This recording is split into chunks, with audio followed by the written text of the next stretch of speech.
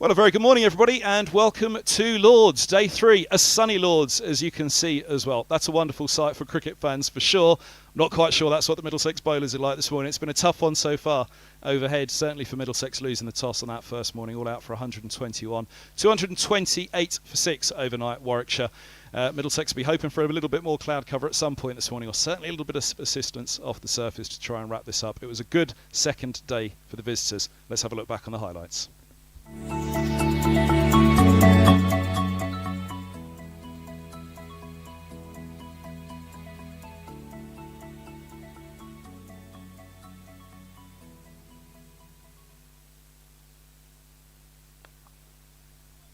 Into the stumps and wrong foots. Mid-off Mark Stoneman.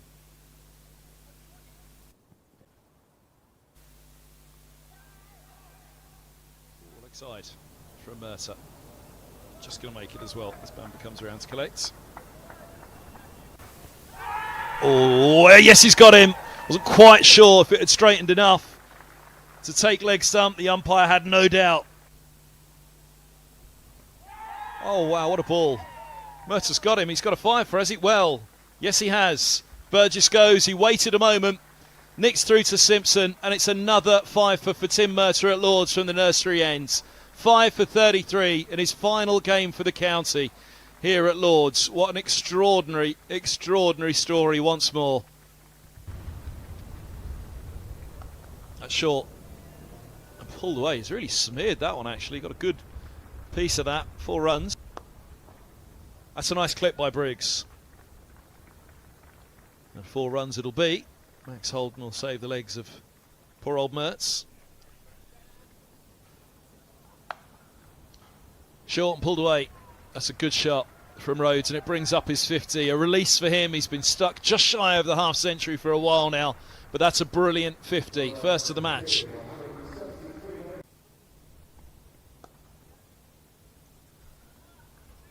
That's just a pick-up job for Helm.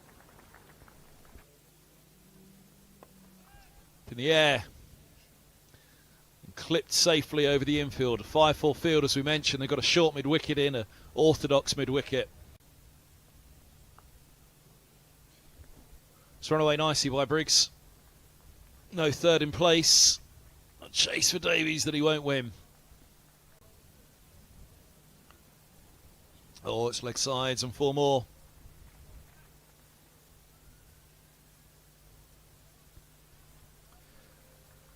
Run away, that'll be another boundary. Down towards that bench we've been talking about. There's Stephen Eskenazi. Full bung up and away again. Slides off the outside of the bat. That's a lovely shot. That's crisply cut away, and Briggs moves through a brilliant 50 for Warwickshire. 87 deliveries.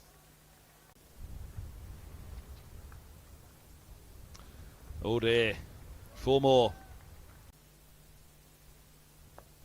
Oh, now he's got him away again.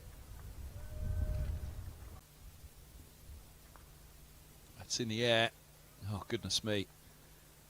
4 more. Up in the air, but safe.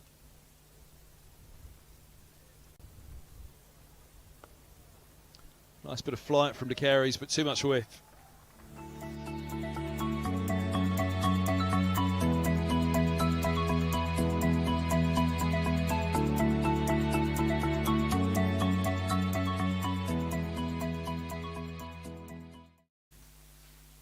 A really impressive day from Rhodes yesterday. It was outstanding, coming in at 3, third ball of the innings, who was superb for his 95, and obviously well backed up by Briggs as well. So it's a big day for Middlesex today now, obviously with eyes on events elsewhere at Old Trafford. Nottinghamshire are visiting Lancashire. That's where Middlesex go next week to Trent Bridge to face Nottinghamshire.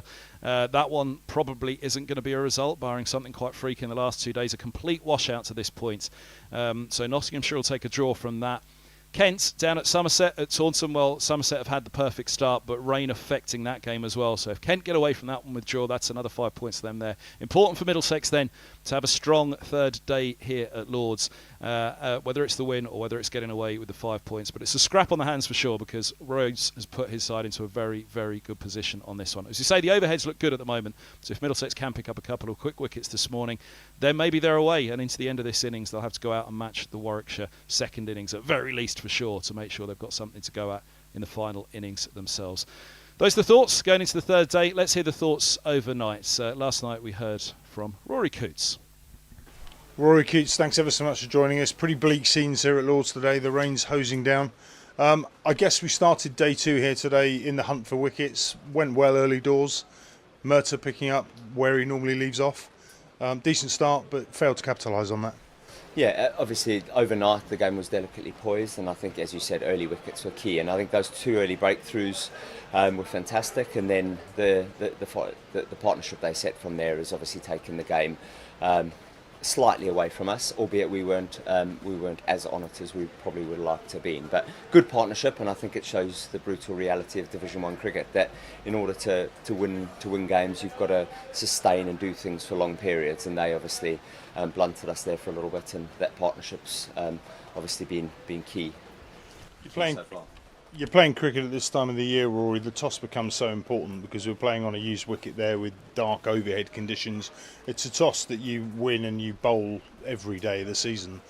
How disappointed, first and foremost, that we lost that toss, and I guess how encouraging that we stayed in the game. We got through yesterday, and they were 4 down overnight, but obviously, as I say, failed to build on that today. Yeah, I think a 10:30 starts.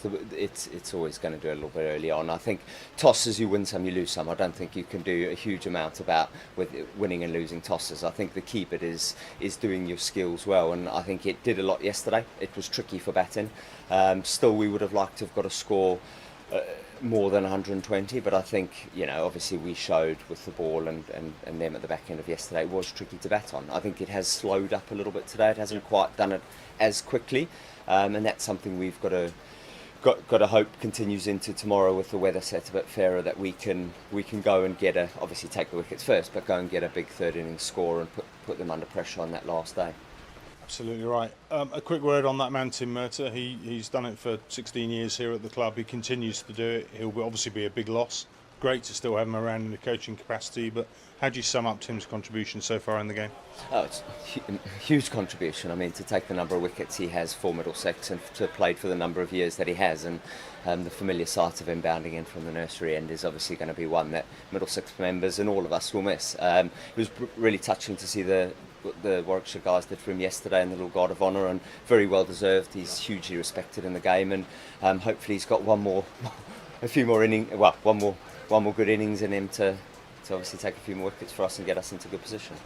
Absolutely. Obviously, Rory, first and foremost, we've got to get the job done ourselves. We have a slight advantage over Kent, but how keenly are we keeping an eye on things down in Taunton in respect of how Kent are getting on down there?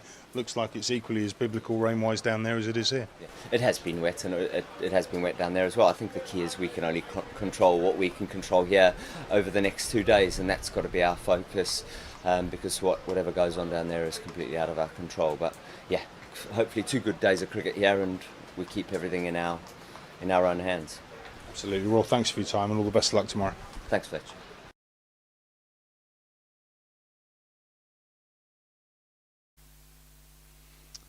Well, good morning and welcome to Lords for day 3 and to the Middlesex Enhanced live stream. I'm Alan Coleman, just stepping in temporarily for Kevin Hand, who will be back with us throughout the morning session.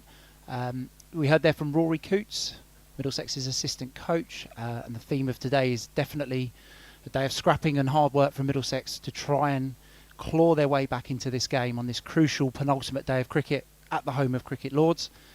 See on the screen there, Tim Murtagh just warming up. Took his fourth and fifth wicket yesterday. Middlesex's only 2 wickets of the morning in a shortened day, and a lot will ride on his shoulders this morning as Middlesex look to force their way back into this game and to retain their Division 1 status for 2024. There's the Middlesex team, just looking ready to go.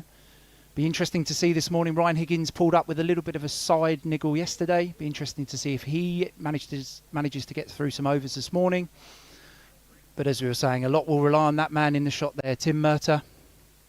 Probably with the wicketkeeper John Simpson up to the stumps, trying to create some pressure on what looked a very good pitch yesterday for the Warwickshire batters. Will Rhodes resumes on 95 not out. Danny Briggs, a fantastic innings from number 8 on 71 off 119 balls. And both of these Warwickshire batters have really put the pressure onto the Middlesex bowlers yesterday and will want to do the same this morning. Looks like it'll be a fascinating day's cricket in this survival battle in Division 1, with a mixture of our attention obviously on Taunton and the game between Kent and Somerset that had a complete day washed out yesterday. You can just see in the screen there, umpires just slowly making their way out for their penultimate day of this 4-day game at Lords. It's a beautiful sunny day, as you can see. Batting friendly conditions, you would say, in terms of the overheads, with a glorious blue sky as we look out from the media centre. But a fascinating day's cricket. We'll be joined shortly by Mike Selvey to join us on the live stream, as Middlesex hope to fight their way back into this game of cricket.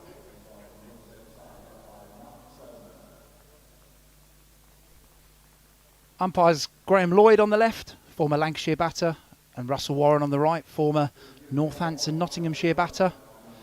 And you can see just behind them, Will Rhodes on the left of the two Warwickshire batters there, the left-handed Warwickshire top order player, as I said, 95 not out. And Danny Briggs, the left-arm spinner, who's played a wonderful hand here for 71. Steve Eskenazi there in the middle of the shot, out on the field. Out there in place of Ryan Higgins, which I think gives us an indication as to how that's going to pan out today with Higgins and bowling.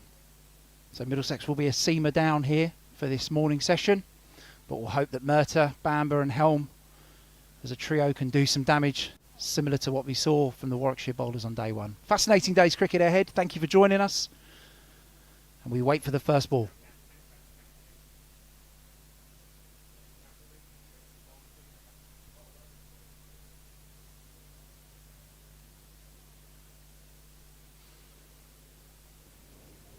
And there he is on his final appearance at Lords, Tim Murtagh. Starting up from the familiar nursery end. 17 overs, 5 maidens, 5 for 55 so far. Took the only 2 wickets of yesterday morning. Ed Barnard LBW for 13. Michael Burgess bowled for 7. And how Middlesex will be hoping for one last bit of Murtagh magic from the nursery end. Simpson up to the stumps. Umpire Lloyd calls play. And off we go for day 3.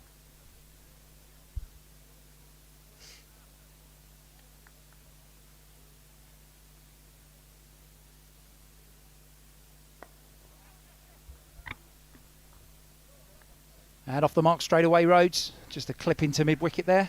Picked up by Tom Helm. And a gentle loosener from Tim Murtagh just to get his penultimate day at Lords started.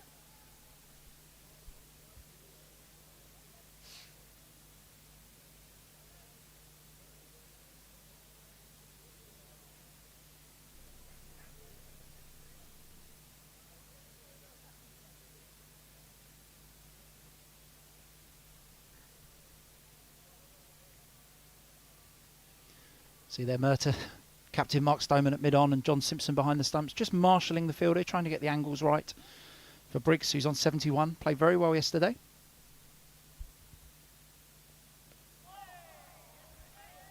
Play and miss outside off stump. Great bit of work standing up there from John Simpson, as the Middlesex supporters have come to expect over the years.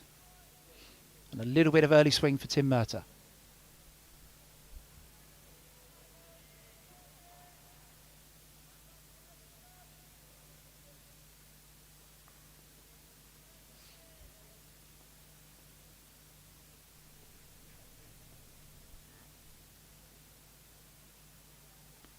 Oh, that's a beauty from Murtagh.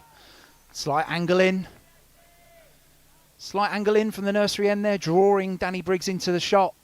And then a bit of seam movement just to take it away from him and into John Simpson's gloves. Middlesex be hoping for many more of those today from the experienced seamer.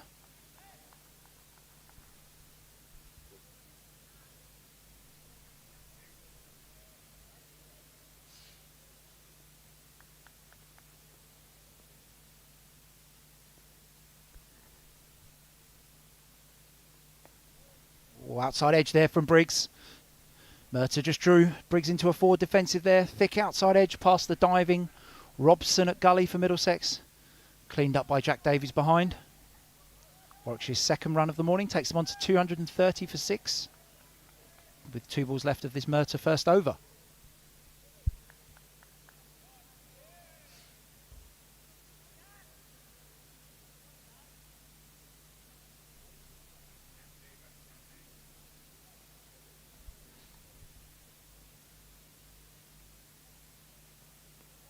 Another play and miss outside the off stump there. Third of those that we've seen this morning from Tim Murtagh from the nursery end. That ball just going up the slope and leaving Will Rhodes into the gloves of John Simpson. So plenty of early encouragement here for the Middlesex bowlers. Looks like Tom Helm just at mid-on getting ready to bowl the next over from the pavilion end. But a great start from Murtagh and plenty of encouragement, as I said, for Middlesex.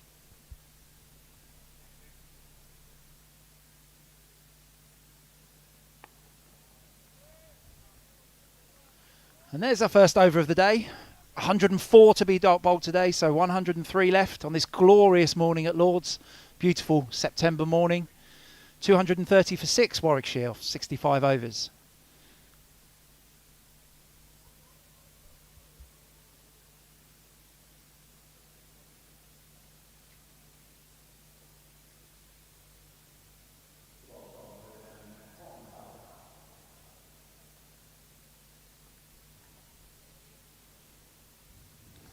Just see here Danny Briggs just taking guard, and it is Tom Helm to start the day off from the pavilion end.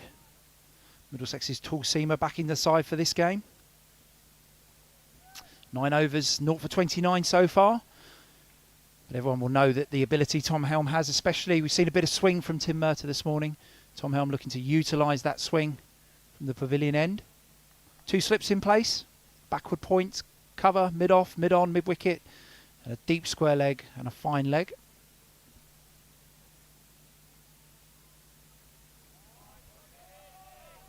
And there's that swing we were talking about. So good early signs for Middlesex here. 7 balls gone in the morning. And both Murtagh and Helm have got this ball to move through the air. Probably more so than we saw yesterday.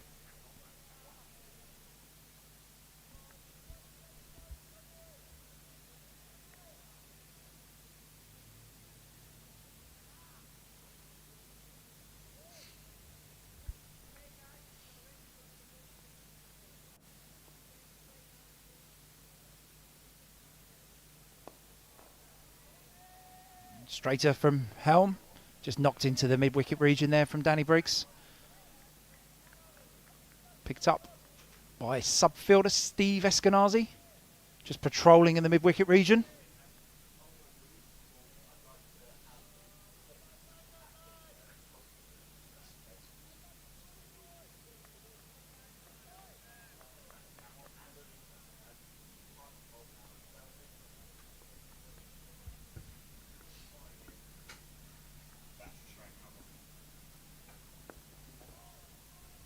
Pretty much a repeat there from Helm. Very straight, looking to target Danny Briggs' stumps.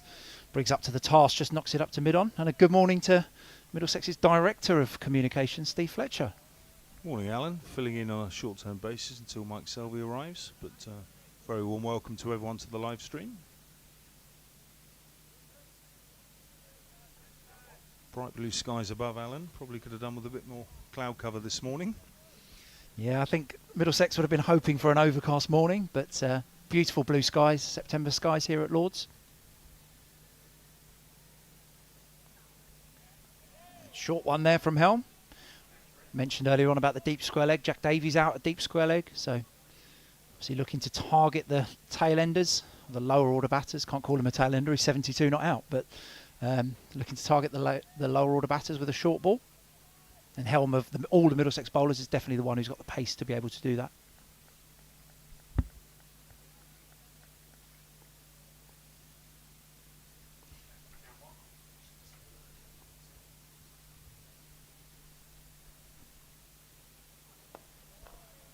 Full of a length there from Helm on the off stump, just pushed out to mid-on, no run. Simpson circulates the ball around the cordon, back to the bowler.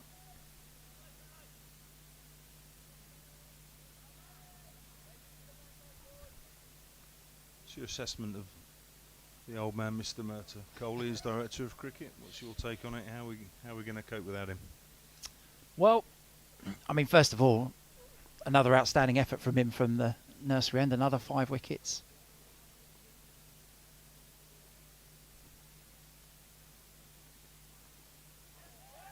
Oh, tickle down the leg side there. Middlesex ask a polite question. No interest from the umpire. Russell Warren at the pavilion end. Yeah, I can see the members clamouring for a red ball Lords only contract for Murtagh next year. He's one of those blokes that just does it time and time again here at the home of cricket. 36th 5-wicket haul of his career. Yeah, he does. He's been outstanding, as everyone knows, for both Surrey and Middlesex throughout a number of years. But yeah, in terms of how do Middlesex replace him, well, irreplaceable. And I know that sounds a bit cliched, but I do think, as those that follow Middlesex closely would have seen, since Ethan Bamber made his debut in 2018, there's been a gradual progression of him playing more and more games of cricket. So hopefully that transition has been managed as well as it could be. Bamber, 38 wickets this year in the Championship, being Middlesex's consistently best bowler, you would say, throughout this format. And Middlesex supporters would have seen the impact that Bamber can have on games. So some big shoes to fill, but a lot of faith in the young North Middlesex Cricket Club seamer.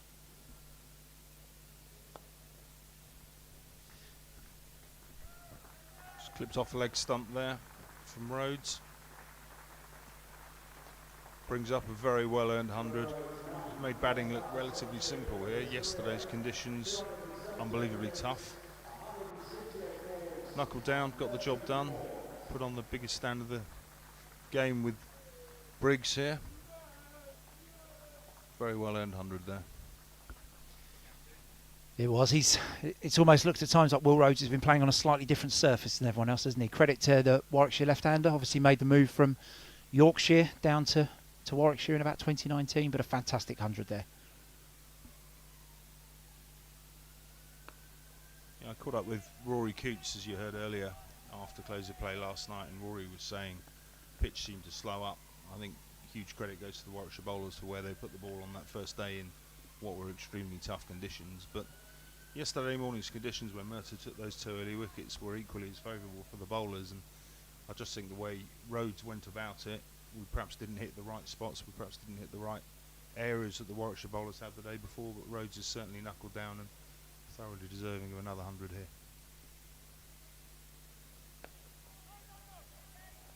Yeah, up there again from Murtagh, challenging that forward defensive, and that's the bit that the Warwickshire bowlers did brilliantly on day one, was just constantly posed a challenge to Middlesex's forward defensive, Middlesex's top of off stump. And I felt that the 3 seamers, especially Hannon, Dalby, Rushworth and Barnard, were outstanding really in bowler-friendly conditions. But you're right to say that yesterday morning was pretty similar as well. Perhaps a little bit less zip in the surface, but still plenty there for Middlesex, who just didn't threaten in the way that Warwickshire did on day one. There again for Murtagh, right on the spot. I think, Alan, that's probably been the biggest difference I've noticed with us coming up into Division 1 this year, is it's absolutely relentless from the bowlers. I think big difference to Division 2 last year was you often met good opening new ball attacks from the opponents, but first change, second change, you'd probably get a little bit of a let up. What you've got here, as you say, you had Hannon, Dalby and Rushworth right on the money with the new ball day before yesterday, and obviously Barnard coming in his first change did an equally good job, so it's relentless. He's just down the leg side there from Murtagh. In a touch straight with a couple of his deliveries this morning. Leg by. Down to fine leg there. Brings Danny Briggs back on strike, who's on 72. Okay, yeah, I completely agree. I think the big difference has been just the quality of seam bowling. We saw that the Middlesex members, you know, whether at Lords or on the live stream, saw that in the first game against Essex here with Porter and Cook, and how outstanding they were, and that's just been the common theme throughout. And batters who were averaging 40 or 30 last year, averaging 30 or 20 this year. Dot ball to finish the over there from Murtagh. That's going to be my cue to step out. I've got Mike Selvey, who's arrived at the back of the box. There's a reason why I pay Selv the big bucks to join you on commentary. So I'll step aside and let Selv jump in. Alan, thanks for filling in, and I'll hand over to Selv.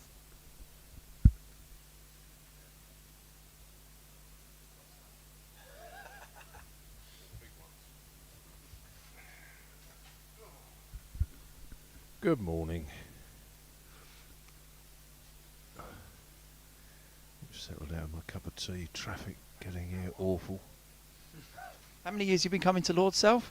From where I live now, Yeah. 47. 40. And has the traffic ever been good? It's probably not, but I used to get here quicker 40 years ago than I do now. That's for sure.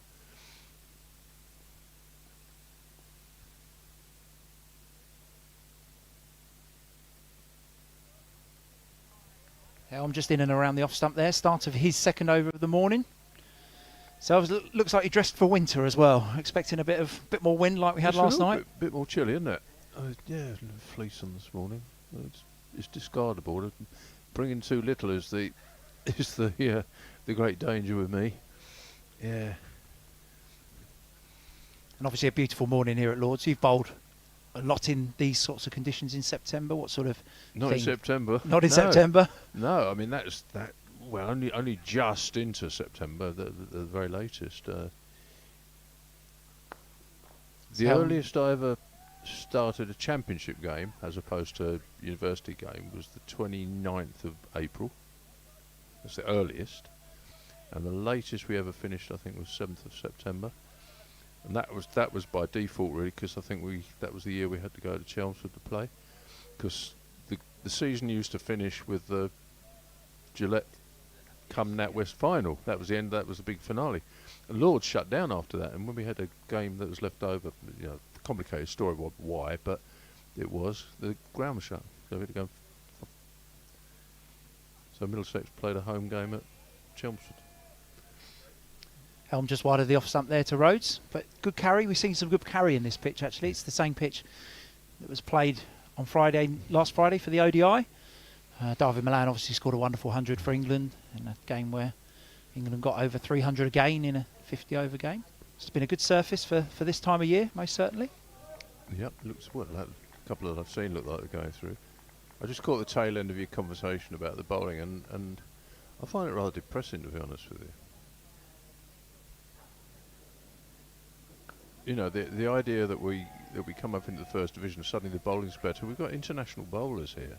These are international bowlers, and I find it just depressing that our best bowler is 41-year-old about to give it up. You know, I mean, there's no question he's the best bowler. Tom at the other end ought to be. You know, he's been on the England radar in the past. I think he's probably drifted off it now. And so why has he drifted off it? Well, you look at the board and there's your answer. He's not getting anybody out. Why does Tom not get anybody out? It's fast. See that pace there again through to the wicketkeeper Simpson. Plenty of pace there from Helm, yeah. He bowls mid to early 80s. Had a good season last year. Hasn't managed to hit his straps this year. Probably, I think, by his own admission in all formats. Had a winter. Interestingly, Tom had a winter travelling the world a little bit. Played a bit of the franchise cricket, obviously the T10, the T20. I'm not sure that's not your story, really. You know, if where are your priorities? I don't know. But Ethan's come on a bit, I would say. I still don't think he moves the ball sideways enough, but maybe that'll come. I think he's got very good control now.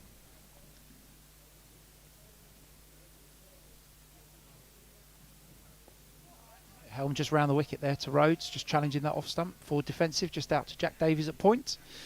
2-3-5 for 6, 68 overs. You know, it is a conundrum, isn't it? You know, Murtagh going, Toby Rowland-Jones is how old's Rojo now? He's 35. 35? 35. Yeah, 35. And I don't think there's anything wrong with him, but to me, he looks like he's been off the pace all year. That's down. That happens. So where you know the replacements coming through? It's Yeah, it's been a challenging season in this format for Middlesex. That's fair to say. Just.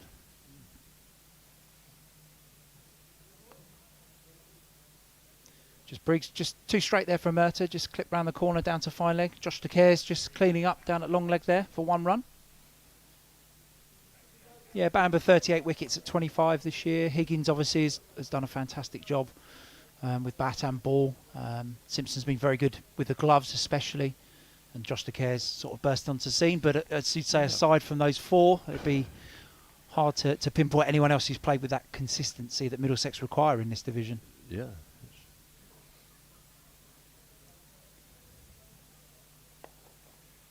You know, the obvious thing to pinpoint is batting, right?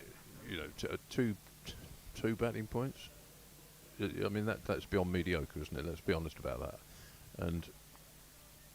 But the other aspect is still the bowling. You know, you would go to, for example, you can go to Chelmsford and, you know, kind of wetting the bed a bit about Simon Harmer, going to get bowled out by Porter and Cook, but we don't bowl them out with our seamers. It takes Radlett's second string spinner to get 8 for, doesn't it?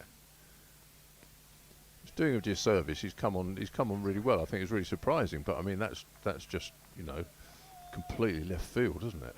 Yeah, he's one of the real highlights. I think Josh DeCare's performances in this cricket. Obviously got a good run. Keshav Maharaj not able to come over. Middlesex not able to replace the spin for reasons that have obviously been made clear in the last couple of weeks. And yeah, it's created a great opportunity for DeCares, which he's grabbed with both hands.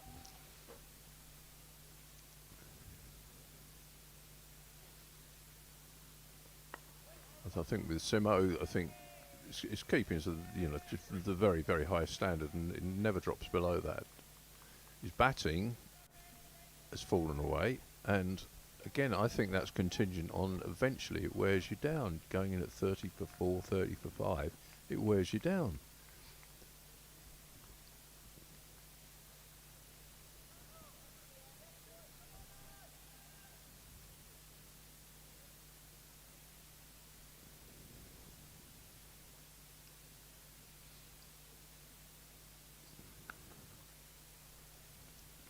Just out to the man at backward point there. Josh DeCares, the man we were just talking about on the rope. Further run. 237 for 6 now for Warwickshire. Yeah, it can't be an easy task for a middle order batter. They've been thrown into some very challenging situations over a period of time. Now, I think it's fair to say, over a number of years. Ryan's done a great job, but, you know, he's batting 5 in this game, isn't he? He's not a number 5 batter, is he? You know, it's circumstance, happenstance.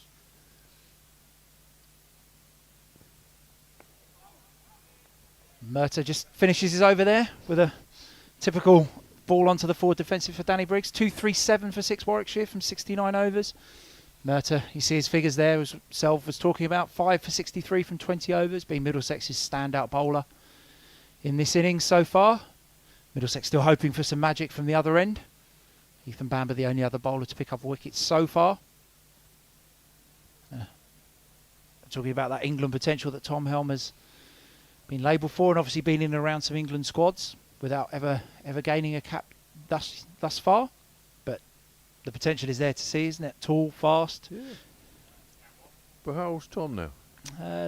28, late 20s now. Yeah, so he ought to be at his very best now. Yeah, I agree.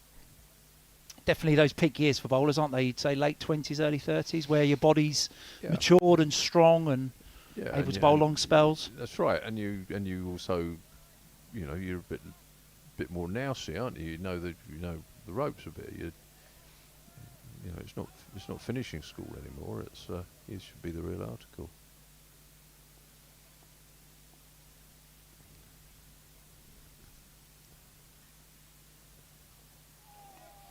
It's a beauty from Helm there. Around the wicket from the pavilion end, just takes that one down the slope. Rhodes on 101, beaten outside his off stump there. Just had a little follow of the moving ball there, didn't he? Yeah. Be a bit disappointed, I think, the batter there. Down the hill a tiny bit. But that's the length I think Tom Helm ought to be looking to bowl. Just that heavy length, what I call heavy length. I don't think he's a pitch it up and swing it bowler. Sometimes I've seen him try to do that, and he floats it a bit. And you know, it's kind of bowling is about the maximum completion of the arc of your bowling arm. And some bowlers, that's fractionally more later than others, and some it's less. So the swing bowler tends to release the ball a little bit earlier than a bang it in bowler would. And almost if a swing bowler, a pitch it up bowler, tries to bang it in, then they're almost decelerating when it goes in. That's why it's very difficult for fast medium bowlers to bowl good bouncers, because it's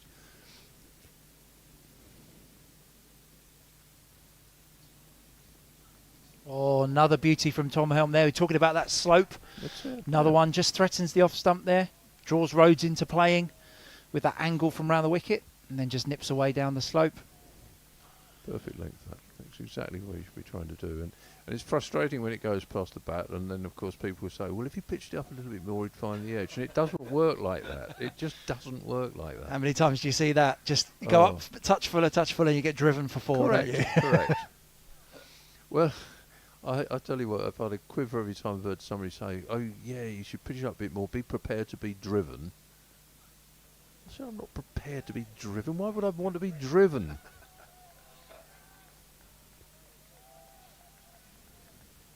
Yeah, no bowler likes to be driven, do they? No, all give runs away. Well, they shouldn't. You know, there's a lot of talk now about, buy wickets and all the rest of it. I don't buy into that, I'm afraid. I'm too old and curmudgeonly for such sentiment. And it's a bit of a cop out too, because it means you can bowl rubbish balls and say, well, I'm just buying my wickets. That one just hasn't gone down the slope there, just nipped back into Rhodes. Just gone on the angle there, just hit him in the thigh pad.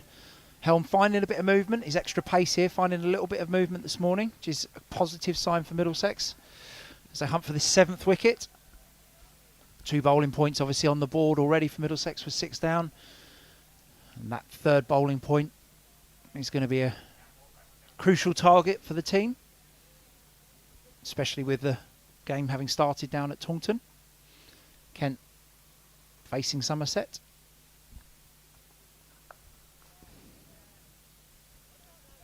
Short ball from Helm. Just a very controlled roll of the wrists from Will Rhodes down to Jayant Yadav, who was patrolling on the square leg boundary. 2-3-8 for 6. And I'll hand back to Kevin Hand, who's rejoined us with a mouthful of biscuits. Found the biscuits. I couldn't find the biscuits. That was your own, bring BYO. That was a decent over from Tom Helm. That was a good length. It was a heavy length, hard length, and it actually put the batter Rhodes under some pressure. Morning, self. Good morning to you. Yeah, no biscuits, but No, but some plenty celebrations. Celebrations, yeah. Well, I need a bit of sustenance after the traffic this morning. I don't know. Oh, why. was it Murtagh? Well, it didn't seem to be, yet it was. It kind of took me an hour and 3/4 to do a journey that I can do in an hour, but I don't know why. It was just like slow. I hate that. That's London, isn't it? It's well, I say it's London, but you do get it around the ground, around the country at the other grounds on occasion. It's just the day. I've always said of London, there's a day you'll think, I'm so early today. I'm going to be so early, and then all of a sudden you're late. And then there's another day you think, oh, this could be tight. I'm running late, and you get there in a breeze. Lucky we love it. Lucky we're here where we want to be. Well, it's always just when you don't want it. It's the lights change as you get to them. That happened time and time again. And then I stand. Oh God, it bores my head. It does. Standing up the Abbey Road crossing, watching tourists going across, pretending they're the Beatles, and the cars in front of me who think they're genuine people crossing and just wait for them.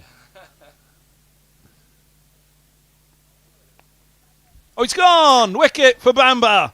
Rhodes, wonderful innings, 102, but Bamba strikes. Brilliant sharp catch at slip as well. Big moment for Middlesex to make that breakthrough. It's a well-placed slip, wasn't it? Wide slip. Just went after it. First ball from Ethan Bamba in the morning. Needed that wicket. Hasn't quite been at his best, Bamba, in this game. Not far off, but just not quite at his best. His second wicket of the game, Bamba. But a big breakthrough, Middlesex. Get Rhodes as well, who has mainly been the difference between the sides at this stage. Middlesex all out for 121. Rhodes himself making 101 and 238 for 7. A lead of 117. But let's have a look. Gully. Robson taking the catch. It's kind of quite a fine gully, isn't it? Almost like a fifth slip. Interestingly placed that, isn't it? Gully's often debated. Yeah. And slip actually is much finer because the keeper's standing up. So as a result, as you say, probably is really a slip there. Robson, but that looking that much wider at a wide slip because of the narrowness of slip himself. Well, that was a big part. What was that partnership worth? Quite a lot, wasn't it? Yeah, 95 for 6 they came together. Yeah. So, what, 143? Yeah. And that's the match at the moment, isn't it? Mainly it's the Rhodes innings that stands as the difference if Middlesex can wrap this up quickly. That's the key now for them. Yeah, I mean, it shows what needs to be done. There were two questions I wanted to ask you, and you'll have it at your fingertips, I'm sure. One is, how many batting points have the opposition taken from Middlesex this year? And the other is, how many hundreds have the opposition scored against us?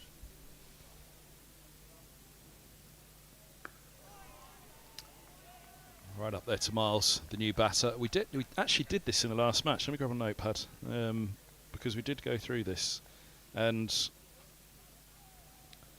Middlesex have been a second inning side, haven't they, this year? Is the problem. 2 batting points. They got an awful lot of stick at Trent Bridge from Paul Allott and Bumble last week. I don't know if you tuned in at all. No, I didn't, but I can understand why. You got a good rap. Paul Allott was waxing lyrical. For doing what? For being self. Oh yeah, well I've known Walt a long time. Well, Bumble would call both as Walt, you see, because he's Walt and I'm Walt. Yeah, he's PJW Allott. Yeah. And the double is Walter, and I'm Michael Walter William Selvey, and I've all been called Walter by it. Parfit actually started it. Well, I'm going to call you Walter. Okay, Parfit, but that became that, and Walt was Walt, and yeah, we're old friends.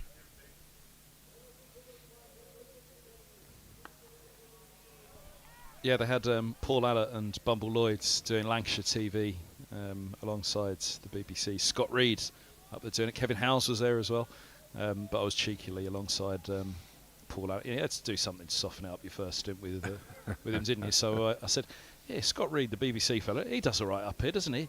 He gets Allott and Bumble. I'll get Gus and Self. Well, Allott nearly fell off a chair. You get Gus and Self, do you? Said, yeah, we do the Middlesex TV stream. That was it. 20 minutes later, he shut up. He was waxing lyrical about yourself. You did well. He wasn't so nice about Gus, but... Well, I used to do a lot of the cricket writers on TV Sunday morning show with Walt, when Walt, I'll call him Walt, hosted that show. And then they ditched the show, actually. And I think the reason was that because it was when they brought in their dedicated channels, so Sky Cricket, Sky, etc. I think the view was that because the Sunday programme was very contemporary, it was almost exclusively based on the Sunday morning papers stuff. The bit of stuff that happened in the week, obviously, but it was on that. It really wasn't suitable for repeats, you see, which is what they do quite a lot. So they canned it. No, it's... So when I sat up there, There was a fair bit of changing of the guard then too at that time. So Walt went, Beefy went, Bumble went, Bob went.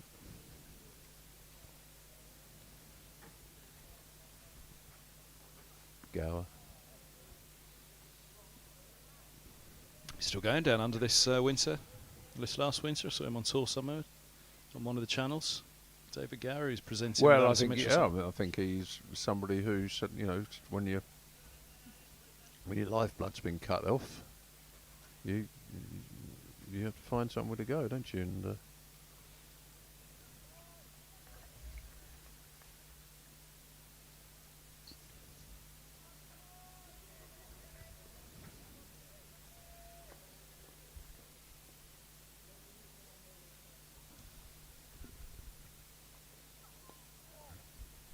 No ball called.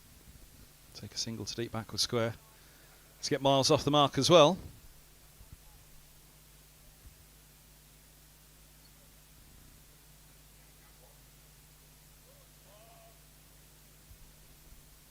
Yeah, we went through these stats, didn't we, early in the season? Because Essex had a centurion first innings, didn't they, Lawrence? Because Middlesex had a run of dropping the centurion, if you remember.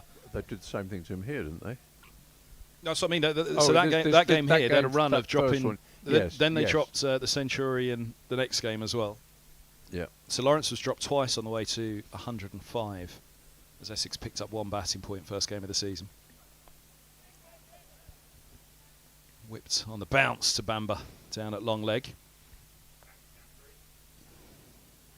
The Northamptonshire match at Northampton, they were skittled for 198 in the first innings. A real low score up there, wasn't it? So there was no centurion in that one and no points. And then came Nottinghamshire, which was Middlesex's first victory of the season, when it was quite the turnaround, because Nottinghamshire had picked up 2 batting points, registering 364.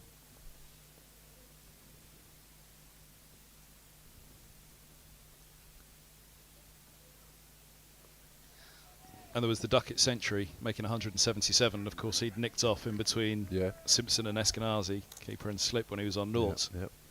So yeah, that was part of the run where Middlesex weren't particularly helping their own cause. Kent, no batting points here at Lords. Middlesex making 229 and Kent 186. No centurion either. Compton had that marathon stay, didn't they? 244 minutes for 52. But that was the Murtagh match. His 10-for.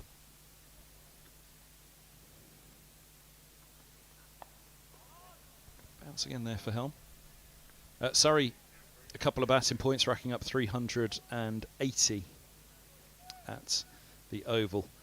No centurion there either, because Smith was gone for 97 and Burns 88. Similarly, Middlesex had Robson hitting 76 in that innings. And then it was the Somerset match. I think this was the Galling one when Bartlett got to 121, and he'd been put down a couple of times on the way there as well.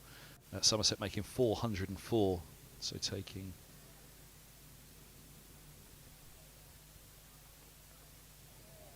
I was just pausing, I was going to say 4 batting points. They were all out in the 112th over of that innings, so whether they got the 4 or 3 batting points, but 404.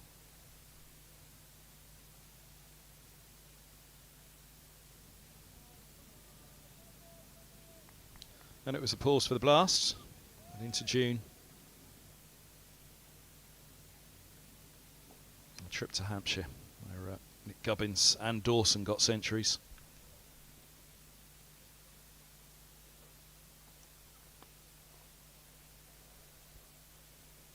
Yeah, we got spun out there, didn't we?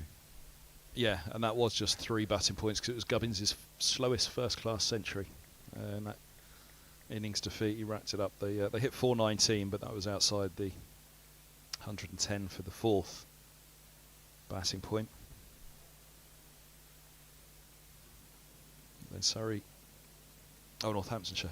Northamptonshire at Merchant Taylor's, no batting points. 1 for Middlesex in that game, 277, a match which was drawn in the end. There was a century for Whiteman in the second innings for Northants in that.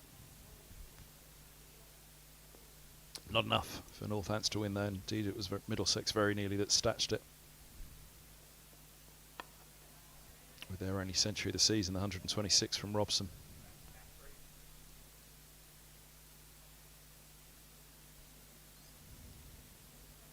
Surrey had a century for Smith here at Lords then, in the previous home fixture that Middlesex had. In July they hit 433, so 4 batting points in a century. Middlesex forced to follow on in that game, losing by 8 wickets as Surrey knocked off 78 for 2.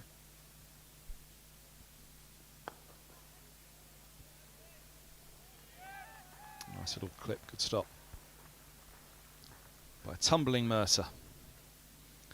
And then to Edgbaston, Warwickshire, all out for 60. 22.5 overs, that wonderful display. Bamber with 5 for. Middlesex in reply, hitting 199. I arrived. I was at that game, and arrived at Edgbaston and walked in under the concourse, under the stand there, and they got there. It was about half an hour after the start, and I could see the screen on there, and it said 17 for 5. And I thought, oh God, not again. I genuinely thought that.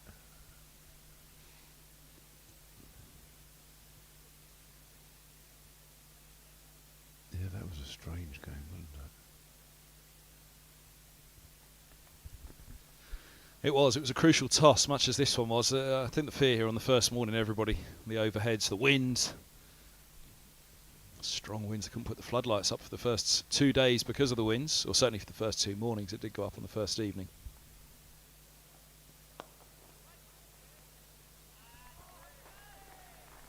Two, 4, 5 for 7 here at the moment, and a good fight back. But yeah, that first morning at Edgbaston, Warwickshire in deep trouble, weren't they? All out for 60. Middlesex 121 here, topped up, of course, by De Carey's in this innings. Crucial runs they were now, but Middlesex need a crucial couple of wickets. Wrap this up. Get back out there and try and put things right with the bat.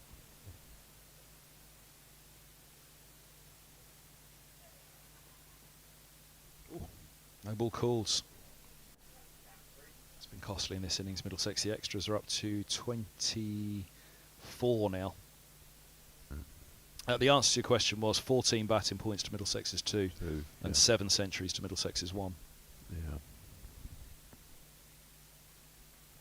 Yeah, some lies, damn lies, and statistics, but they do tell a bit of a story, don't they?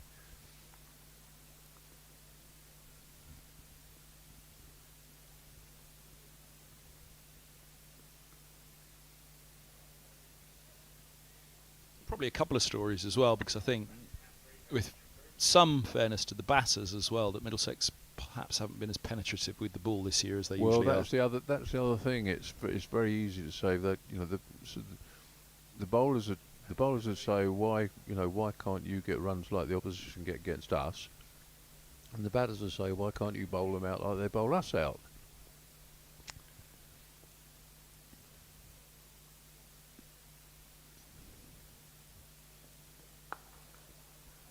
But when you're not doing very well, when you're struggling, it's quite easy to break into factions like that. The blame game starts, and even if you don't really want to do that, you don't mean to do that, it's inevitable. It's a bit like Gus was saying about the over 8. When things are going well, the over 8's not a problem. All of a sudden things aren't going so well, you look up at the over 8, you're plus 3. Yeah. Minus 3, I should say.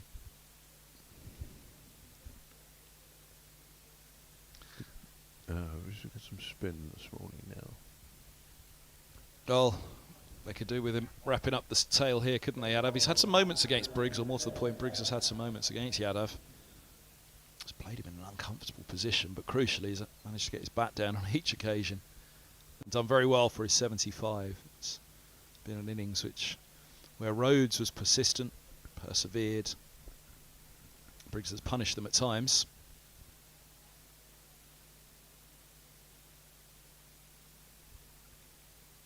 12 fours in Briggs's 75. There were 13 fours in Rhodes' 102. 295 minutes. Came in third ball of the innings.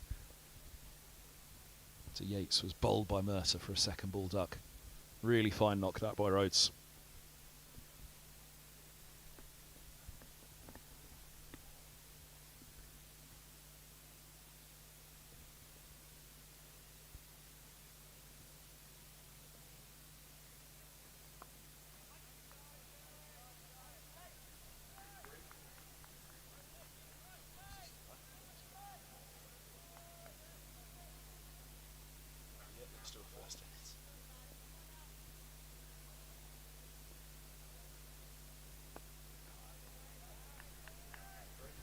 You and Coley managed to touch on the scores elsewhere at all in my absence at the start? No.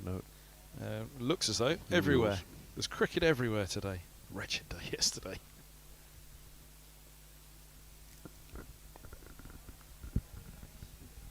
They've started at last at Old Trafford. Lancashire have won the toss. And Nottinghamshire have won the toss and elected to field.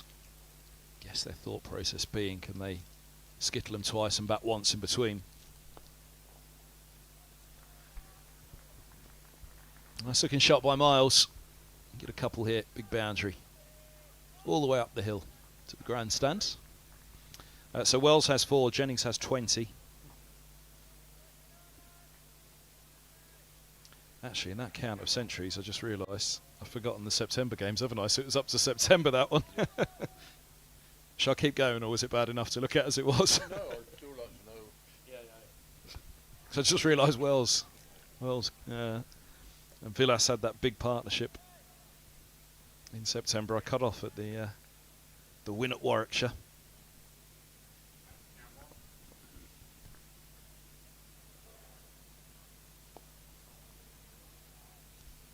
Come back to that in a moment. Let's go through these scores there in front for me. So 34 without loss, Lancashire have been put in by Nottinghamshire at Old Trafford. Hampshire 47 without loss in reply to Essex's 4-4-7 for 9 declared. Essex needing to win there to keep alive their title aspirations in second spot. Somerset are 250 for 2 against Kent. Lammonby 109, Abel 20, Goldsworthy with 82 and Amid with 24, the 2 not-out batters. And Surrey are 12 without loss. They finally bowled out Northamptonshire for 357 at the Oval.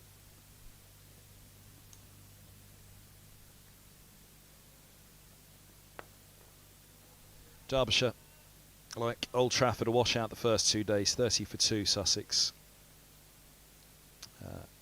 Derbyshire won the toss and elected to field. Leicestershire 34 for 1, replying to Yorkshire's 155 at Grace Road. Leicestershire with a chance still to catch Worcestershire in second spot, who were 134 for 2 against already promoted Durham. That's still in the first innings.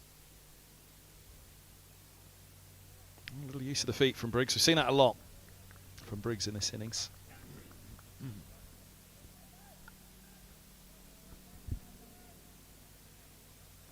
Rachel Hayhoe Flint Trophy game today as well. The Blaze taking on South East Stars. South East Stars 46 for 3 in the 12th.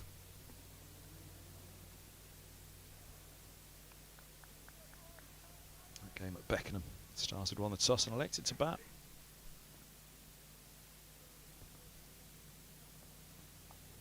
Nice top edge now. Long leg goes around. It's fine of him. And one bounce they get. Oh, it's Gary's. Well, that wasn't for the catch, it was just to stop the boundary. Our all-action fielder, Josh de Carey's everything he does. He does, throws himself around, doesn't he? Yep. It's like his dad.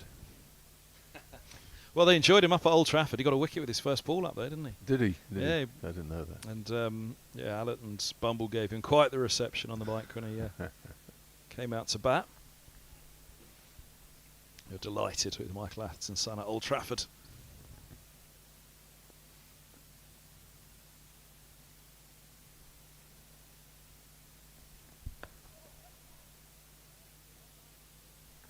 Just a single.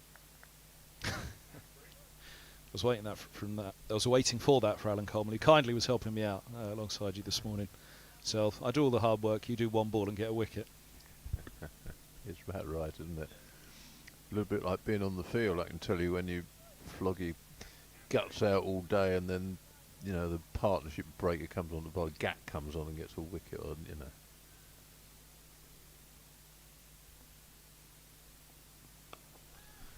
Up in the air and fine of the deep backward square for 4 more. That would be something that Middlesex would be really critical of themselves yesterday. Gus had said it a few times as well. 1 too many leg stump half volleys. Meat and drink for a batter who's in. That was probably where Bamber was just slightly off his best yesterday. His economy now 2 for 62. From 17.5. It's not atrocious, but it's not the usual Bamber economy.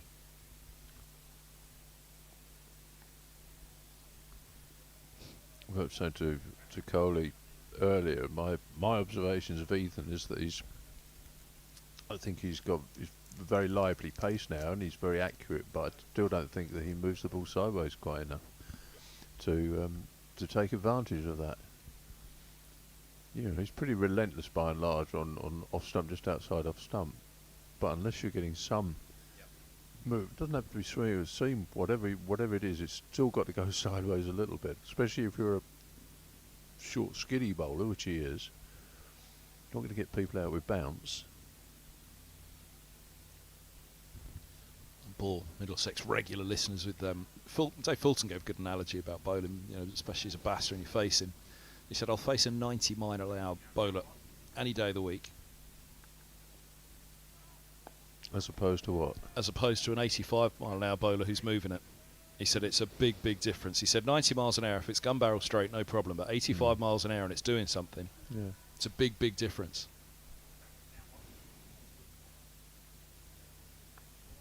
And the reason I go to that is Bamba's around 80, isn't he? He's just touching up just marginally into the 80s, and that's yeah. where you need then just that little bit of extra something. So when you bowl here, you don't actually have to even deviate the ball in the air or off the pitch as such, because I think I worked it out once that with the angle of sort of very calculating way of doing it, where they work out the angle of the slope and where if you pitched it wicket to wicket on a certain length, like a 6 metre length, say, the ball without it hitting the seam or doing anything, the ball just sort of effectively going straight on goes at least a quarter of a bat width. So even without it moving, it's still going a quarter of a bat. It hasn't got to have much more to be half a bat, has it?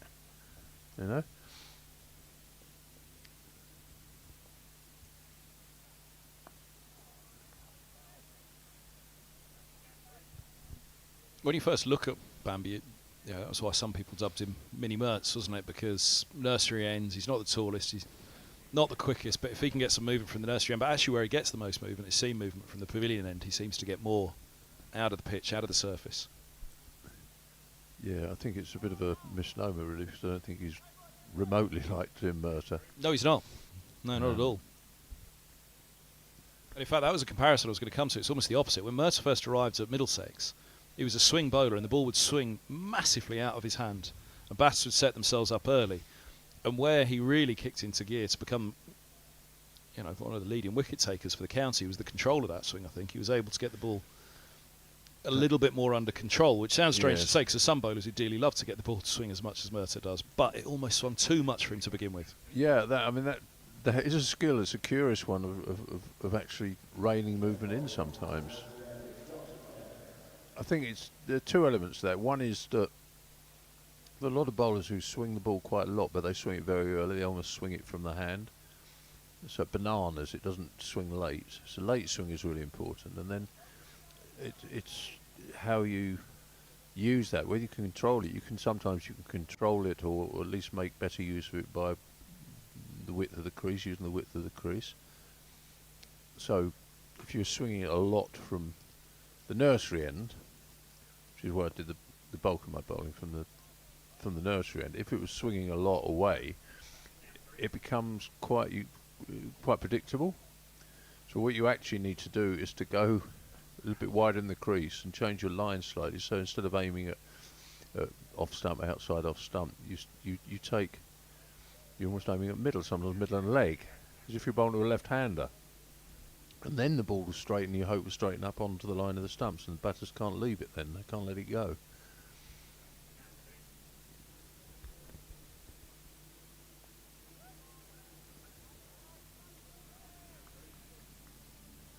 And sometimes you have to bowl cross the seam, you have to do all these things just to literally stop it swinging. It's I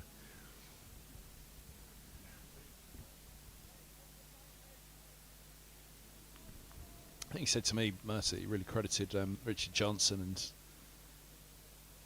Angus Fraser with helping him to be able to seam it as well, seam it back up the slope from the nursery end in particular. That's when he really became devastating, seaming it back up the slope and swinging it down the slope. Well, all swing bowlers are it's analogous to a leg break googly bowler, frankly.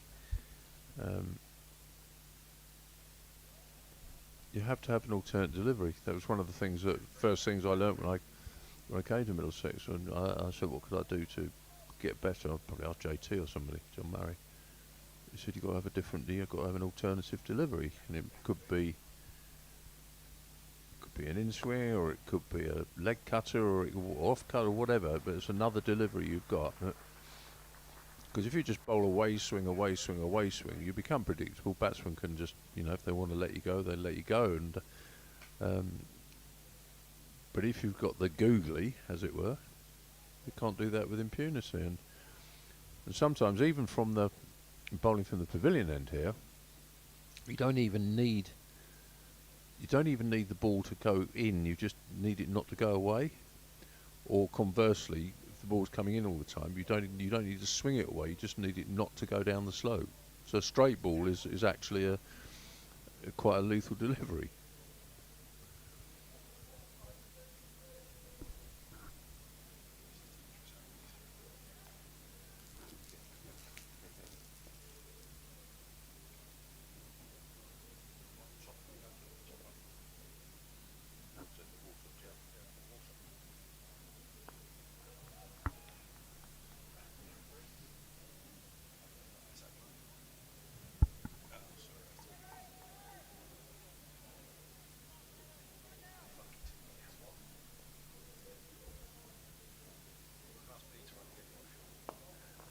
Oh, nearly.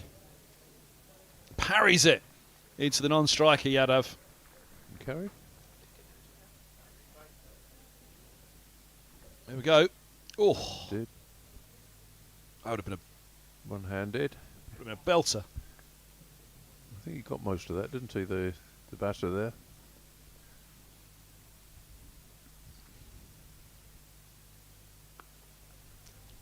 Well, this is why they've turned to Yadav. They want him to try and take Yadav on. Sky one. He's timed that beautifully, though, Miles. Another boundary.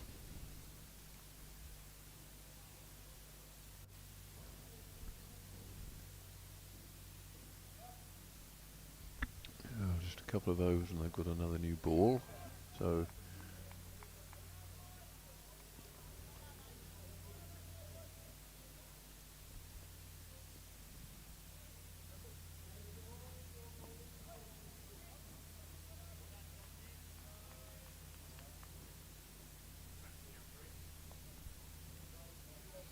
back to Briggs. So he's had his moments with Yadav. Miles has had one now. He's had some very good moments as well, though. Yadav's number 64 from 14.4. Might be overly enthused with his economy.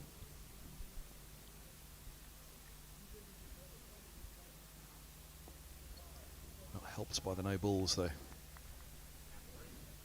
was just thinking, this is probably the only time we've played the middle of the square, isn't it? Is this the one-day international pitch? It is, yeah.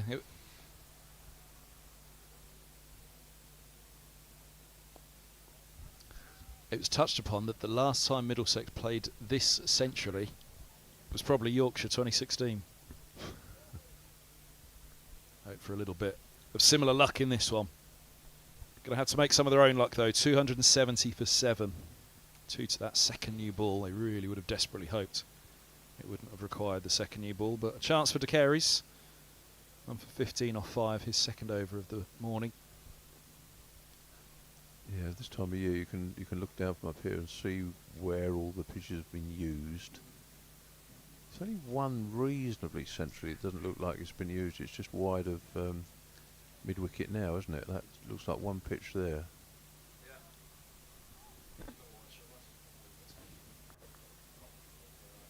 I think that one's been used. Or is that a pitch there? I don't know.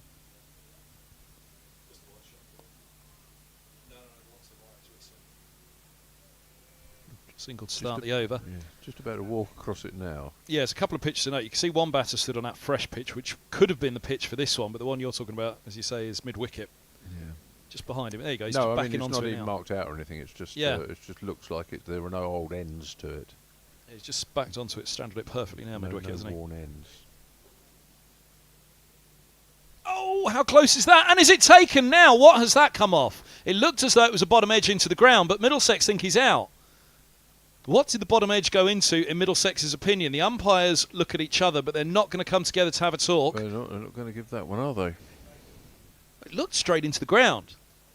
Oh, pad. It went to the back of the bat. I don't think I've ever seen that. It looks as though it's landed on the back of his pad, which was grounded. Look, here we go.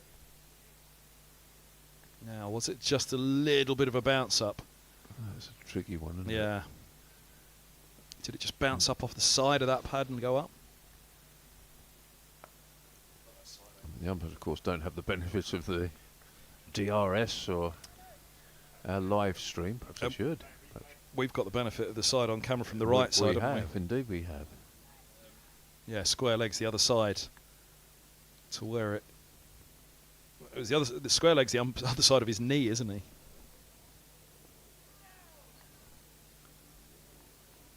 John Simpson's onto it very quickly. In fact, was it half volley on the pad there?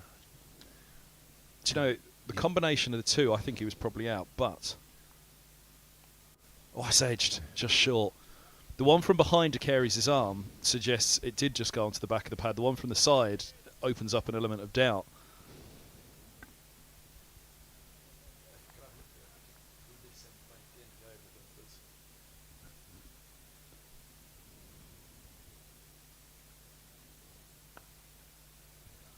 Good over again from De Carey's. There's always something happening when this fella's in the game. 272 for 7. Let's have a look from behind De Carey's. This is the angle, I think, where it doesn't appear to hit the ground at all from this angle.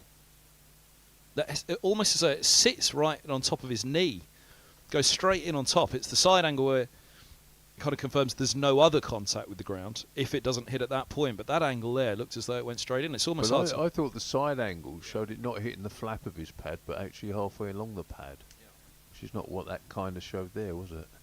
No, exactly. Yeah, I mean, without DRS, that's definitely not out. Well, anyway, the game's gone on since then, hasn't it? It'll be a talking point for 5 minutes. I think even if there was DRS, as you say, that side-on angle just seems to offer a slight doubt as to whether it was half volley onto the pad. Yeah. Extraordinary. Well, you could see why the square leg umpire couldn't give it out, clearly. Yeah, and same for It's standing. completely obscured. And I think you could see why the bowler's umpire couldn't give it out, because he was obscured. So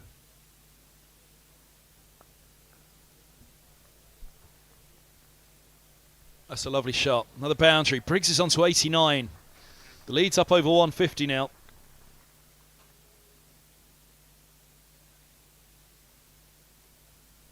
Middlesex themselves are going to need quite the day in the sun with the bat on this third day if they're to, well, to some extent, with the rain coming in today and tomorrow as well, save the game.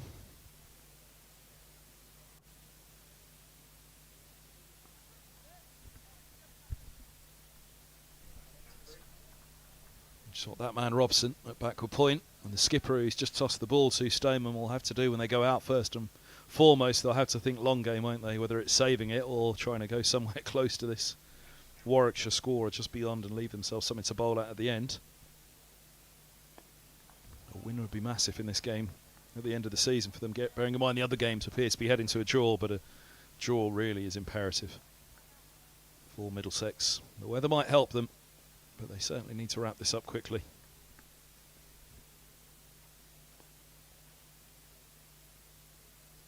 well, I'm guessing they'll be straight into the new ball. So Back to Murtagh. yeah.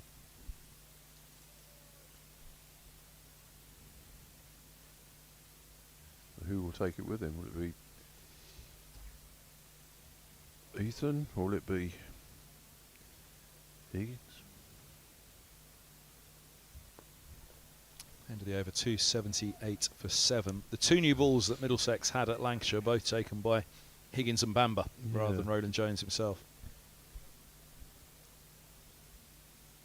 Well, you have to give it to Murtagh. No, I mean that's There he is. That's a no-brainer.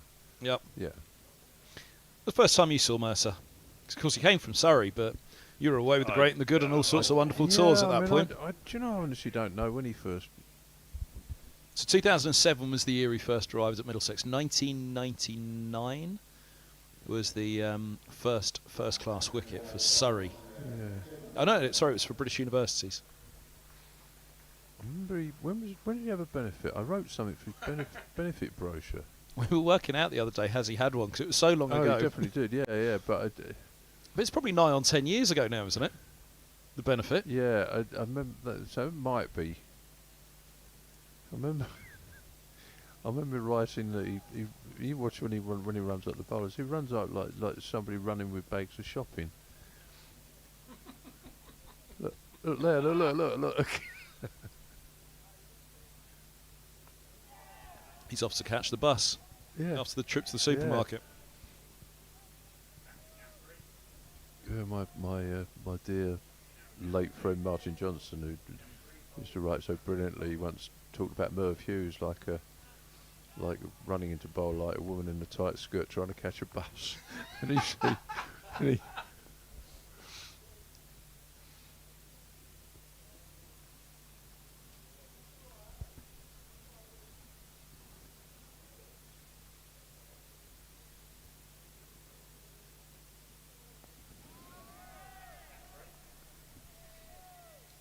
Saw a fair few glimpses of Merv Hughes this summer on the tour around England with various tour parties. Jason Gillespie was, I think, the same group that Merv was in.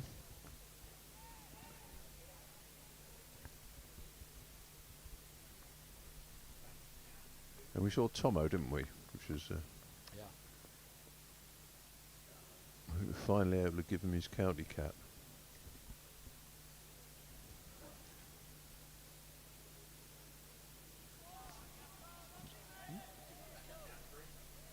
Oh, well, the story behind that is that it must have been three years ago now, 4 years ago. We didn't know who'd actually got county caps, been given county caps over the years, and so we did some research, or actually my lad Josh did the research really, but it's a really weird kind of history of Middlesex county caps being awarded. As of course now you see you play a game, you get given a playing cap, right, which is not the same thing at all.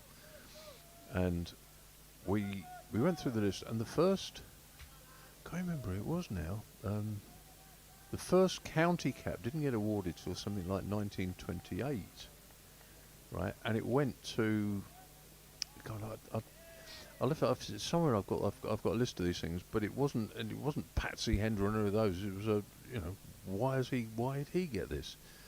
And then they didn't award. Then they didn't award another one until 1930. Then a couple more. And then I think Compton and Edrich both got one the same year.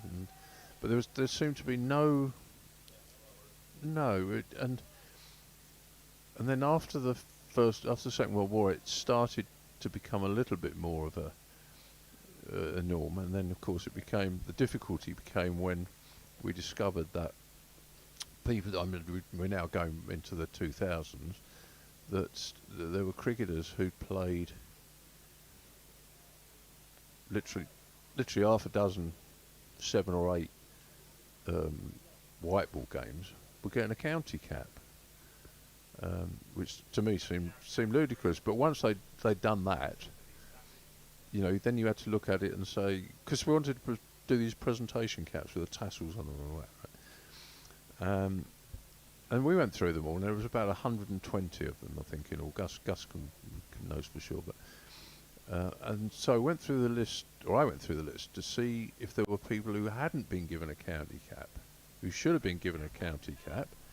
On those terms, so given that people had gotten for 8 games of white ball cricket, Adam Gilchrist got a county cap, right? And I found 2. One was Larry Gomes. Larry Gomes played 85 matches for Middlesex. It wasn't a couple, 85 games, and he hadn't got one. And the other one was Tomo in 1981. And Tomo only played half a season, but he played a lot more than some people who got the county caps. So we decided that we should give them county caps too. But we never able to get them to them, and the opportunity I think came when Tomo was here for for the Test match. I think Gus gave it to him then. I missed that. That's Larry hasn't got his yet, as far as I'm aware. Larry lives in Canada now.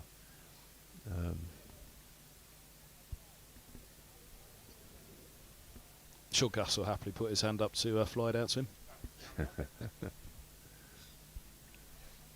Well, he's had these in his office for 2 years now, probably. That's brilliant, though. I didn't know that about. I completely missed that this summer. The Tomo.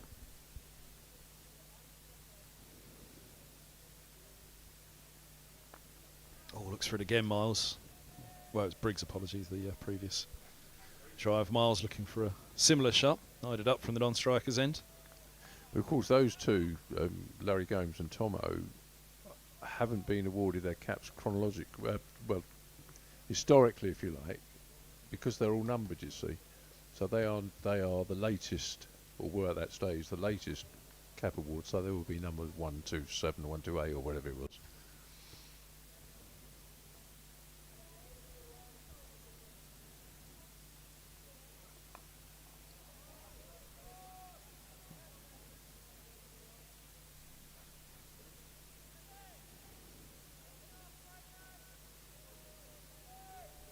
County caps yesterday for Max Holden and Ryan Higgins.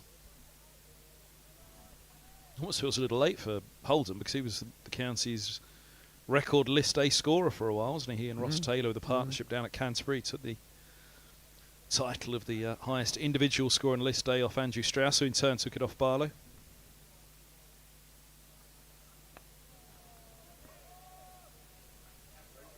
Yeah. Graham Barlow.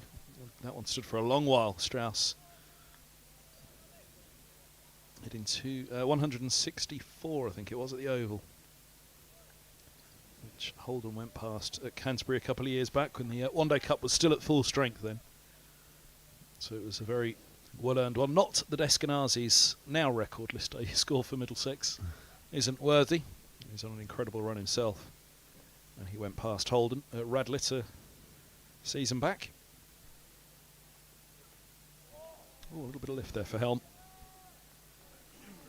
The ponderance was whether it would be Bamber or Higgins between you and I, wasn't it? I offered Higgins.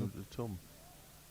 He's bowled nicely in this match, Helm. He's perhaps been a little bit underbowled. He's only gone at threes, hasn't he? Just below. 6 maidens.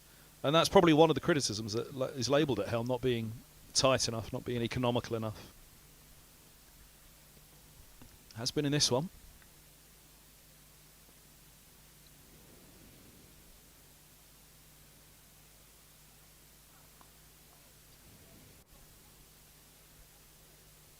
He's actually got a really good bowling action, I think, Tom Helm. Everything's in a nice straight line, and when that's the case, you've almost taken a directional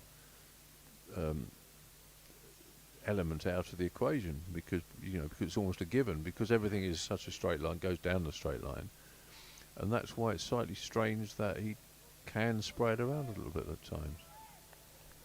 As soon as you laid eyes on Helm for the first time, you just think straight away, well, this lad's got a future there. It just looks... Yeah, it looks right. And he's tall, quick. Yeah, he can bowl upper end of 80 mile an hour, can't he? We've seen him when he really cranks it up. That's right on the spot again. Well, we were talking about Stephen Finn yesterday, Gus and I. I don't think Gus and I have been together on the mic since Finn had announced his retirement. I'm not sure that you and I have been, Self. No. And Finn came in as this young, athletic 16-year-old, 6'8", as he claims. 6'7", as some of the record books has it. 6'8" made him the tallest England bowler at the time, didn't it, in the history of English cricket? I think Boyd Rankin might have just gone past him now, but Finn, you immediately saw him and thought, wow, this guy's got something, that athleticism. But Helm just seems to have this natural, as you say, this natural ability to deliver the ball at the crease. Yeah, he looks a nice shot. Just looks a little bit more robust than Stephen did, actually. Stephen's quite sort of lanky and what's the right word? He's a sort of sinewy bowler, and Tom looks like a well-built, robust bowler, but very, very tall,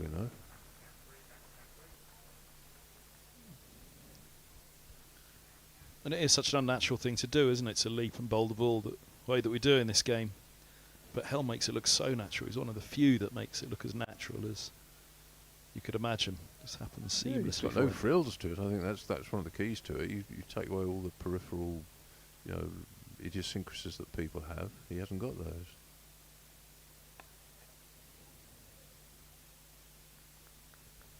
I was just thinking the shot before the cover drive, a dismissive sort of cover drive, wasn't it? Just wafted away by the number 9. It's happened in no time for him as well, it seems. 50 balls. So Yeah.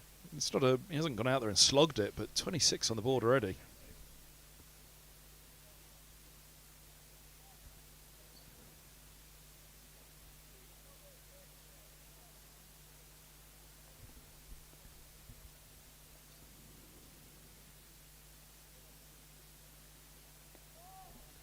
This one would hurt, wouldn't it?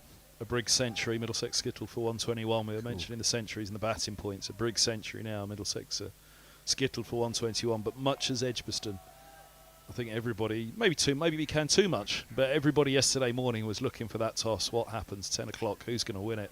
Because the overheads were there. Floodlights couldn't go up, couldn't go on because of how strong the wind was. Did he get some runs against us at Edgbaston? Even though I know they did the second time round, did he get some? Or maybe he got against somebody else. I'm sure he's got some runs somewhere else, some big runs. A quick look through his recent record here. Go back and finish off the Essex and Lancashire match as well in terms of the Centurions.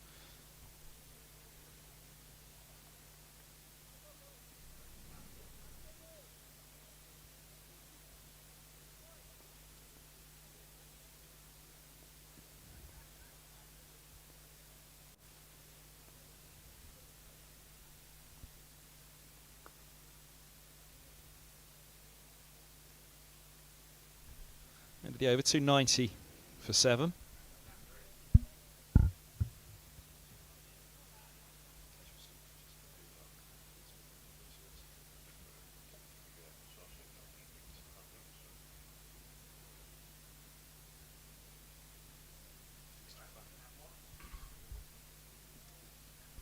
.32 now. Tony Briggs from the Isle of Wight. It's a useful bowler. I was surprised. There were Kevin James, a Middlesex bowler, and all-rounder, and Hampshire all-rounder as well. Now the Hampshire commentator down on the south coast. Always used to wax lyrical about Briggs. Good nicely off the legs. He's on to 95. Just looking through his recent run. Of course, he did have that one ODI for England. 7 T20 internationals as well. Only international for England, 2012. It's Pakistan in Dubai. 2-year stint with the T20 side. Just looking through his recent run with the bat. Actually, didn't have that many opportunities. He was away with the hundreds but didn't play. He's had a couple of games in the list A, but 24 against Northants last week, 27 and 4 against Surrey. Around before that, 10 against Lancashire in July. I didn't play the game at Edgbaston against Middlesex.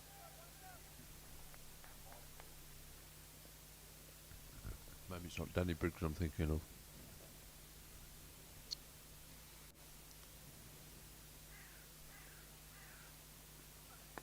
I may be confusing him with the lad at Hampshire. No. What's his name? Left arm. Dawson. Yeah. He got the century against Middlesex, of course, and then Yeah. he went big the other week as well against. Yeah, I think that's who I'm thinking of. Yeah. Let's have a look at his record with the bat. 1 century, 5 50s for Dawson. 140 first-class matches now. Average is only 18 and a half. He's much better than that.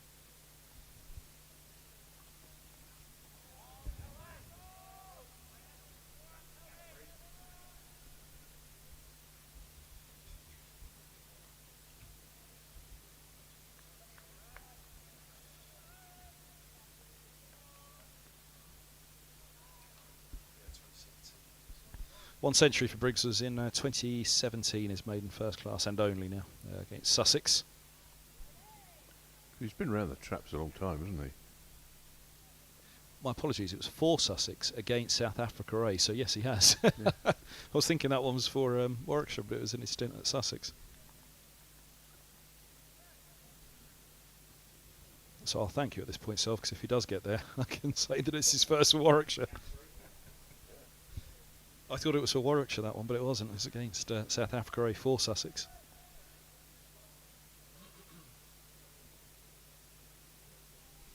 They've had some shenanigans there, haven't they? And a hove Yes. with power to add.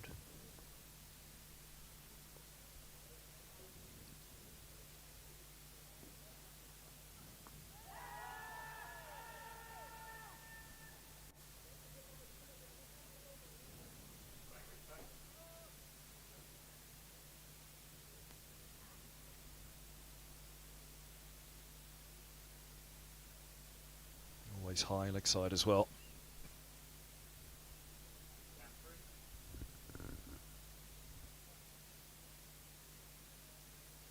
At the answer on the September question, Essex got 3 batting points, didn't they? 304 all out. Having won the toss without a centurion, though, top score of 84 from Cook in the second innings of that one, so they got 3 batting points to Middlesex's none, and then Lancashire 413.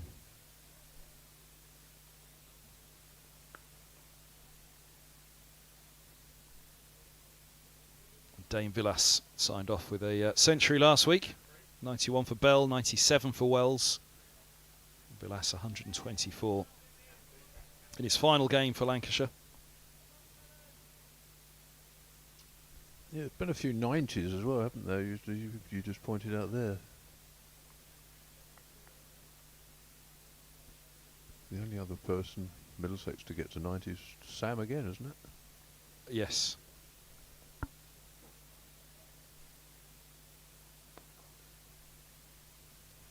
Stayman only managed to get to the 90s in the list A, but they'll look to those two in this innings, won't they? Because this is brilliant from Briggs and now from Miles as well.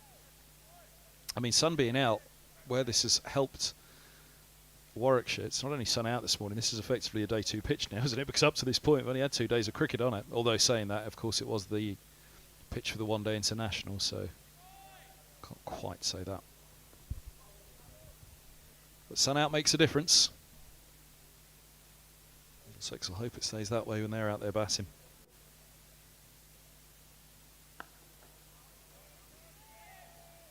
Quite got the same fizz, this second new ball. There's been seam throughout. Occasional swing. It hasn't swung perhaps as much as we'd have thought. Carey's on that first day doing the interview saying that it was swinging later in the day for the Middlesex bowlers. Certainly some late swing for the Warwickshire bowlers. A couple, you wondered, did it seam or did it swing? You look at the replay and it's just a late bit of swing which adjusted the line.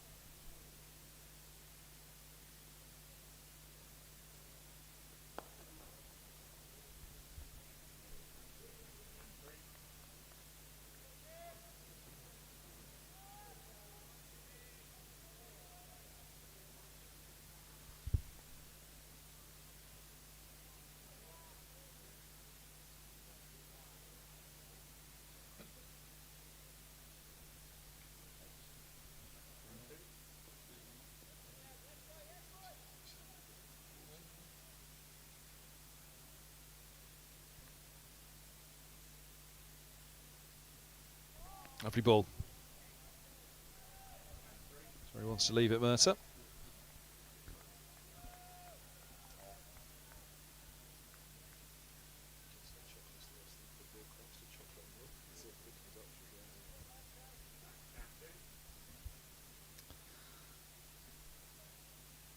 .29 now, Craig Miles, Gloucestershire.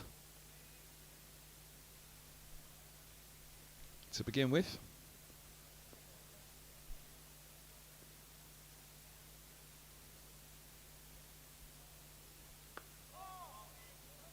Oh, yes, no. Yes, in the end, and he'll reach his age at least, Miles. 5 first-class 50s, average of 15, top score 62 unbeaten in 135 innings. Debut back in 2011, championship for Gloucestershire against Northamptonshire at Bristol. Division 2 match, the year that Middlesex won the second division. A couple of scraps with Warwickshire in Division 2, who dropped down briefly and then back up again.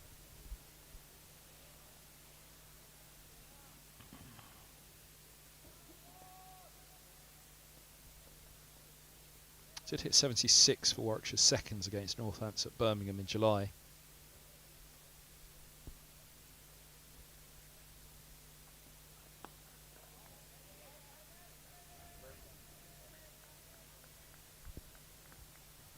How far does he go today? 174 that lead. It's a troubling number for Middlesex at the moment with their run in September. Defeated Essex. Well saved draw at Old Trafford. Eskenazi, Davies and Cracknell helping see that one through.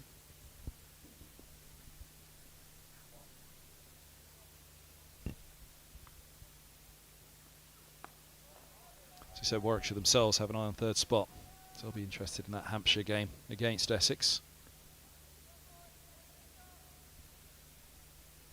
89 for 2 now, Hampshire. Albert out for 39, Gubbins gone for 1, caught Critchley off Harmer. Walter getting Albert LBW.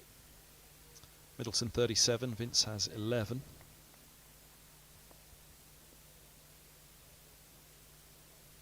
Dawson picked up 3 for 165 from 35 overs at Chelmsford. Surrey head to Hampshire next week. Will it be a spinning surface for Dawson to finish the season at Hampshire? It's got to be their big hope if they're to upset Surrey. Yeah, much like the match against Middlesex down there, they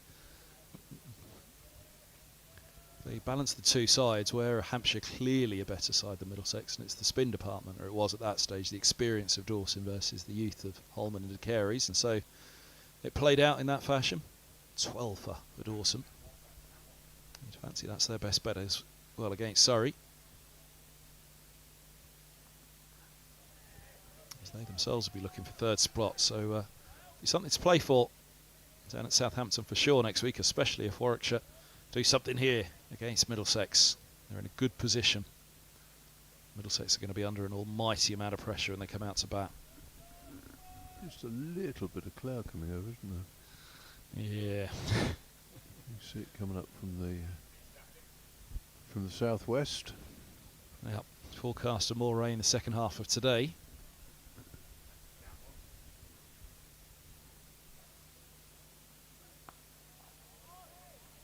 I was down in Wales Monday and Tuesday at Royal Porthcawl Golf Club, and we played on Monday, and it blew 30-mile-an-hour wind, but it was a day like this. It was fun, and then stayed at the Dormy House on the course there, and woke up this and looked out, and it was blowing 50 mile an hour and horizontal rain. It was absolutely unbelievable.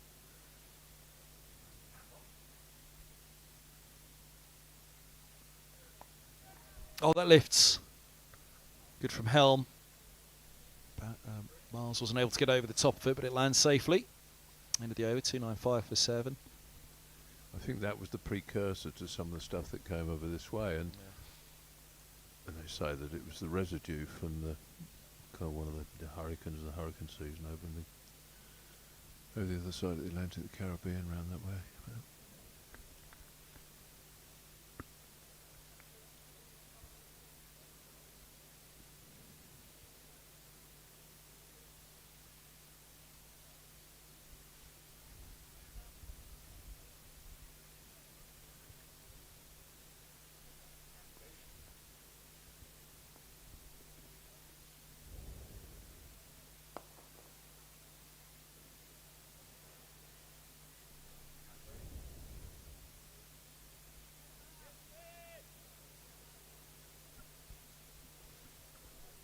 To blow up a storm at the start of this innings.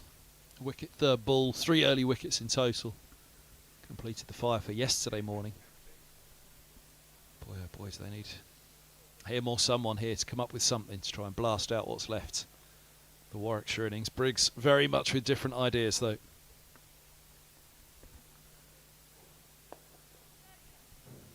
Oh, it was a tentative push, wasn't it? Wary of what Murtagh does. Everything we've talked about really with Murtagh, the seam, the swing. So Briggs is not to be fooled by it. Desperately playing him late, watchfully. Yeah, he played that mid-wicket with quite a straight bat. The Miles flogged a couple of mid-on, but a huge cross bat, and that's not how you want to be playing somebody like Mertz, who goes straight at your pad. He does target your pads.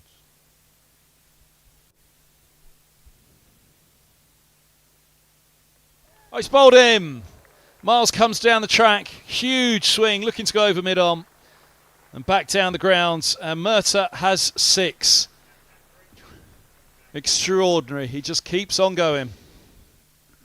Not quite sure what point of that stroke was, really. He's played pretty well up until that point, and they're going along quite nicely. They're right up next to another batting point, aren't they?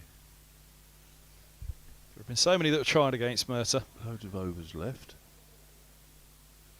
Was that in his mind?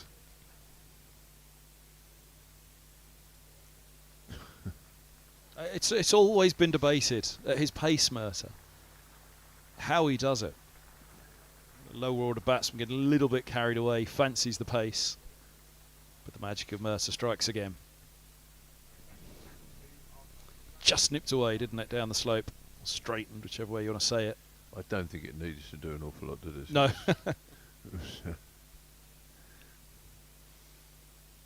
But you've got a bloke on 97 at the other end, and well, and that's 8 down, and you suddenly think, you know, well, who knows what can happen? Bang, bang, and suddenly you're stranded on 97. And almost nudge the single for your mate, don't you, and just let him get to his milestone and not let it all get a bit carried away. He's played really well up to that point. That's the thing, isn't it? And they've got, you know, we're only in the 87th over.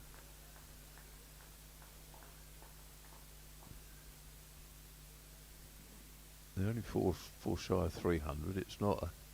They're in control.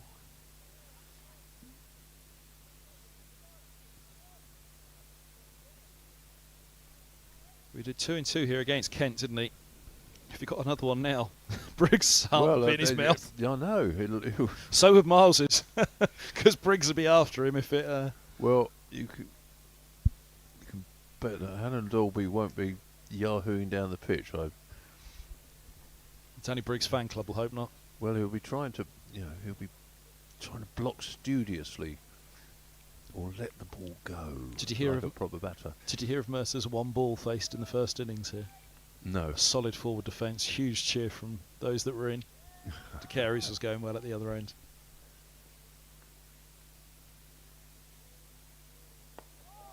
That's the one. Little.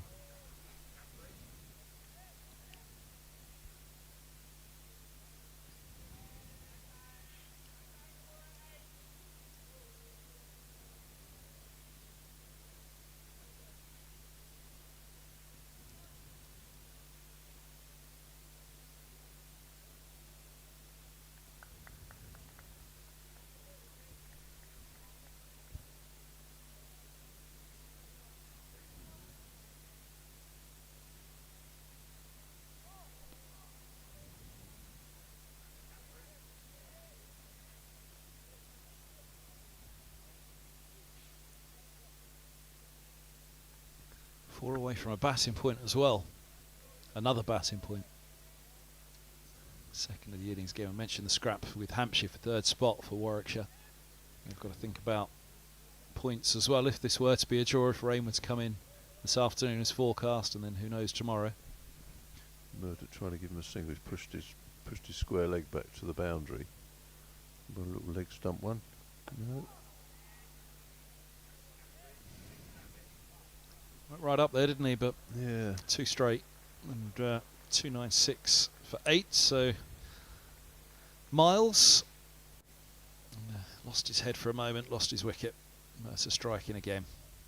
6 for 75 on his last Lord's appearance. Look at that. Yates, second ball. Brathwaite caught Simpson. That was a good catch by Simpson. It was typical Murtagh dismissal. Nicked off. Good catch, low to his right by Simpson for 3. Davies, LBW, Murtagh for 6. And completing the 5 for yesterday morning, the LBW of Barnard, bowled Burgess. Now bowled Miles again. They'll look back on this fella Mercer and go, oh, look at his last scorecard. What did he do? Look at all those bowls. He must have been quick.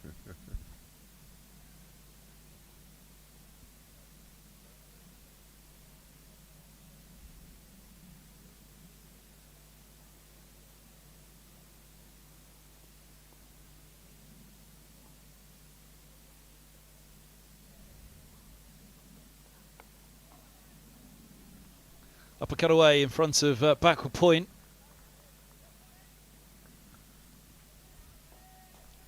Eskenazi on as a sub-fielder, giving a hard chase. He's hurt his knee as well. Taking a divot out of the ground there in the distance. Umpire Lloyd, as you can see, just looking on.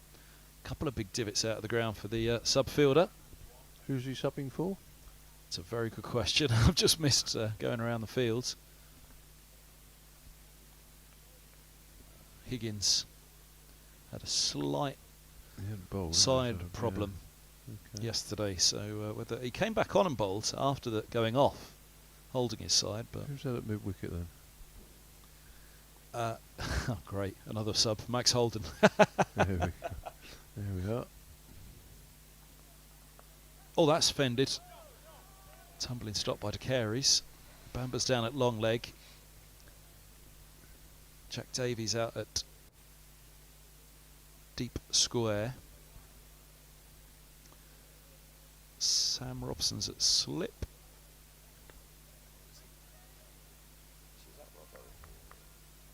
That's Higgins slip, isn't it? Actually, I think that's Higgins at slip, so Robson's off. But Robson and who? Can't see. Oh, is that Cracknell at slip under it? Yeah, it is. Well done, producer Ollie. Oh, is in the air. Up in the air. Simpson holds on. No doubt at all. 99. 99. Oh my goodness.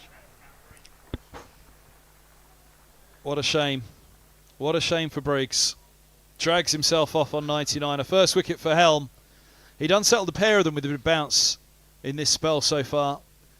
Briggs, he was just trying to ride it for the single, wasn't he? I wonder how much of that was predicated on watching what had gone on at the other end, you know.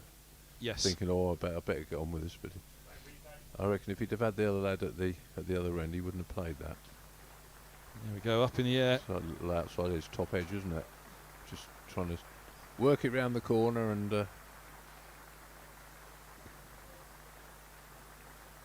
not quite short enough to pull. He stuffed everyone, didn't he, on the camera? I think we all did at first. We all looked for that leg side glance, but it was a top edge, straight up in the air. Well, they were targeting that, in fairness. They were targeting short there. They put the leg slip in and we're going to try and go at his body. So Chris Rushworth to join Hannon Dolby, the opening pair. With the ball, they'll be out there soon enough, you'd have thought. it's kind of Warwickshire's, formerly Durham's Tim Murtagh, isn't he? Yeah. He's done the hard yards over the years. Terrific bowler. Yep, he was a devil at Durham, wasn't he? Cool. At Chesley Street. It's that match that Stoneman have been playing alongside Rushworth. They go past each other there. Yeah. Rushworth picked up Stoneman in the Middlesex innings, but they would have been playing. Chris Rogers, I remember, was the Middlesex captain at the time, and Middlesex skittled for just over 100. I think it was 117 they were set to win. They all out for 110. Rushworth, a very cloudy, heavy day. But Rogers was fuming, absolutely fuming at the end of the match. Middlesex failing to chase down those runs.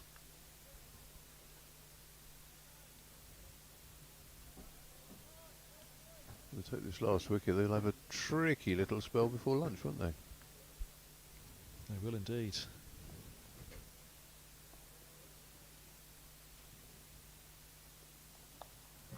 Good lift again from Helm. Rushworth off the mark with a single. Poor Briggs will be muttering to himself, won't he? Cool. Just ridden that bounce like Rushworth did. As you say, that was why the Miles wicket. No, you don't want to hammer Miles, do you, for doing it? But it was a rush of blood, a rash shot.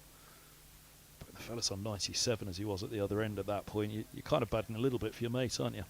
Well, I'd like to think that I wanted to be out there and, you know, shake his hand or whatever they do, spat him on the back, high five him, hug him. Yeah, you've helped him get there. And he did as well, because it was a good little innings by Miles, as we say. He kind of just ticked over, didn't he, all of a sudden, well into the 20s. They're one shy of a batting point now, Warwickshire, so that's something else. 9 down, so Middlesex have maximum bowling points.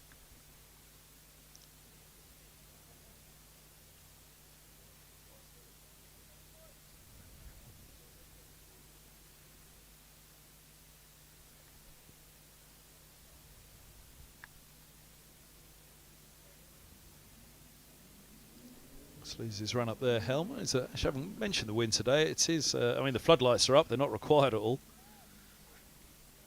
The Warwickshire flag above the pavilion at the moment is fluttering proudly. The Middlesex one's rather limp. Nothing happened. The one on the grandstands. The pennant's straight down, yeah.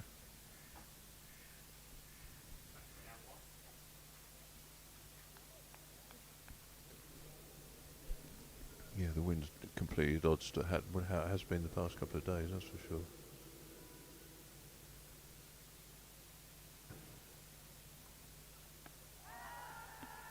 Around the wickets, the left-hander, half-hearted appeal from Helm. Ended the over, 299 for 9. Briggs caught Simpson, bowled Helm for 99. Leading edge, just trying to ride the bounce, unable to do so. And it flew. John Simpson, the keeper, taking the catch. The ideal scenario here would be 10 minutes of maiden overs, the wicket last ball. Oh no, hold on, it'll have to be 20 minutes, won't it? Because we've got, because lunch will be extended today, won't it? 12:40. Oh, okay. So I'll make up overs from yesterday. So 20 minutes of maiden overs. Lots of maiden overs then, yeah.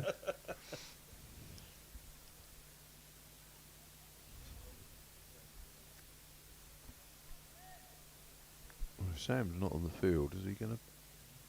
That's him. It's slip, isn't it? One was straight enough, but just missing leg. Yeah, Robson looks as though he's back at slip. Eskenazi is still out there. Did we pick the other? It was Higgins, we said, didn't we? Higgins was the other, we said. Yes. So Robson. There we go. That's Robson dancing away at second slip there, isn't it? Yeah.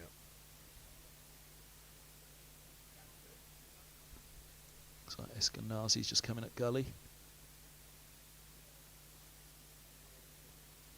Oh, lifts from Murtagh. Lifts past the edge of Hannon Dolby's attempted drive, attempted punch. Ran it a bit harder there. One last 7 for it, Lords.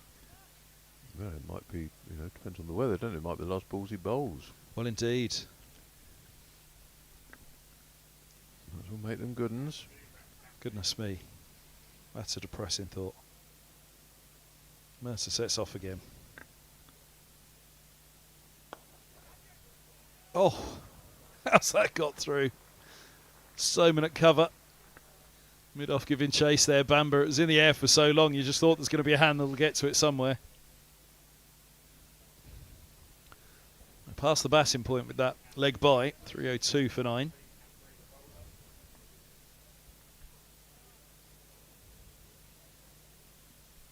But this could be his final spell. Depending on the weather. Of course, depending on Middlesex's batting.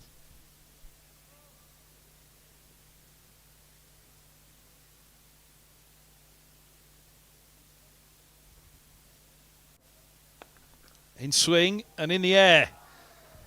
Nice pick up that by Hannon Dolby. Around the wicket to him, rather swung into the slot. Clean as a whistle, that, wasn't it?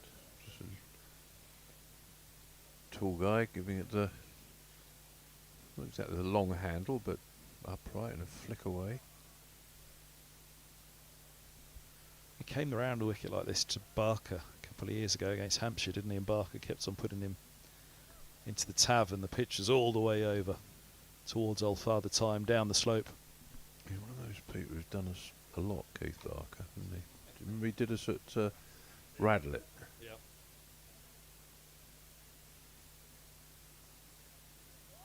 On one leg, pretty much. That was the COVID year, wasn't it, when the championship games were played at Radlett?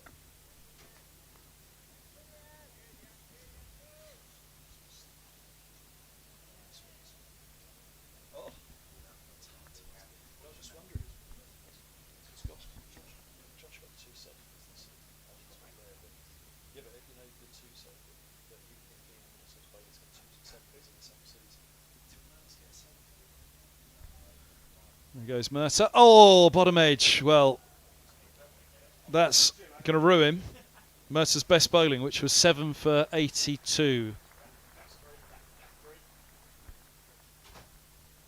We can't blame the commentator's curse because we didn't say it on air, but he was just shy of his best. How could you sign off with your best bowling figures? That you can't do that, can you? Even Murtagh.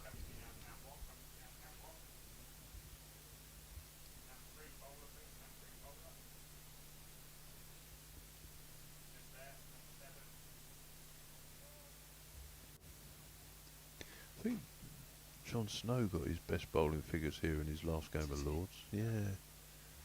Bowling almost donkey drops. I'm kidding. I'm not kidding you. Bowling as slow balls you ever saw because there was some weird, very weird kind of. Oh, that goes up in the air, but safe. One bounce for in between deep square and long leg. It was pitched down somewhere down the bottom, and the stands were different, of course. Then you could see the trees above it, and he found that if he got the ball above the sight screen, there was just this strange conditions that where the batter had lost sight of the ball, and so he started bowling these really slow things over the top of the sight screen. And he got 8 for.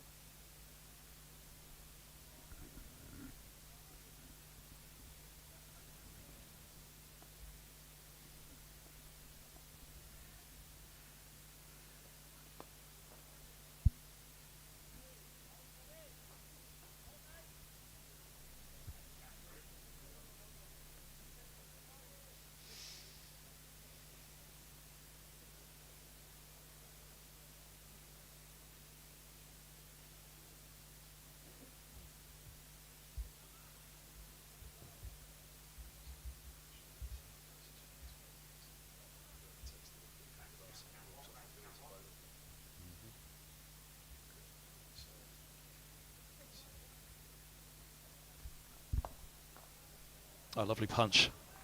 This is going to have to give chase. Go on, old fella. Didn't get the slide in, did he? Just shoot the slide. Slacker.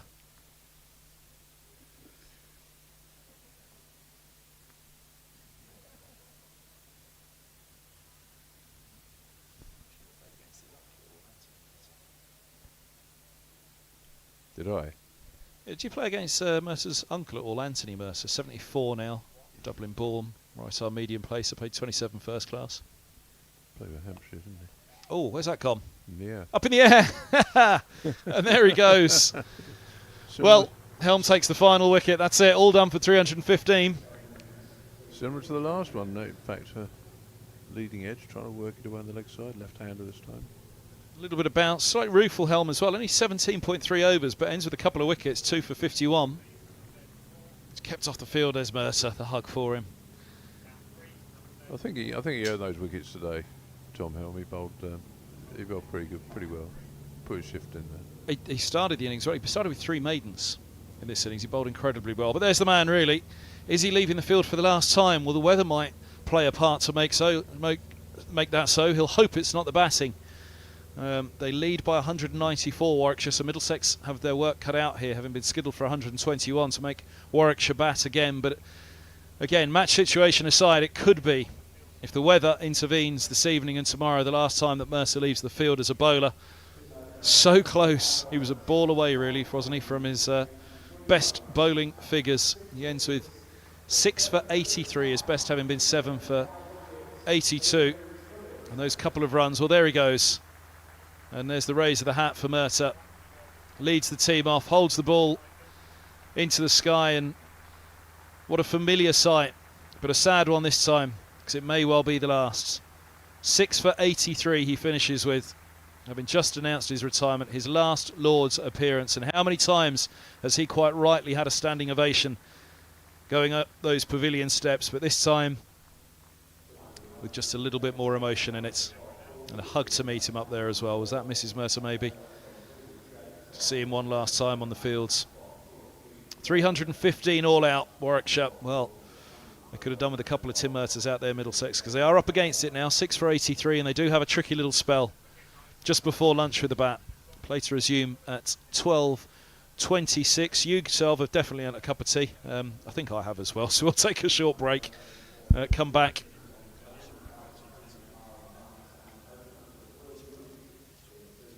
We'll come back in a couple of minutes. We'll just grab a quick cup of tea, dry our eyes as well after seeing off old Tim. He'll hope to be back out there, maybe pushing for victory, but it's going to be a big effort with the bat if Middlesex is to get anywhere towards that.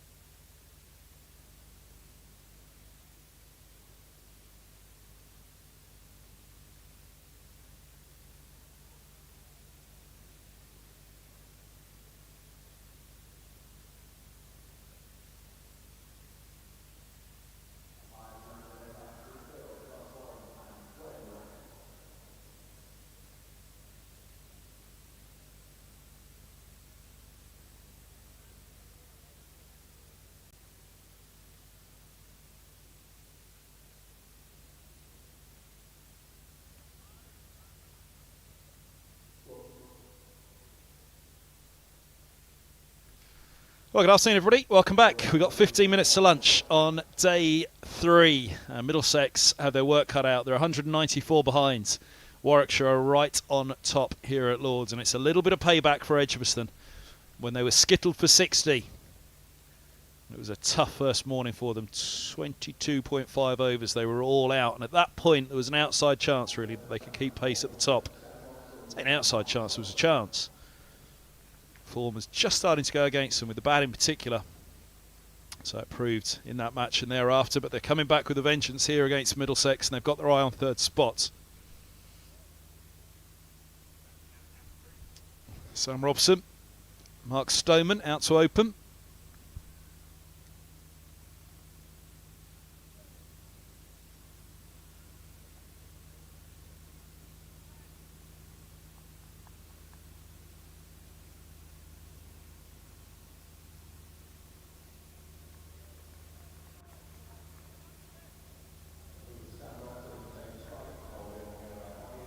So Hannon Dolby.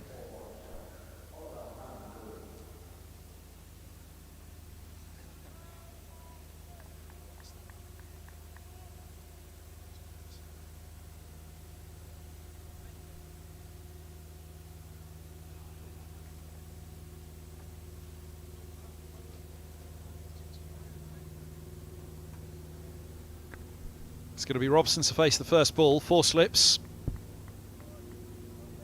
Backward point, mid-off, mid-on, mid-wicket, long leg, 6-3 fields, plenty of runs to play with.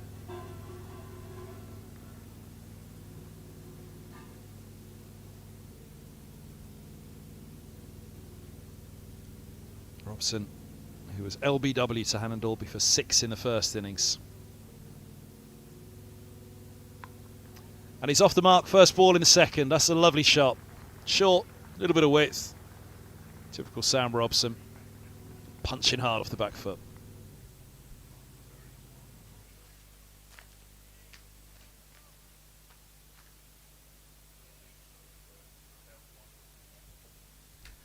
He's got quite a few moving parts, hasn't he? He does indeed. I mean, the bowler I'm talking about, actually, Hannon Dolby is.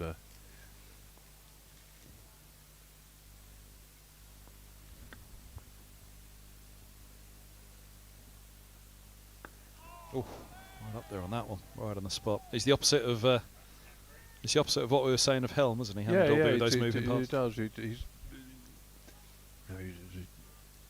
runs in, but his arms flap around a little bit as he runs.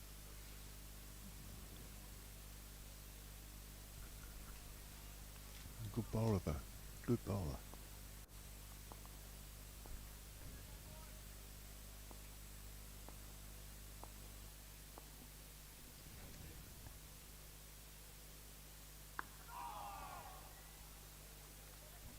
Shape on that one up the slope again.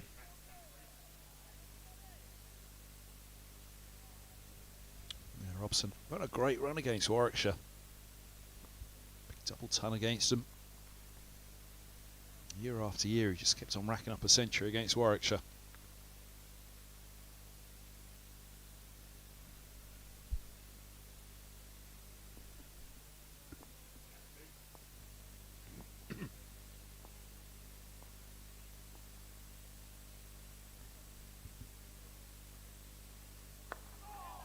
Just died a little on him.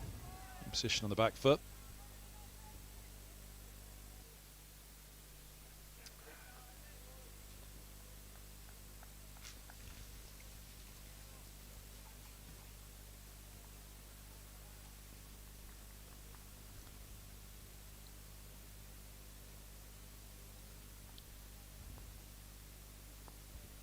So 2016, the game against Warwickshire, Middlesex. Had Robson to rely on in that innings.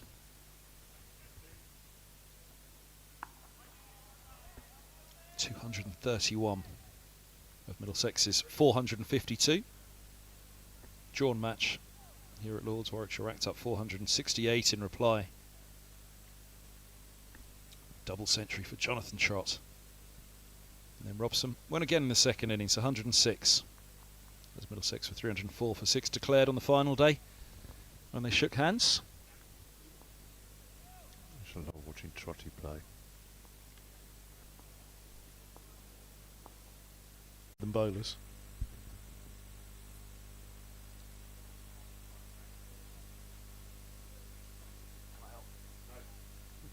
And then, of course, at number 3 there was Nick Compton, who was described as the rock by the skipper, James Franklin.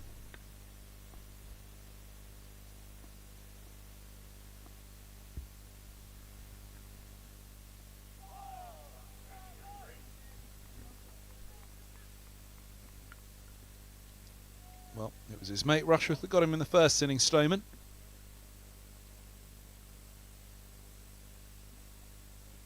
He'll be desperate not to have Stoneman have Rushworth do a double here, won't he? Yeah, they'd like to make it 1-1, wouldn't they? Might be a few Durham fans tuned in right now. On their way back to Division 1. Oh, close. Forward defence from Stoneman. Got a long way across to that. It was the outside edge that was taken by Rushworth first innings. He's trying very hard to counter that, isn't he, by going... It was also down the pitch a wee bit there too, which is... He still hits the deck hard.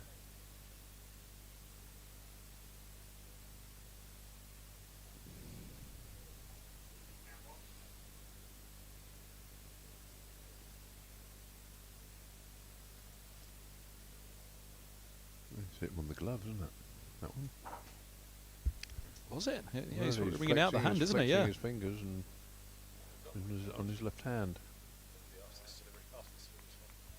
So it's just cleared him on the bottom hand.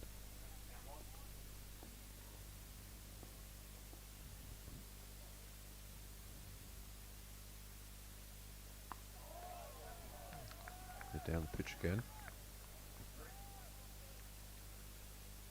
There was a little talk of Rushworth for England at one point, I remember. Yeah, he was one of that sort of bank of bowlers who were really, really, really good county bowlers, and nobody ever gave them the chance to step up. It was always going to be you were just a yard too slow, and you know you'll find a reason not to pick them.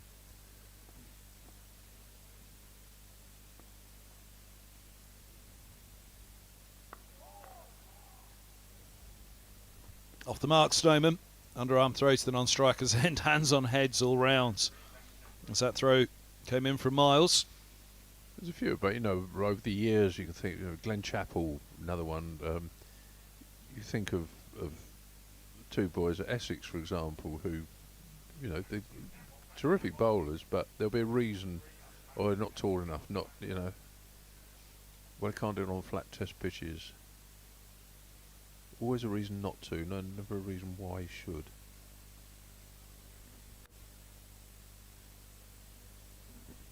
Even Roland Jones suffered that for a while. Before his call up in 2017, is he quick enough?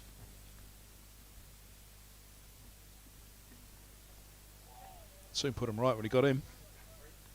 Yeah, you've got to, you know, there are a lot of bowlers who've come in and done very well in the right conditions to, you know, then they have the day in the sun and or day under the clouds usually, and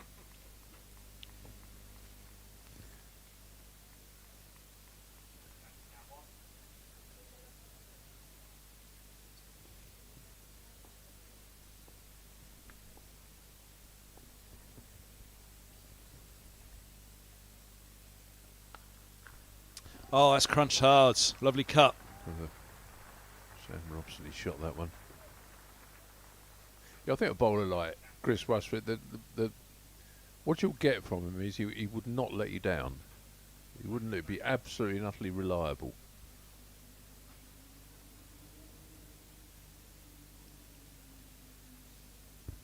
John Lewis was the other one, wasn't he? For years. Yeah, Followed so, England yeah, around with the drinks everywhere, didn't he? Yeah.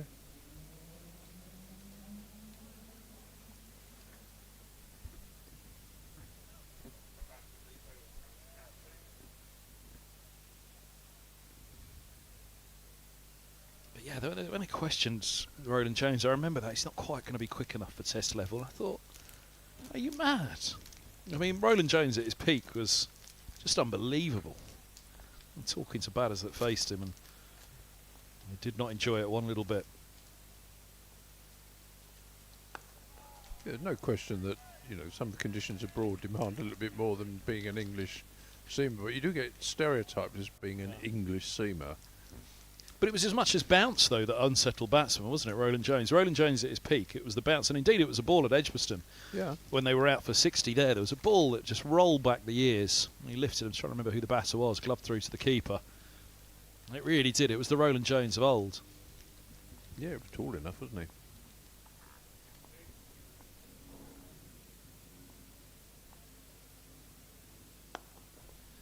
They still throw it at Jimmy Anderson, don't they? Oh, you can't do that sort of thing. Well, he does actually. if you look, but it's almost like it's pejorative.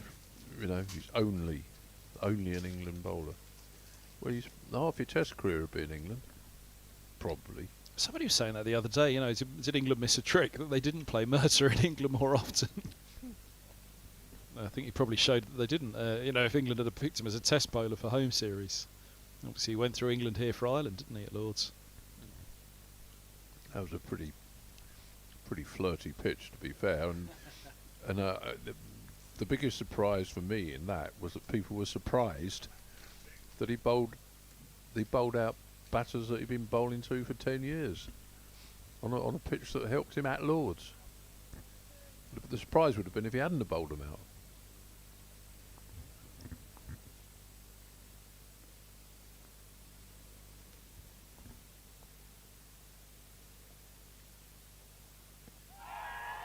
Pitched outside the leg, stump I'd fancy. I think you're right. But he got a long way over again.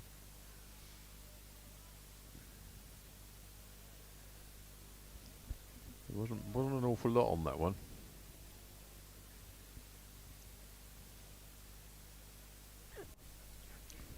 The cruelest thing, he's not playing in this game, is he, Roland Jones? But the cruelest thing was he didn't get that tore down under. After 2017, he was in the squad. Yeah. Picked up the injury, and that was it. It was really, really cruel timing.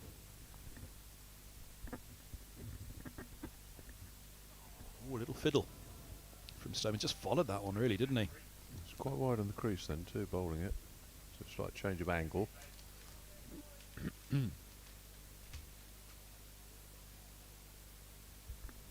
Fishing.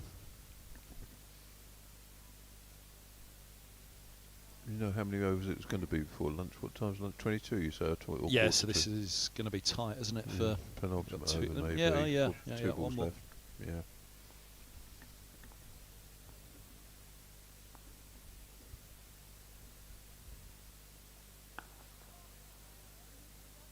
Actually, I could see Stoneman and Rushworth in a few years' time on a boat and on the Tyne fishing. I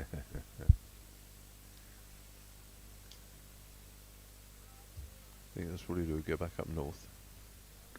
Well, mind you, he's settled here, isn't he? He had the stint at Surrey and Wimbledon, isn't he?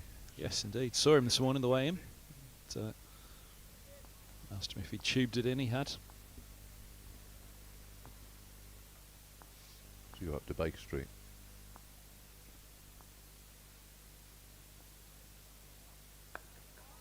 Yeah, Northern Line straight up. Change it. Victoria, then Green Park. Journey I did many times. From south of the river up here. Yeah. Until I left Rhodes or Clapham South was our tube. Clapham South to the Oval, in fact, in those days.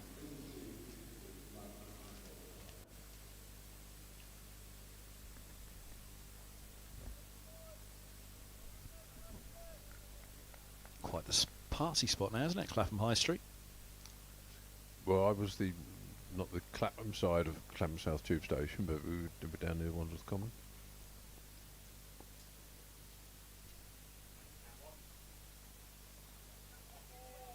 Big side start up from Rushworth.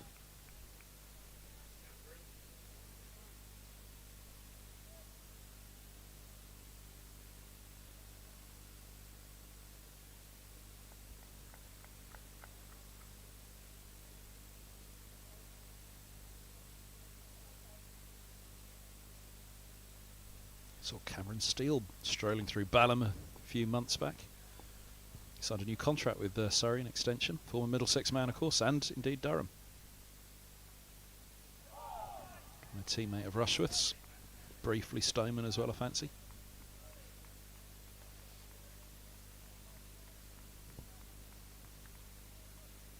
I reckon the Surrey boys would love Clapham High Street nowadays. It's not my familiar territory actually. I don't. It's a big party spot now. If you're driving down that way, it's part of the South Circular, isn't it? I don't know if the South Circular just goes north of the High Street, but goodness me, the traffic there on a Thursday, Friday, Saturday night. Yep, producer Ollie knows at the back. He's laughing knowingly.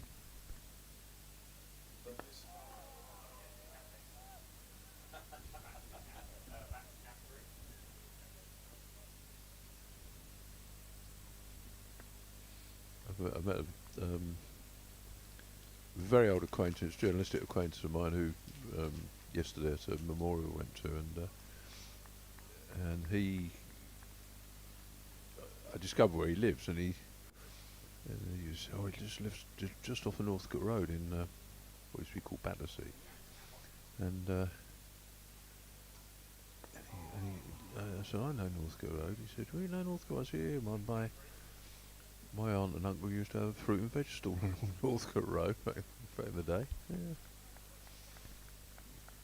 I went to school on Honeywell Primary School, just off the Northcote Road. It's a great name for a primary school, Honeywell. Honeywell, yeah. Still there.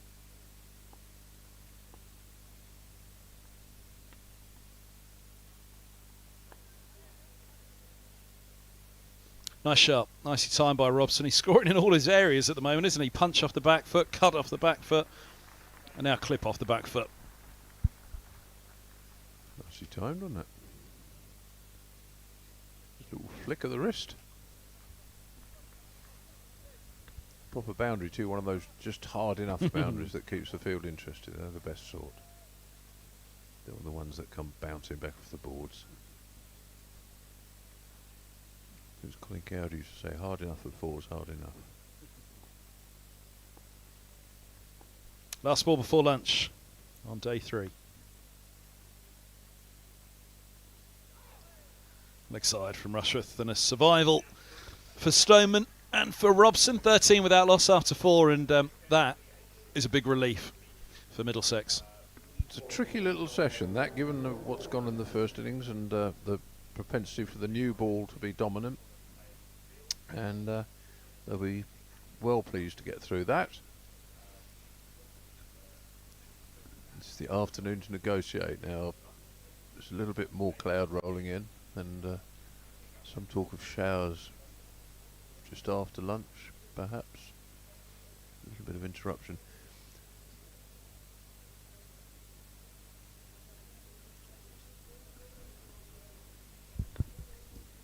Well, here's a moment. It's caught me on the hop. I didn't realise it was happening quite now, but again, it could have been tomorrow. You never know what the rain forecast is going to be. We just applauded him off here at Lords, a standing ovation, perhaps for the last time off the field, and you'll see the batters are not going up the pavilion steps. A presentation for Tim Murtagh, having announced his retirement. There's Dad and Mrs. Murtagh, both of them, mum and wife.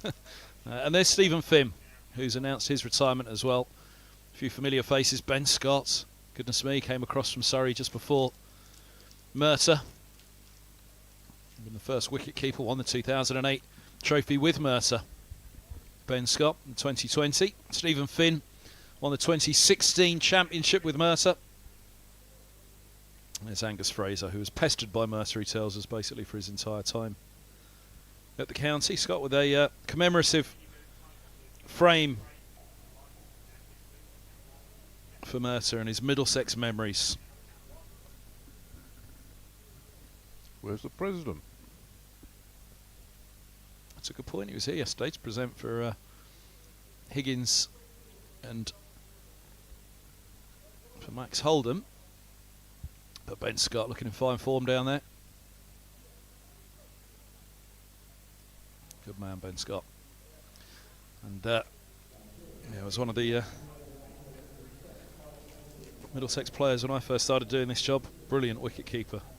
John Embry said he was the best in the country at that point. Just couldn't quite get the weight of runs he needed. David Nash managed to battle the gloves back off him for that reason, but As far as glovesmen go, he was regarded as the best.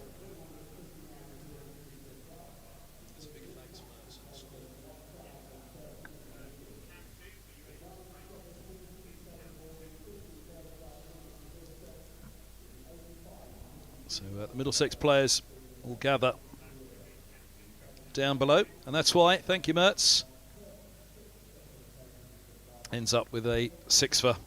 There's the championship trophy, top left of that picture, and the typical celebrations. Almost need, I was going to say a baby-faced Mertz back in 2008, but he was probably 30 by then, wasn't he? So he lived in the T20.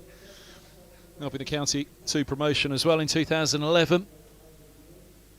There's the teammates all lined up. At present, some pasts. Chief Exec Andrew Cornish on the far left with Angus Fraser.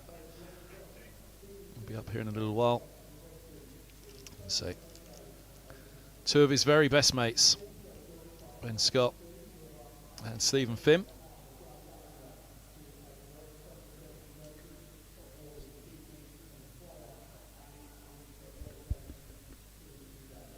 So an announcement written by Angus Fraser, read by the PA here, and chance for Lords to say thank you one last time to Tim Mercer. Left knee strapped again, something you rarely see. Really had a strapped elbow or a strapped knee. Mercer managed to defy injuries, defied the years. He's defied many a batting lineup with wonderful spells of bowling, and there we go, what a trio to send him off at Lords. There's one of the early pictures, right down towards the bottom, of a young Murtagh arriving at Middlesex. What a servant he has been to the county.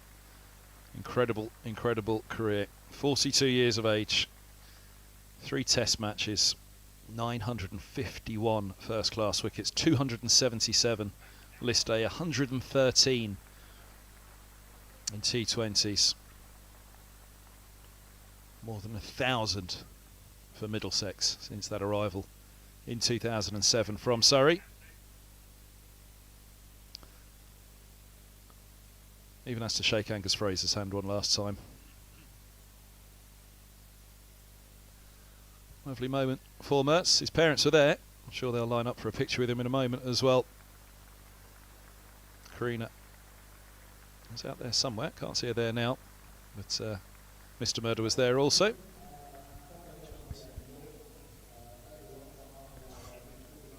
Well, let's go and take lunch. If you can hear a little bit of that on the effects mic, you might do well. But congratulations, Tim Murtagh. Lunch here at Lords, 13 without loss, Middlesex.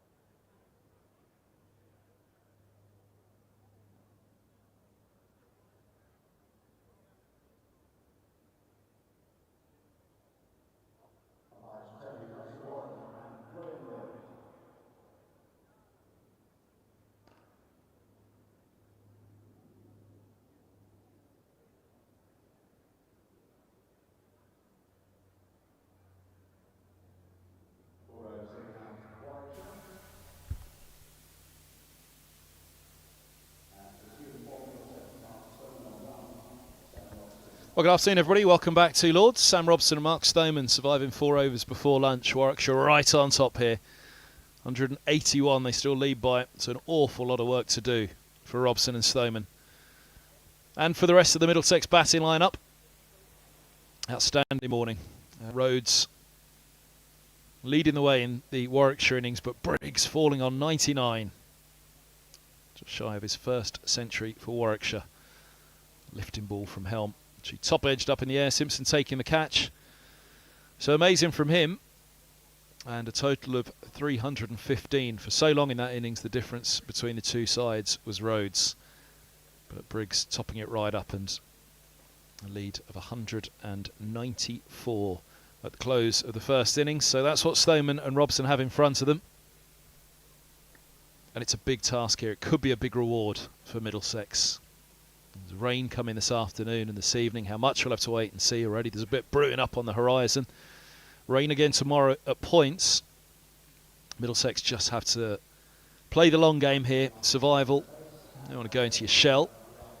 But they do need to hang on in there for as long as possible. Try and take some time out of the game first and foremost. Take some time. Or put some overs into the bowler's legs. Take some overs out of this new ball, which should be dangerous with Hannon Dolby and Rushworth. It's Hannon Dolby from the nursery end again. He's got 3 slips, a backward point, cover, mid-off, mid-on, mid-wicket and long leg. And he's right up there. First ball after lunch on the spot. Solid defence from Stoneman. There's a fair old bit of chat, we mentioned in the Lancashire TV broadcast last week, there's a fair old bit of chat up at Old Trafford that Stoneman and Robson, probably each of them about 400 runs light on where they'd like to be at this stage of the season.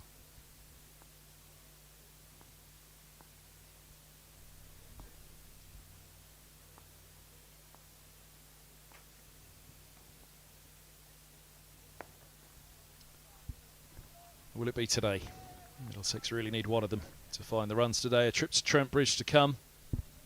All eyes on events at Taunton as well, and at Old Trafford.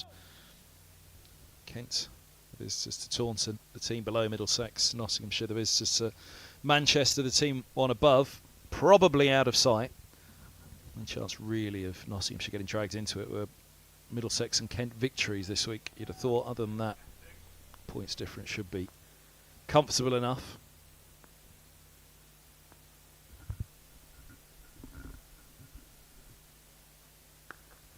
Gets that one through. It's a lovely shot. Square drive for 4. That'll feel good. First boundary of the innings for Stoneman.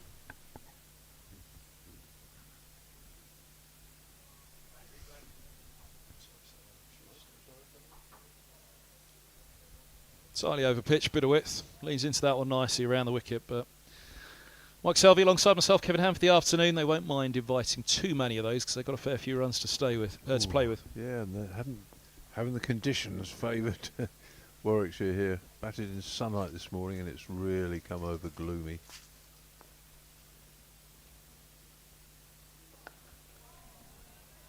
Showers on the horizon. You can see some heavy showers by the looks of them.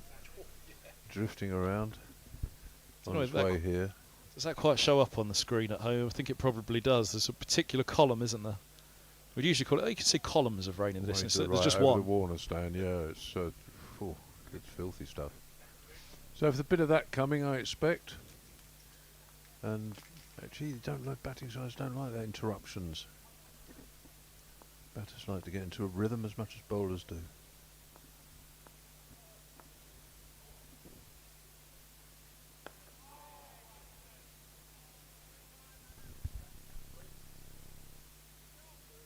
This is the game they're playing now that they've played an awful lot this year, which is catch up, isn't it?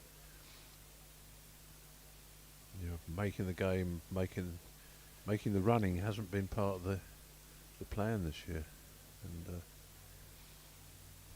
can be mentally wearing.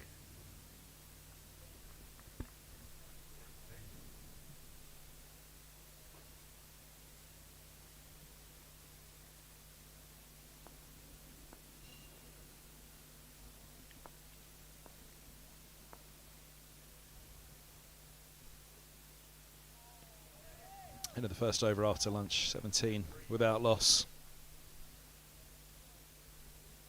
It's been a slight element of the story for a while now for Middlesex, hasn't it? Playing catch up. It has been a similar trend for the last few years. Got up last year out of Division 2. Second to Notts, but even 2016 to some extent. Finally got back to the top of the Championship, Middlesex. It was still something of a catch up year, and I remember the feeling being you can't keep 2014, 2015, you can't keep playing catch up because it will catch up on you in the end. And it did catch up on them in 2017. Even as champions. Had a couple of games, in fact, over the past few years where they have made the running and still managed to lose a game. And from behind, I remember a game at Leicester, and I was there watching with David Kendricks, who's one of our board members, and we got a lead about 150, I think you may remember, against Leicester at Grace Road, and I said to Kendo, I think we've backed ourselves in another losing position here, Kendo. And we lost by 8 wickets, didn't we?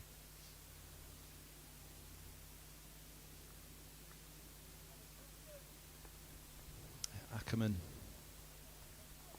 and the Australian test batter, whose name eludes me now. There was a couple of tussles with Leicester actually, with record run chasers, when there were extraordinary run chasers. Yeah, I think that was Ackerman and Harris, wasn't That's it, Harris, well done. Yeah. Marcus Harris.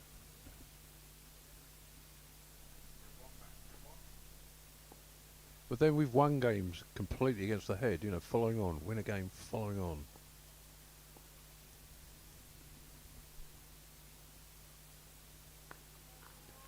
Very definition of mercurial there. Well, that's been the Middlesex, really, for me, of the last 10. I mean, they relied heavily on Rogers. Got him up and out of Division 2, and it was his runs, really, the weight of runs. 2012, 2013, 2014. I think he was with Middlesex right up to 2015, wasn't it? Because it was the year after Rogers left that they won the title, ironically enough.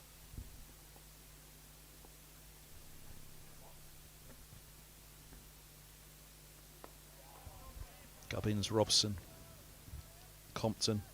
Vogis came in replacing Rogers. And that was the year, I just mentioned Sam Robson's runs there, didn't we, against Warwickshire, the double ton in the first inning, a century in the second. He had a brilliant year. Gubbins, Compton had brilliant years. Vogis, of course. Bailey came in for a match, scored runs against Surrey. John Simpson. You'd say that was his finest year because it was in Division 1, whereas last year statistically was his best year with the bat.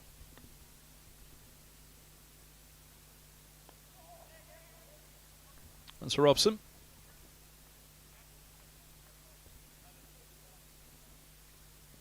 His first after the interval. Grabs a couple. That's where Robson will be rueful, because he'd wanted to try and force his way back for England. Was never able to do so after his run in 2014. Staying at the other end. Had a really good start for Middlesex, didn't he? And has had a good career, but just hasn't got the runs this year.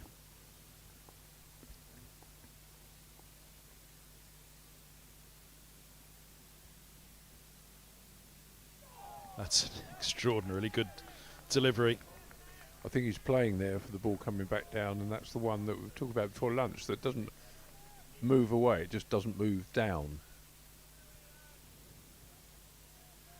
The interesting thing about a player like Sam now would be when he was his absolute best. Would he get in the England side now? He's the right sort of player to get where they pick him in the first place. And if they did pick him, he'd play a lot of test matches. Because the accountability, if you want to call it that thing, is not there at the moment. They don't mind you failing as long as you fail in the right way. So they wouldn't want to see somebody selected as an aggressive player who then failed through blocking, as it were. But it's all right if you went out and you were out playing aggressive cricket. I don't think Sam would have fitted that template for them. But had he done so, he would have played a lot of games because they wouldn't have dropped him after 4 tests or something. Probably the best chance of Test cricket in the Middlesex top order at the moment is Joe Cracknell, because he plays that way. Yeah, or Max. There's a golden opportunity for somebody like Max. Yeah, Max is quite not a young man anymore, is he? You know, in those terms. And how many hundreds has he got? First class 3. Yeah, and they came early, didn't they? That's well, that's the problem for Holden and Eskenazi. North Ants, weren't they?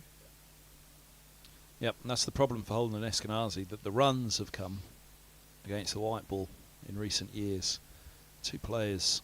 Again, this was something sort of to pull up Mallet about. And he said the first time that he saw Holden was the Under-19 World Cup, and it was a player that was made for Test cricket. But has gone on to have an incredible white ball career. Brilliant for county and indeed for 100 side now as well. And same Eskenazi started very much as a first-class cricketer. Yeah, I mean that was the trajectory that so many young players want to go on now, because it's the path to the riches. There are players who don't play first-class cricket at all who make, literally millions a year now, just playing the franchises. They're quite happy to do that. I don't blame them for doing that. I've never felt that somebody should be criticised for saying, I don't want to play red ball cricket, I don't want to be a Test cricketer. I've never felt that was, you should ever criticise somebody for that. You make a choice and you pursue a path. Owen did it. Owen tried Test cricket and was reasonably successful, a couple of hundreds, but actually he realised that his real skills lay in white ball cricket. He'd make himself into a wonderful white ball player rather than a pretty decent player in both formats. Nothing wrong with that.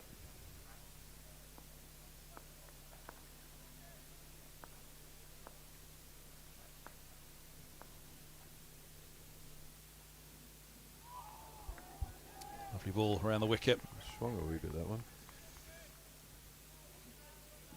Go further back, and actually it was the other way around. It was your white ball cricket, if you want to call it that, or even still red ball at times, wasn't it? Was your Test cricketers played one-day internationals. It was how it was. The captain was always the captain in Test cricket, wanted a captain in white ball cricket. It was wrong, but then nobody was prepared to. Nobody was prepared to select sides on the basis of relevant skills for those 2 formats. Partly that was due to the nature of touring. When you were abroad, you just took one touring party, and they had to play everything. You might play one-day internationals in the middle of a Test series.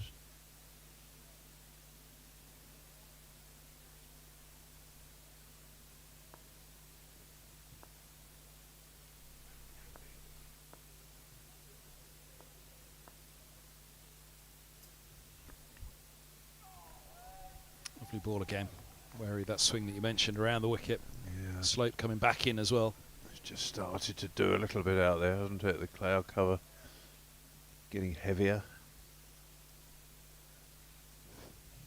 We can see quite a distance from up in Erie here in the press centre, and it's very dark cloud all round. Looking at the screen, it probably can't come quick enough at the moment, because it's definitely coming. It's surrounding us, isn't it? So it's going to be here at some point.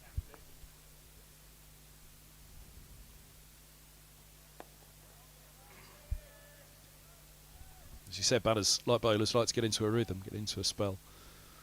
Well, if it's going to come, just hurry up and come. Yeah, it disturbs the batsman's rhythm. I don't think it disturbs the bowler's rhythm. Of course, what it does do is give them a break, doesn't it? They still keep coming at you.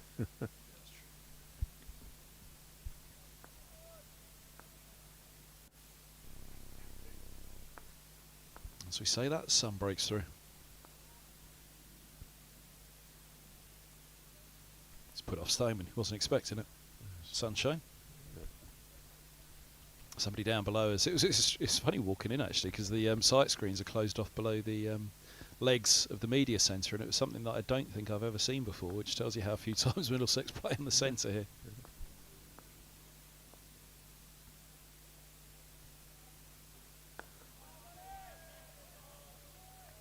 Not sure I even knew they existed. workhorse than you think. Of course, I've seen those on TV in the test matches. Slalom your way through the sight screen to get through the legs of the media centre out to the pitch. When the track is as central as it is.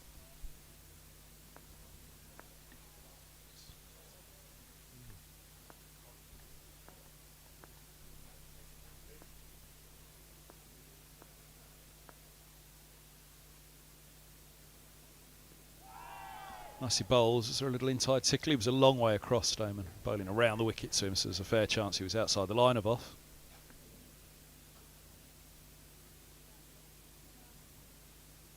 Hit him on the back hip.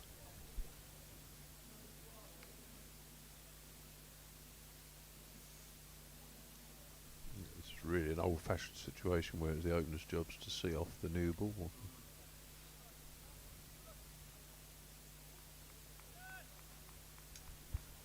Yeah, it's a youngish 3 and 4, isn't it, Davies and Cracknell? Certainly is. It's good to see them being given a bit of a run there. I suppose the question of needs must, but at least they've had a go at it. I think Jack must have played very well to the second innings at Old Trafford.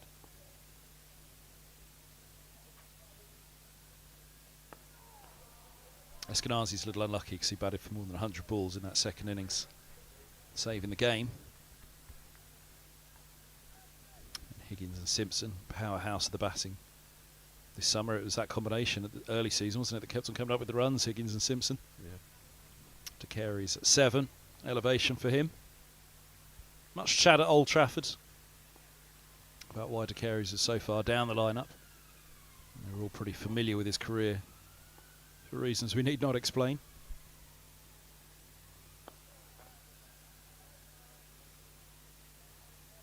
There were some fond words for Cracknell as well, that a player that had come through at the same time, De Carey's and Cracknell, through the youth ranks and second 11. They were enthused by the talent of Cracknell, the ability that he has. Given his chance in the first team, he batted for a long while up there as well. Got into the 30s in the second innings. Davies with his maiden first-class 50. Eskenazi, as I say, 100 balls faced. I mean, come in as the concussion sub for Max Holden.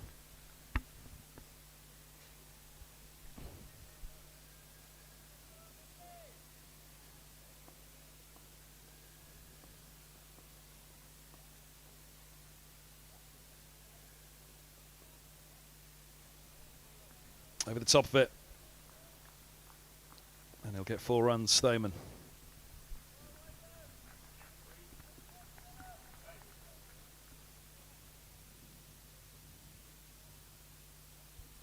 Up against his old mate, who got him pretty much in this fashion in the first innings, but over the top of it.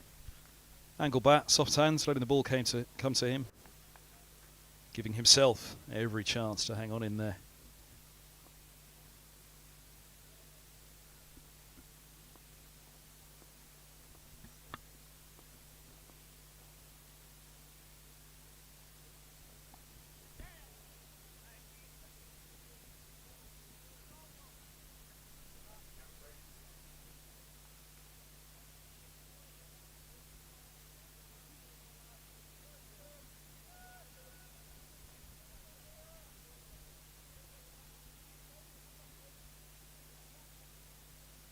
Warwickshire had a time of it last week as well against Northamptonshire. Declarations and goings on. It swung both ways. At 1 minute it looked like it was a Northamptonshire win, then it was a Warwickshire win, then it was a draw.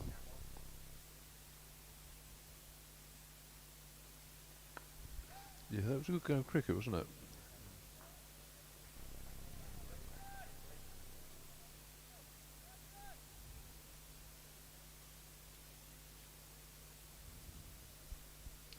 Yeah, Northamptonshire batting first, 250 all out. Warwickshire declared 147 for 4. Northamptonshire 72 without loss declared, and then Warwickshire 176 for 8, with Burgess on 78. Hannon Dalby was a not out 9. So Warwickshire held on for the draw. Bowled again. A hat trick in that, wasn't there? And Sanderson, did he get a hat trick? Yes, he did. He picked up Rhodes, Hayne and Mosley. 7th over, 2nd, 3rd and 4th ball of it. 19 for 1 to 19 for 4. 24 for 5, and all of a sudden Middlesex and Kent and Nottinghamshire all got a bit nervous.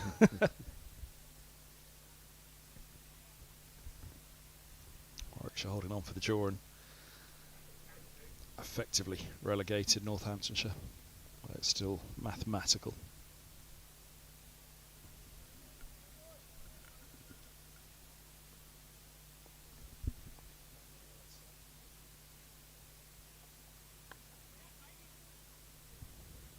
Upson clicks a single down to long leg. That huge column of rain that we saw over the back of the Warner headed to the south of the pavilion now. It's going to drift away. It's all drifting to the north of us, and we kept on catching the edge of it. Overnight, it absolutely hit hard over the capital, but yeah, that big band has just shifted from the right of your screen there over the top of the pavilion to the left. Yeah, yes, somebody's coughing it at North London, aren't they? A little bit more coming up over from the southwest at the moment.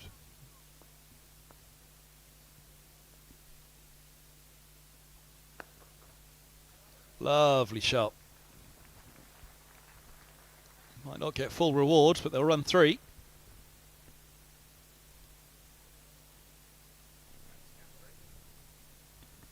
Gentle push from Stoneman. It was noted last week that he looked like a batter who was short of runs. Just looked a little bit tetchy. Doesn't look so this week. Looks a little bit more, certainly in the second innings here. Whereas Robson all season long, I've always felt as though he's looked in good nick. He's looked like a batter ready to score runs. Only man to score a century this summer. Well, there's a stat cell. The last time Middlesex only recorded 1 century in a summer.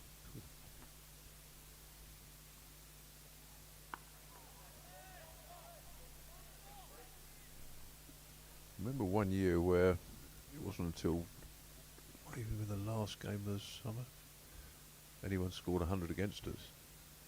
I remember that, yeah. Yeah, but you lot were good, self. Not saying that at all, but Jarvid got one for Sussex quite late back end of August.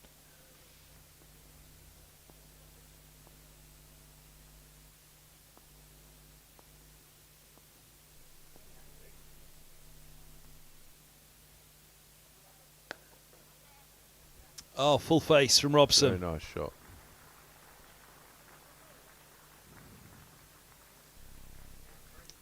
Really good shot. That is as you described there, full face.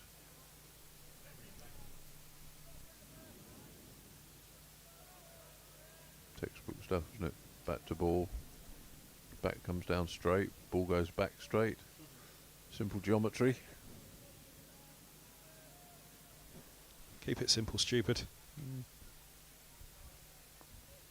As Glenn McGrath always said to the Aussie bowlers.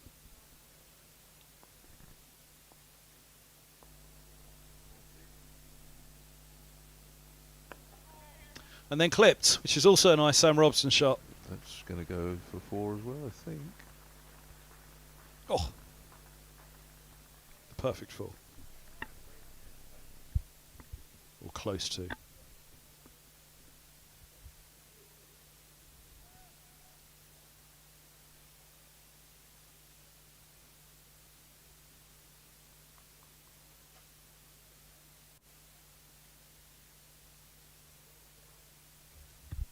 Who was in that bowling lineup with you that year? I can't tell you what year it was. I really can't.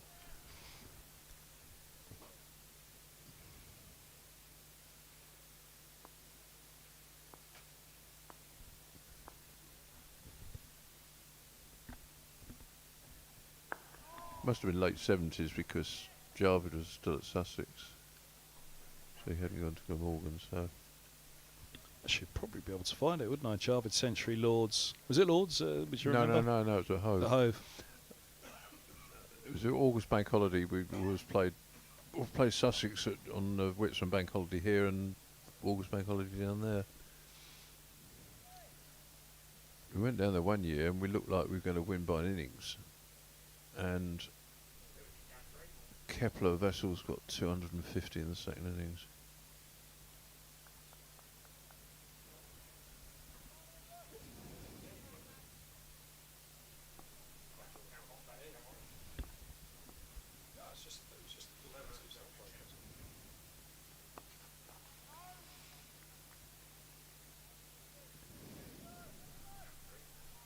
Oh, I've got it. Have you indeed? How do you do that? I don't know. That was quick, wasn't it? Thank you, Wisdom. Their website's got it. Actually, hold on. No. Maybe this wasn't the... No, it's 77 at Hove. No, I need to double check. I've just seen the lineup was yourself, Wayne Daniel, Phil Edmonds, John Embry. 77.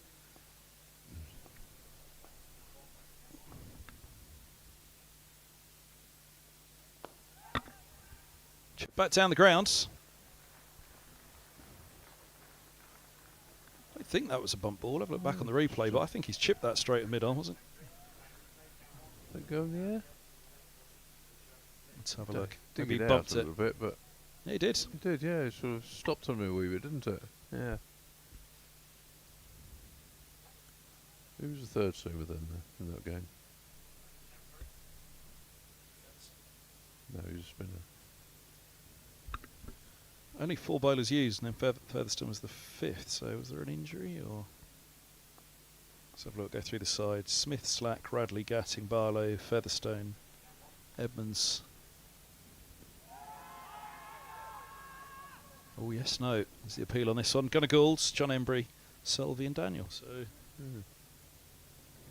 obviously, fancied it was going to turn. Hove, isn't it? You expect seamers at Hove. Jarvis got 100, did he? No, that's what I say. That so it wasn't the 77 year because that game. year Okay. Jarvid got 22 and not out 67. Imran Khan in the side as well.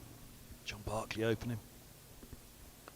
He was a nightmare to bowl to, Jarvid. He was, I mean, what a great player.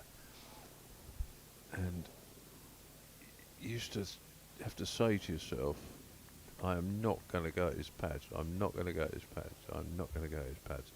You bowl it wide, and then you'd think, oh, I might just be able to sneak one through there. You try that, and he'd clip it away and laugh at you. You think, why did I do that? You know. That's what I run. Always quick on the single. Stoneman, Robson's used to it now, but a few of the others have to be wary. Best bad wicket player I think I've ever seen, Jarvis. 127 he got. Did he? In the second innings, so that was the year later, 78. So 77 was that last one. Okay. 78. Daniel, Selvey, Jones, Featherstone, and Gatting. Yeah. 5 bowlers. Yeah. Featherstone with a century. Middlesex's first innings. It's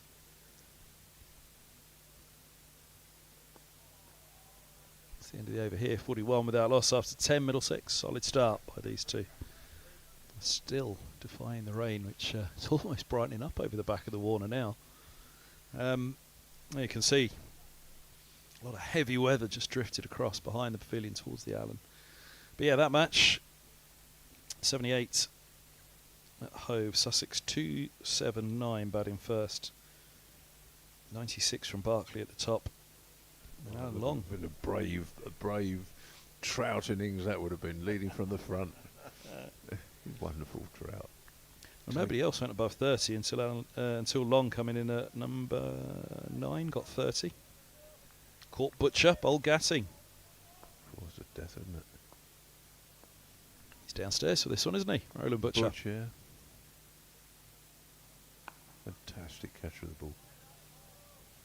I've never seen a better all-round fielder than Butch.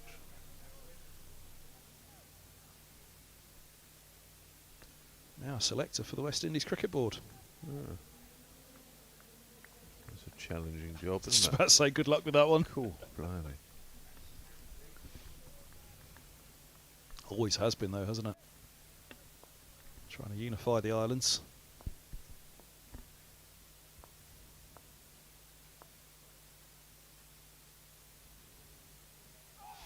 Yeah, it's a, you know, there's nothing you need to understand about the West Indies. There is no such thing as the West Indies. It's a group of nations that are coming together to play cricket. It's the only representation, I think, of the islands as a whole, isn't it, in sport? And to bring them all together, you know, you've got different races, different ethnicities, all these different cultures. You know, even South America, of course, with Guyana, and to captain it successfully required not just cricket skills and cricket nous and managerial skills, but diplomacy skills too. That's why Clive Lloyd was so good. Viv I was going to say he was the first, wasn't he, to really unify everybody. Yeah, Viv was more autocratic.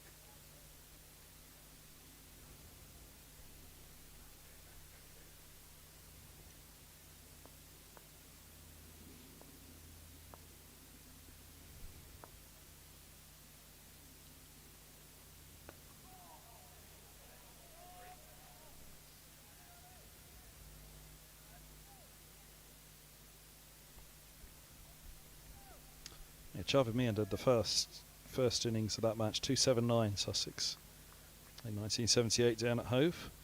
Miandad, LBW Selby for 27. Who's that? Miandad, Javed Miandad, Oh, LBW well, Selby. I did fire one of his pads, and he must have snuck one through. Picked up Barkley as well, bowled for 90-60 tonight in the Century. He probably still hasn't forgiven you, but John, has he? I'll tell you what, he wouldn't have been having a slog. I'll tell you that. He wouldn't.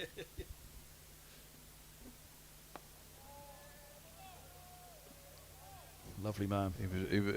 He was incredibly brave batter. He used to get absolutely pebble dashed by Wayne, and he'd stick it out. You know, he'd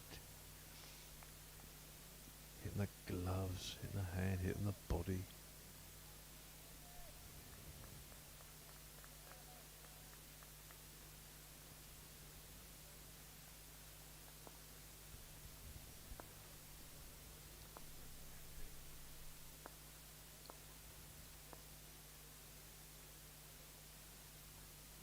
Called Trout because Troutbeck was his middle name, John Troutbeck Bartley. Didn't know that. Yeah. Mode of Hand Dolby 41 without loss. Yeah, I miss him playing as a youngster in a Lord's Taverners event down at Arundel when I was a child. Lovely man. Colin Cowdery was there for that as well, presenting the awards at the end. He bowled, it's a brave batter, and he bowled what I kind of call ecclesiastical off-spin. The sort that the vicar would bowl in a you know, a church game. I could see that. You know, like kind of prim off-spin. I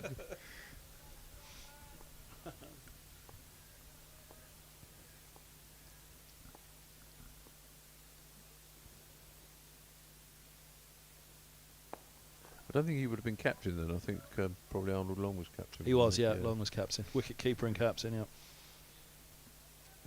He was England team manager, wasn't he, Barkley? Yeah, he was, yeah, in 95. That'd be about right, yeah. Yeah.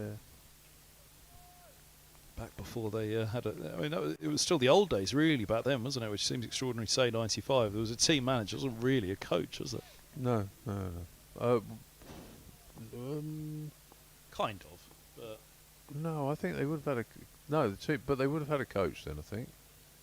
Because Mickey had been coaching already, hadn't he? And was that was around the time that Illingworth took over? Mickey was coaching in '87 when. That's true.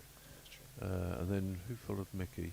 Fletch. But the manager was basically there to do all the logistics, wasn't he? Team manager. He wasn't really. Yeah, and the glad handing and you know the diplomatic stuff. You know, the meeting Mr. Chief Minister and stuff like that. Yeah.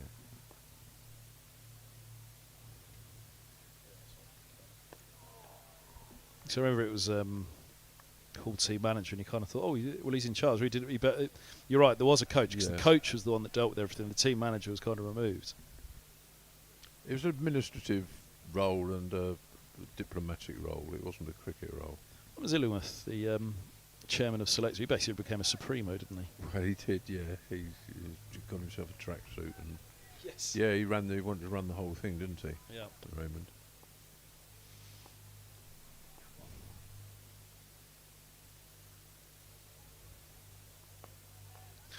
Nice shot.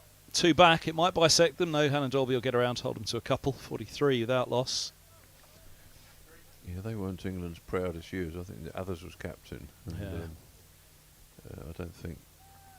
Gus and Ramps didn't have the best of times with it, did they, at that time? No, and Devon Malcolm didn't, and they weren't great times. Graham Hick.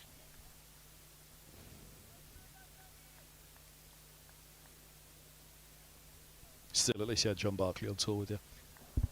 Well, there's one tour I missed actually, because it's when our kids were born. That was New Zealand tour. Well, Zimbabwe, New Zealand. I missed that winter.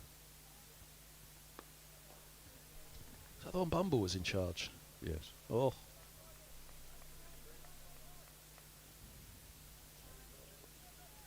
We murdered him, was that the flipping phrase? murdered Yeah. them.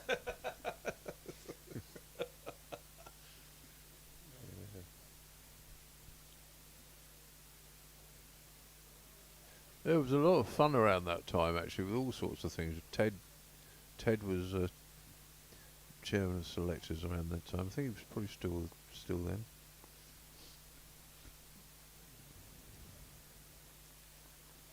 Who can forget Malcolm Devon? That was one we got. I think he got a little bit of a bad rap, Ted. He was quite a soft target at times for just taking the mickey really, and so he would say things that he was saying jest or flippant remark about something rather than just give a banal remark, and that would then get tickled up into him being a bit loony,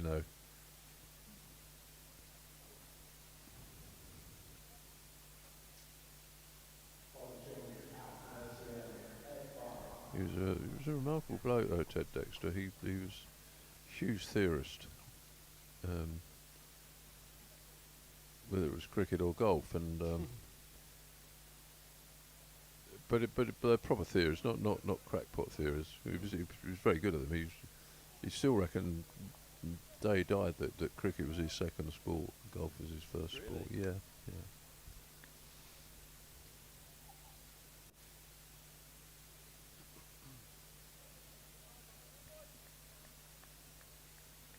When Neil Dexter came through at Middlesex, arriving from Kent after a couple of years down there, everybody kept asking me, is he any relation to Ted?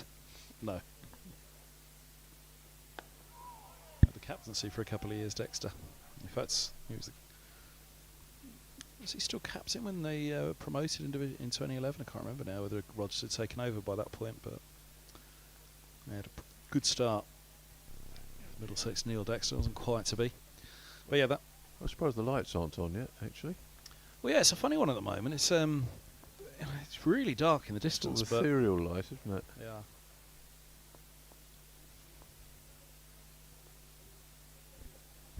Ed Barnard in from the nursery end around the wicket. Loose one down the leg side on that. That game at 78, we got lost on John Barclay there, didn't we? 2-7-9 all out in the first innings. Sussex, 4 for Daniel, 3 for Selvey, 3 for Gatting. Middlesex in reply, 2-8-7 for 9. Daniel not out on 1. Selvey caught Hoadley, bowled Imran Khan. Butcher made 63, Featherstone 108. Graham Barlow with 47.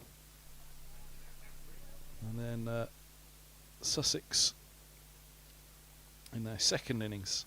Oh, hold on, where have I missed the Middlesex? Oh, yeah, because they declared and then put Middlesex, yeah.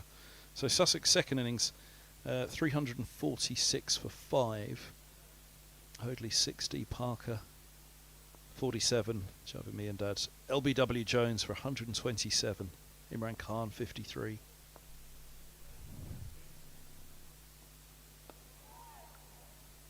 None for Daniel, 2 for Selvey. 1 for Jones, 2 for Patel.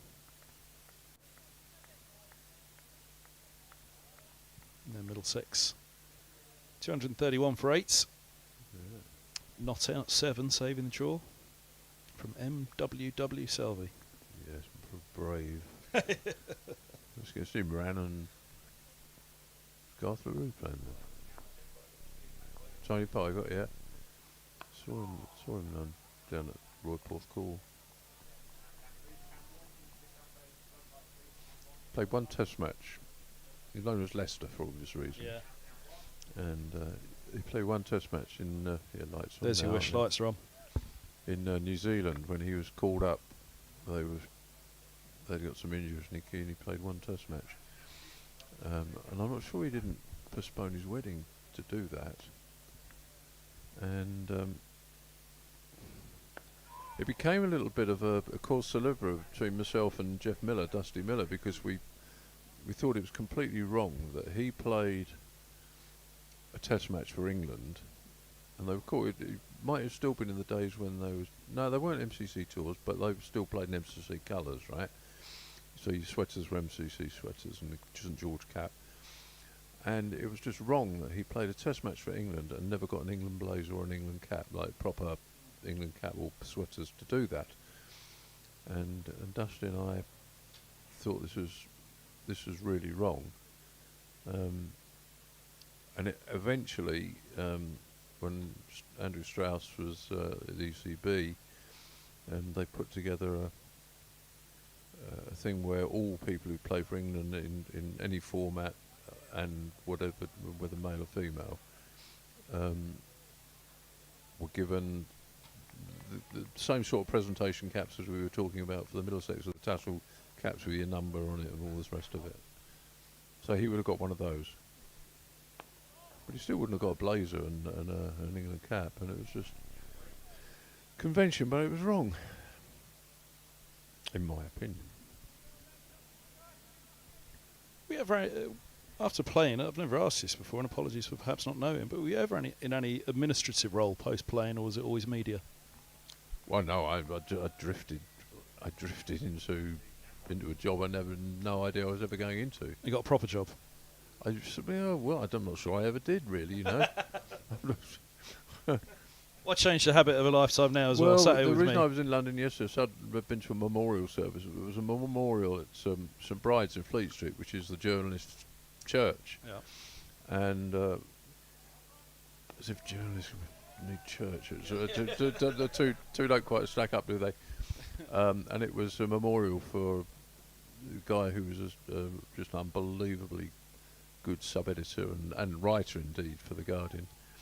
And so you meet up at these things and you chew the fat quite a lot, of course, afterwards, and which is what we spent the afternoon doing yesterday. And just remember how I thought how I had a great time, and I was very lucky to have a great time when I had a great time, because I don't think I'd have a great time nowadays. It's just the nature of the job has changed so much. A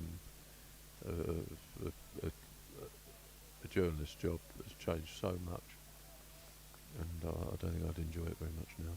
When did you ever see when it tilted from kind of the sport to the headlines? Because I was watching that famous John McEnroe press conference at Wimbledon. You know, the one where it ended up in a dust-up between the American journos. Yeah. Oh, nips back down the slope. Those floodlights are taking effect pretty quickly here, which is going to make things interesting. Pretty dark, isn't it? But yeah, the famous dust-up was McEnroe.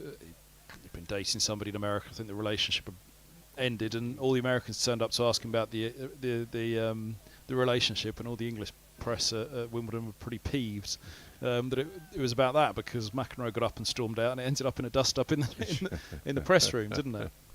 Yeah, the nature of the job changed when digital journalism began, which the Guardian was in the vanguard of in sort of 2005, and suddenly stuff became, rolling news and instant news and stuff going online very quickly, rather than sometimes not that much time to do stuff in considered pieces and so forth. Went out the window a bit more, and and it became a little bit more onerous. Now there's some people who say, well, you mean you had to actually do some work for change, and there's an element of that too as well, because you just sit and watch cricket all day and then just spend an hour writing about it, and that's your day, isn't it? But I remember when I first started in journalism in 2002, 3. Even then, the phrase was 99% of journalism is waiting. You're waiting, and then you spend 1% of the time doing it. Yeah. But that's not the case anymore. No, because 99% of the time you better be getting on with something. You go in that press box during a test match, and people beavering away all day, doing running. But in stuff, all forms of journalism stuff. now. Yeah, it's 99%. Get on with it. Yeah.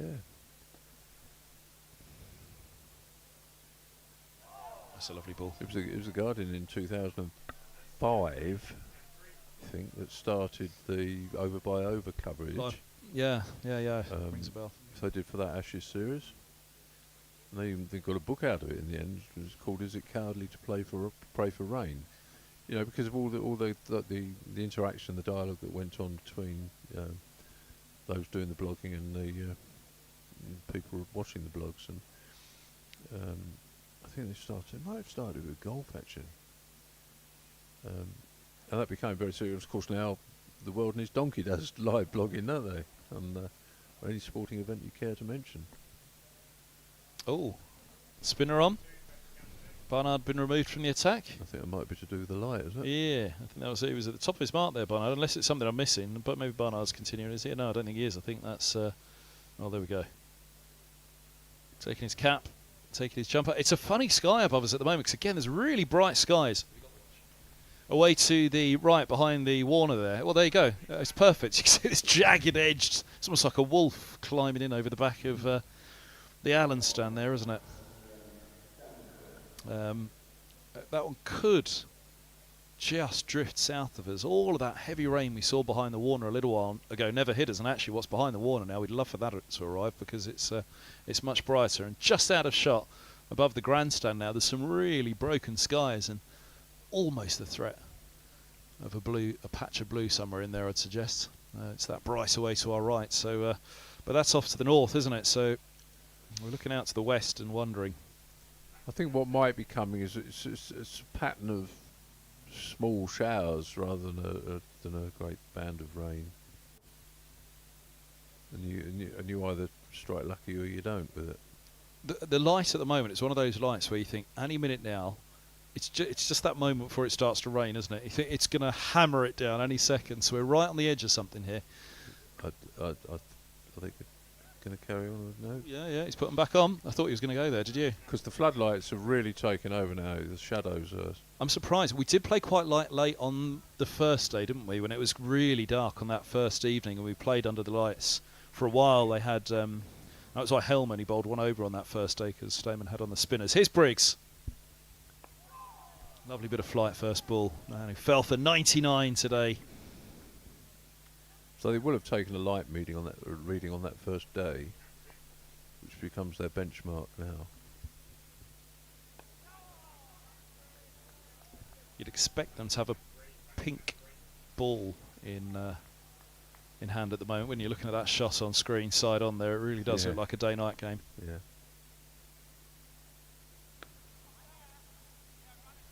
Lovely shot, and they'll pick up 2. Just goodness me. Well, again, Stoneman, you have to be sharp. He's quick, isn't he? Yeah, I don't think Sam Robson expected 2 there. We suddenly saw him hurling at him.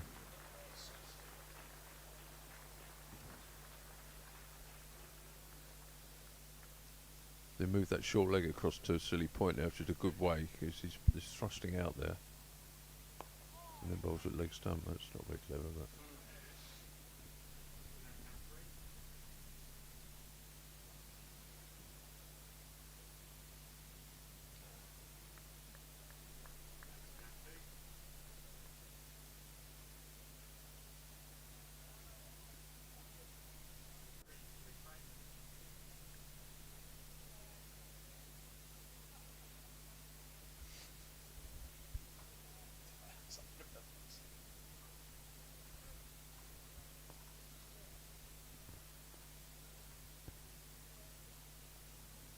Nicely over the top of that. Oh, just out of reach, a slip. He'll get a single.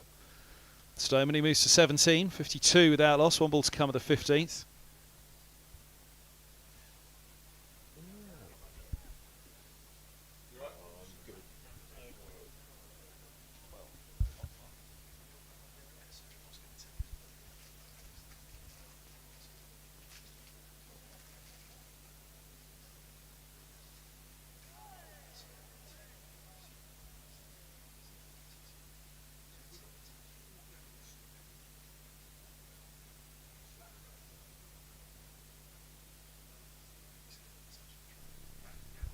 Oh, looks like we're in trouble again. Umpire's having a chat, and on goes the light meter.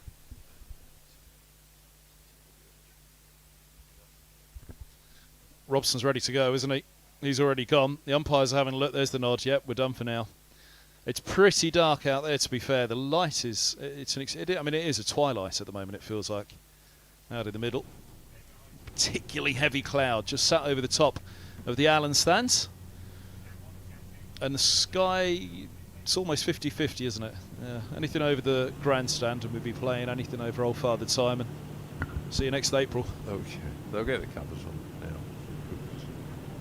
I think they're getting cop a little bit of a shower. I'd suggest perhaps even the first spits are starting to fall, aren't they? You can hear the hover cover revving up.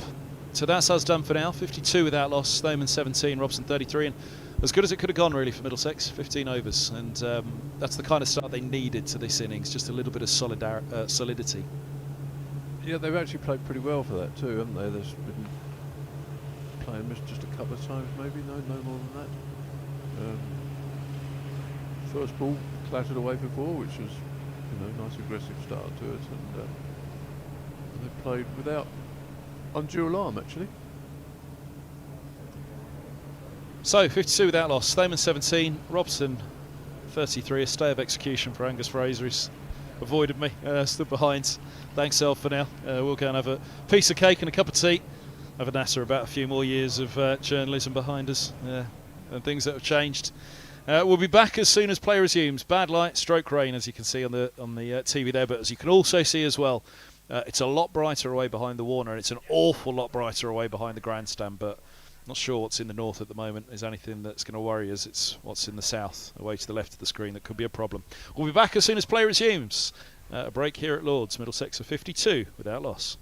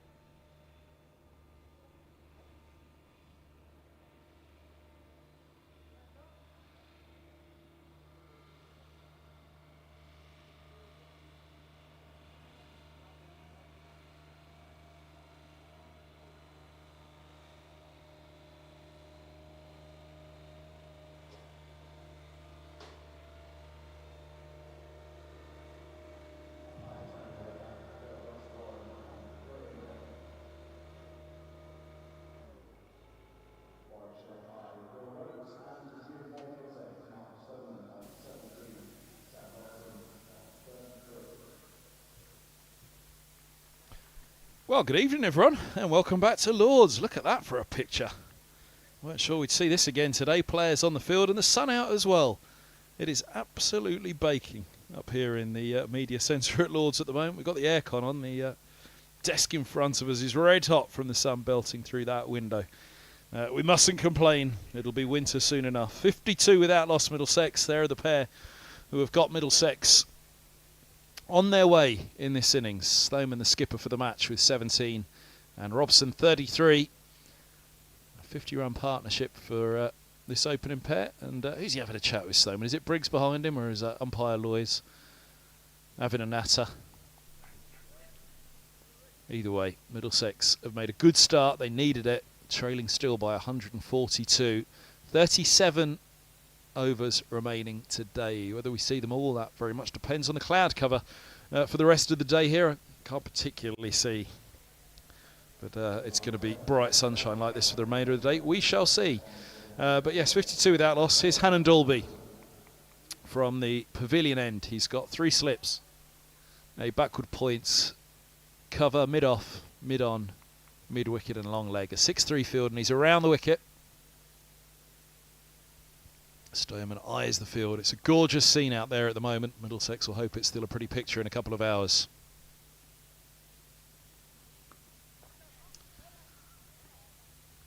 Warwickshire, as we said, they're eyeing 3rd in the table, so they've got lofty ambitions to climb up to a 3rd place finish. Hampshire going not so well against Essex. Last was the look. But we've all been scoffing cake for a while, so let's go through those scores elsewhere. As these games all progress, some of them heavily rain affected.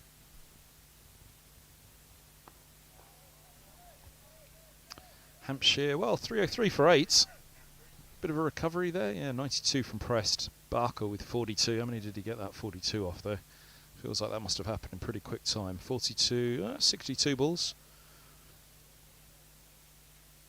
Pressed to 92 off 112 balls. But 305 for 8. Past the follow-on, 142. So Essex will be pushing for the title. They may have to try and set something for Hampshire tomorrow, but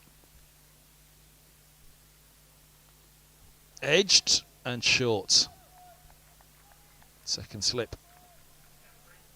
Or was it indeed 3rd? I think it was 2nd. Low to his left. Yes, 2nd. Just falling short. Rhodes, the skipper. Well, he came out on top in the toss, and that was a crucial one to win, and now Middlesex are playing catch-up.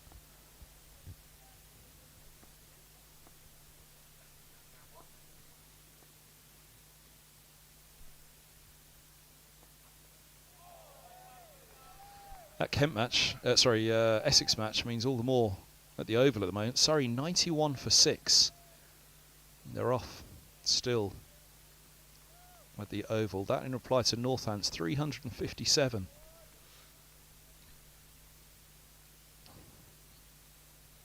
Northants enforce the follow-on.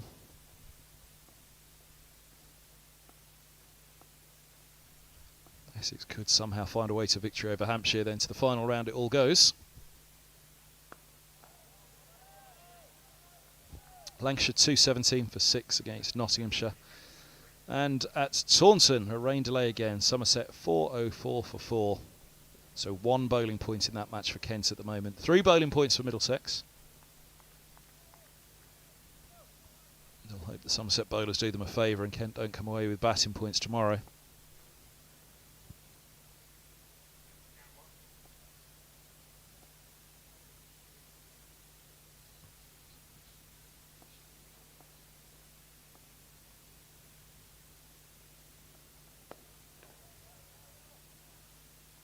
Full ball to end the over. 52 without loss. 16 done in this innings. Robson 33. Stoneman on 17. A maiden for Hannon Dalby to get started.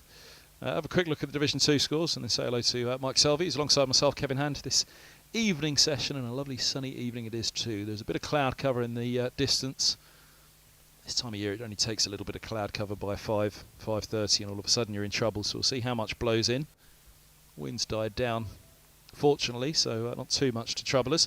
Here's Barnard, who was going to bowl a spell earlier today until Briggs was quickly called in because of the bad light at that point. Division 2 then, Sussex are 90 for 8. Match currently delayed at Derbyshire. Lost the first 2 days. Well, there is a scorecard. Guest, the wicket-keeper, has the entire top 6 caught.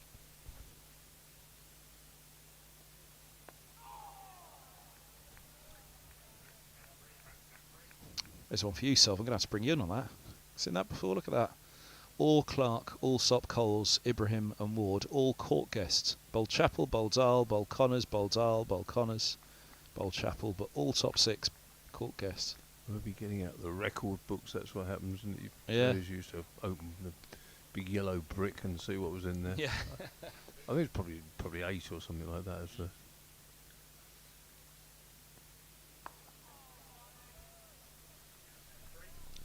Good feeling for the Glovesman though. Brooke Guest.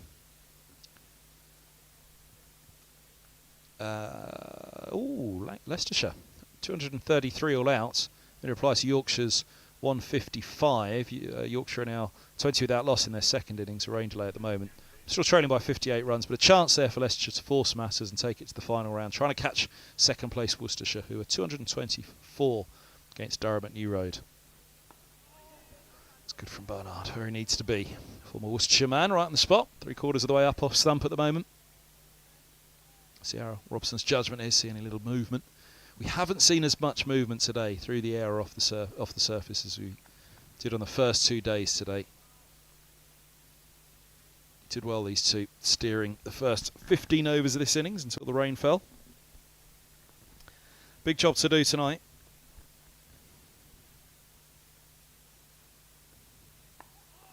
That's the other stat we were going to call for, wasn't it? The last time Middlesex only registered 1 century in a season. And did we find that or not? No, I'm going to send a message to David Kendricks. Oh, he'd know without even looking it up, he'd know.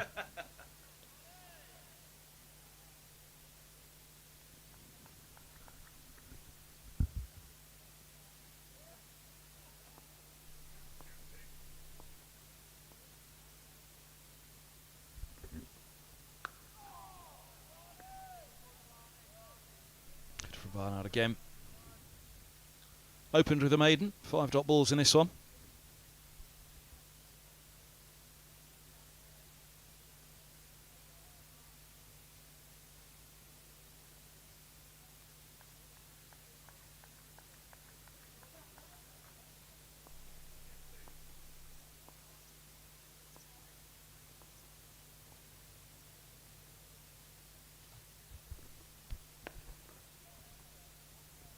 And a maiden it is. Oh, it's nearly knocked off his feet. The power of the full blade of Sam Robson. A little bit of a slip and a slide for Davies at mid-off, but he stops it in the end. A second maiden for Barnard from his first 2 overs. So 52 without loss. Consecutive maidens to start up after the range. Lane after tea, I guess we have to call it now, don't we? Tea's taken. And I'll be continuing at the pavilion end, so Rushworth has to wait.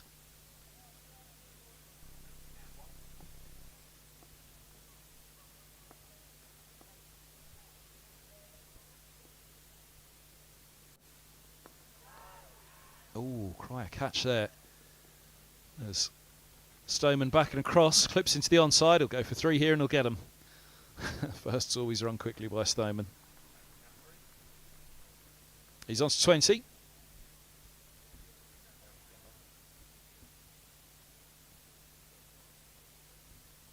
Cry catch went up.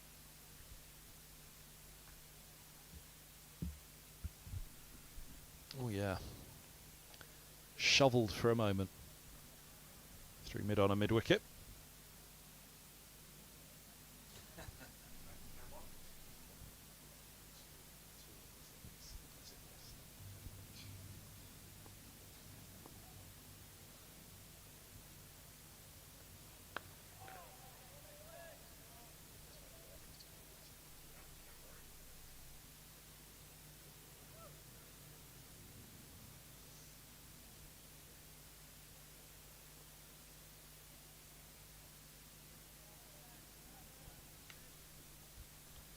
Sam Robson, a one man to find a century this summer for Middlesex. Can he do it again?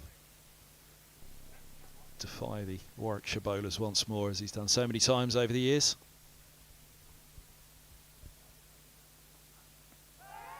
Oh, now I reckon there's a couple of areas of doubt. One's height. The line was pretty good though, straightening if that hasn't taken anything. Yeah, high. It's got to be pretty full for a bowler like Helm, hasn't it, to hit the stump? Such a tall, rangy bowler.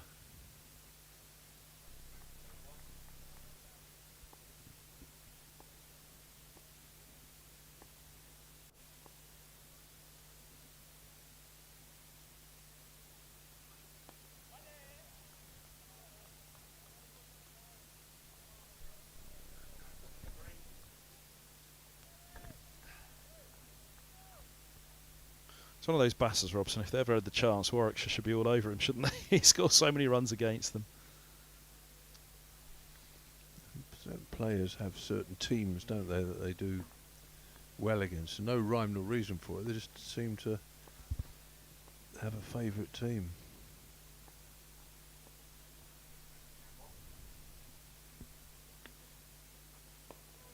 Ooh, he was nearly through that, Robson, wasn't he?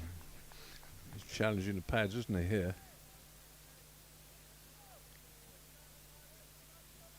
Don't get half forward, Sam, that's the thing. They've had some bowling attacks over the years, Warwickshire, as well, haven't we? We mentioned Keith Barker earlier. Obviously, he used to work a nice little bit of rough as well for Patel.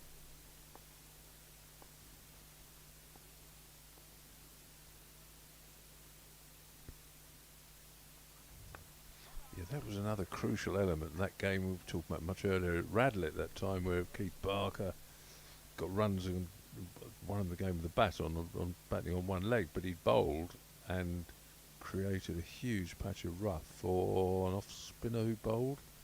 Part-time off spinner they had. Was it was Hampshire that Hampshire game, wasn't it? yeah, So yeah. was it Felix Organ? I think, well, yeah. Because didn't Dawson injure his Achilles in it? But it was fundamentally good because we got left-handers and right-handers and off spin was the thing to bowl, not left arm. We had Tillham was playing, but the patch was too wide for left armour, and then we got rolled over by part-time spinner anyway. Onto the hip from around the wicket. Yeah, Dawson was batting, wasn't he? And he went back to defend a ball and up on his up off the ground really. And as I remember, it was when he landed, and he set off as he landed. He was dropping down, his heels hit the ground, and he was pushing forward, ready to go. And didn't he just rip his Achilles or something? Pretty nasty, and they had to stretcher him off, the poor fella.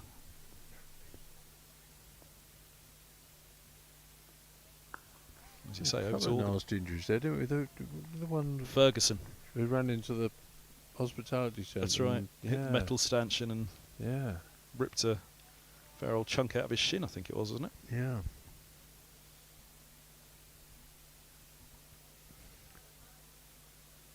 Those boundary boards are lethal. The angle of the boundary boards are The ramps. yeah.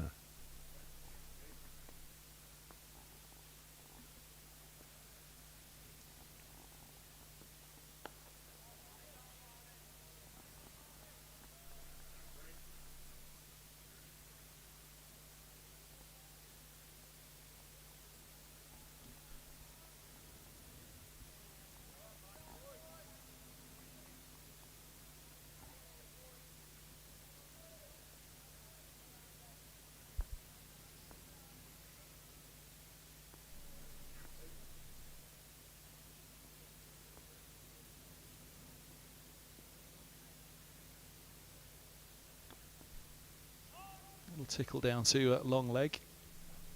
Umpire signals a leg by though. Was just off the hip of Stoneman. So 56 without loss, trailing by 138. 33.2 overs to go tonight. So more than a session to bat for Middlesex. Just save this one. This evening, that is. And then see where it all goes tomorrow, but just don't get into a pickle tonight. That's the main objective.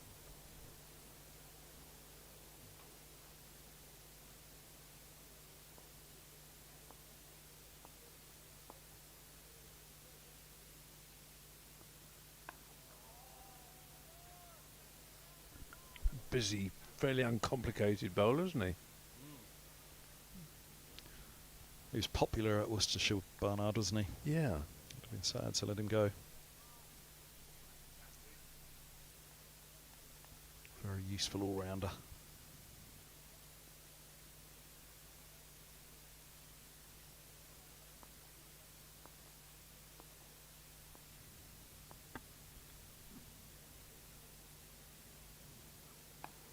A little wider on the crease.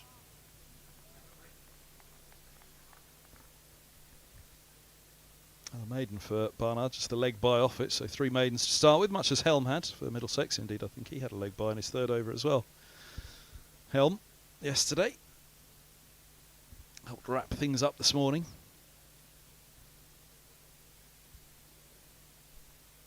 Picking up Briggs.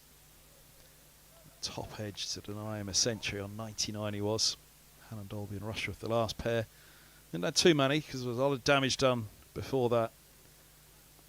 Middlesex would have been relieved that the last pair didn't do too much more.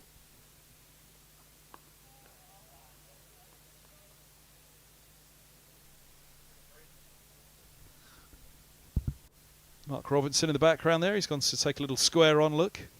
Former Sussex coach. England women.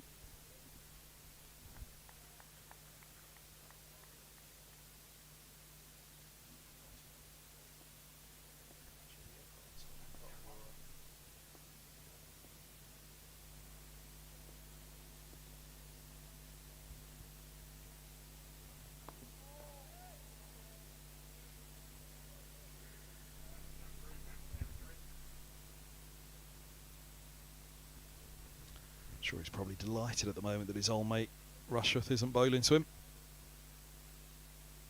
You always think, what the opposition not want? What would they want? I'd imagine he's pretty happy that Rushworth isn't trying to get in for a 2nd time in the game.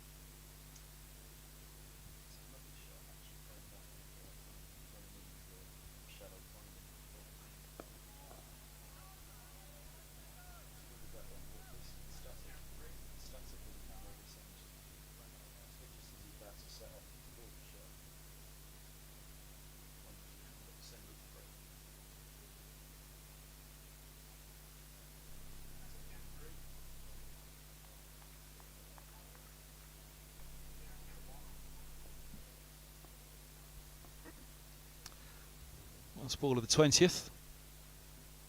Another maiden eyed up by Hannah Dolby.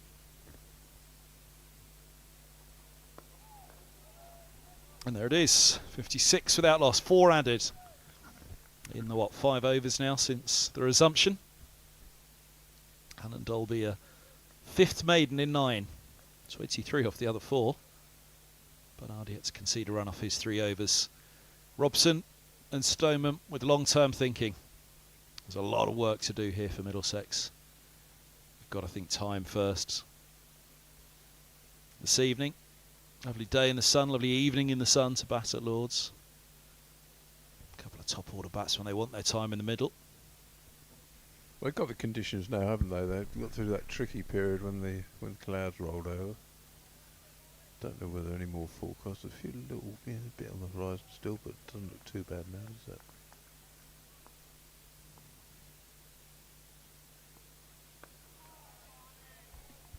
No, like I say, the biggest concern at this time of year is usually just the amount of cloud cover, isn't it? Once the cloud cover's there, lower sun in the sky. Yeah. And you can see actually that's a gorgeous shot, isn't it? Look at that. Turrets. The pavilion climbing out onto the playing surface. And that's the other thing, actually. The shadows get long, don't they? Yeah, I'm just thinking the shadows are already stretching out, aren't they?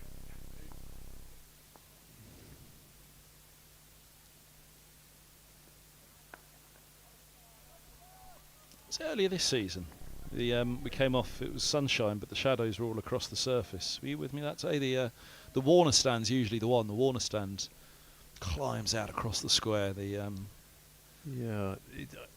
I'm not sure that's a reason to stop play actually with shadows, but the old Warner stand used to have a gap between the top deck and the bottom deck, and the sun used to ultimately shine through there. So you went from sun to shade, and then very briefly, very low sun shone through there too. The new Warner. Very filled in, wonderful looking stand, but yeah, shadow will climb all the way across. But just trying to think, was it an April or May fixture here then? And we just went on so late into the evening, the sun was right down low, and even though it was glorious sunshine, off we went.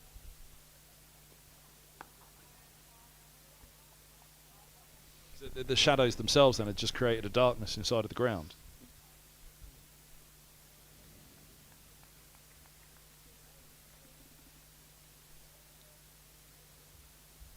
The vagaries of our game.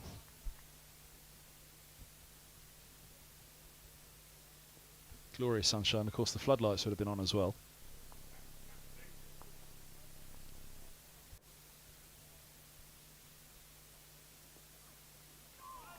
He's just played the line there, Robson. Just drop the hands, drop the bat.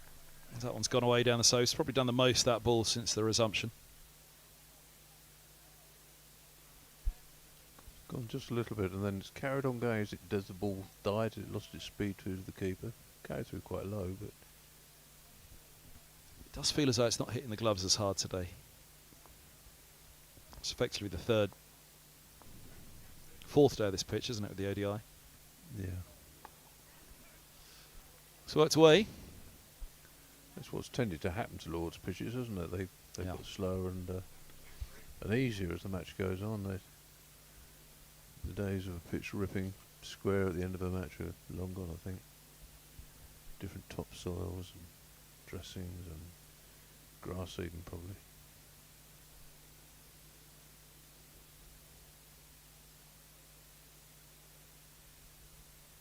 Eight catches in an innings is the record, wicket-keeper. Is that right?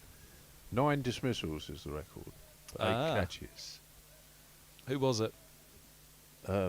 It's actually general. I mean, in this country, David East of Essex, and one here actually, Steve Marshall Kent against Middlesex.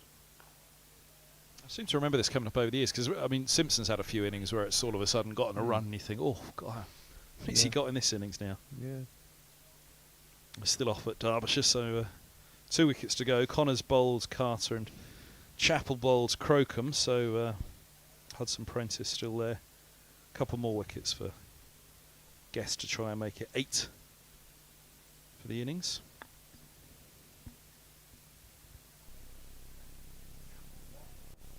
So I remember Mickey Stewart as a non-wicket keeper took 7 in an innings.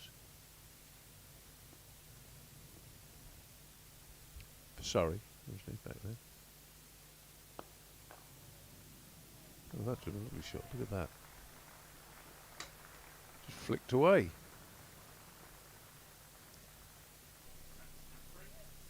timed the ball well, hasn't he, since he's come out? He has. We said it's as well as he's looked for a while, actually. A couple of 50s before the One Day Cup. At Old Trafford last week, Paul Allott was just noting he looked like a man who was short on runs.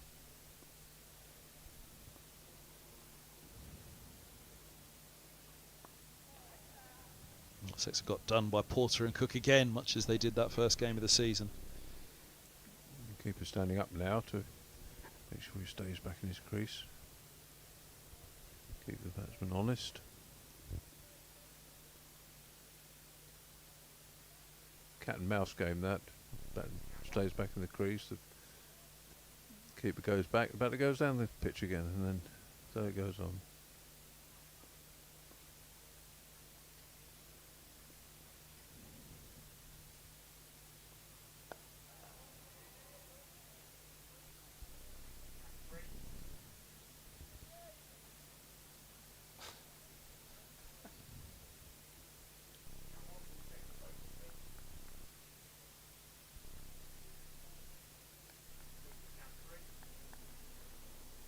There goes the sun for the first time this evening.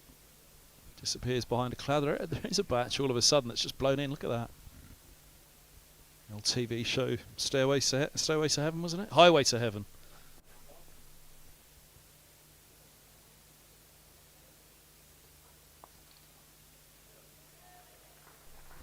What a shot, Sloman. Really whips that one away nicely, doesn't he? That was quite dismissive, wasn't it? Very. A flick away, flicking a fly away. Oof. Brushing it away, don't bowl that to me. That's the thing, he's interesting. When he's in full flow, it is like that. It's almost a dismissive. He scores him, I think that's almost outside off stump he's whipped that from, isn't it? Yeah, it's just the length, wasn't it?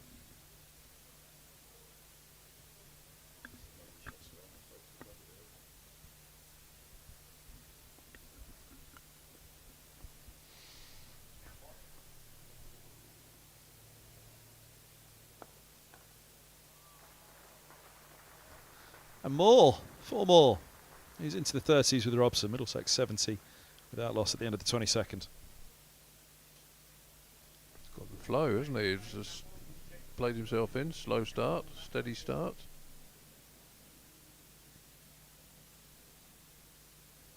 Stairway to Heaven. That's what you'd be strumming away on the guitars, wouldn't it? Sorry, which? Stairway to Heaven. That's what Stairway, you'd be. Led Zeppelin, yes, I can play Stairway. Thought as much. Yeah, Highway to Heaven was the TV show. I was Highway thinking to of. Hell you're thinking of.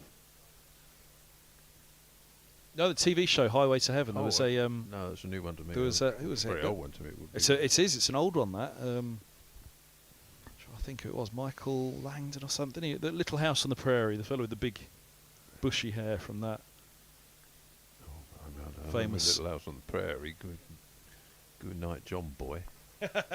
Remember that?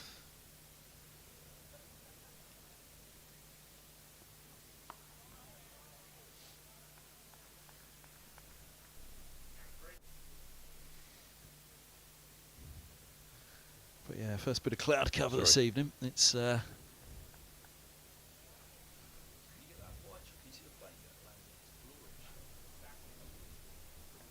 an amazing picture. Those rays of sun bursting through the cloud over the back of the pavilion.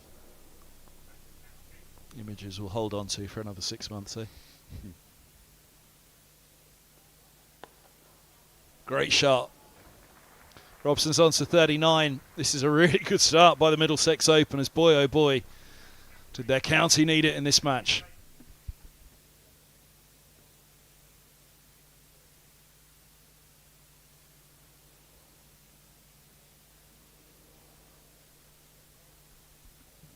Come on with the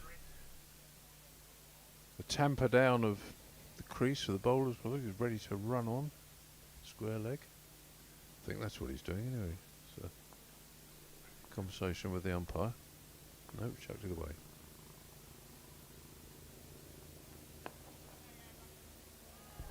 What's going on out there? More runs. A little on drive by Robson. He's on to 43. Middlesex 78 without loss.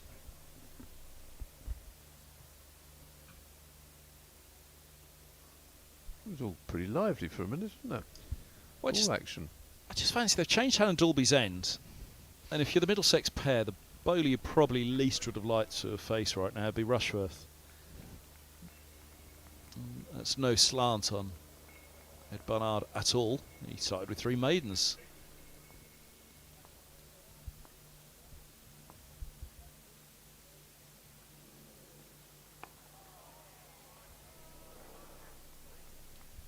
But as much as it was a pedestrian start to the first 5 or 6 overs of the innings, of the spell, for the Middlesex Open pair, it almost felt like they were just setting themselves up. They're like, all right, we got this, and now they're just opening up a little bit. Haven't quite been rushed just yet this evening, have they? No, 22 overs of the ball gone now, which is, that's you've seen the new ball off its 20. It doesn't lose its shine, not in conditions like these. It's, the outfield will still be damp.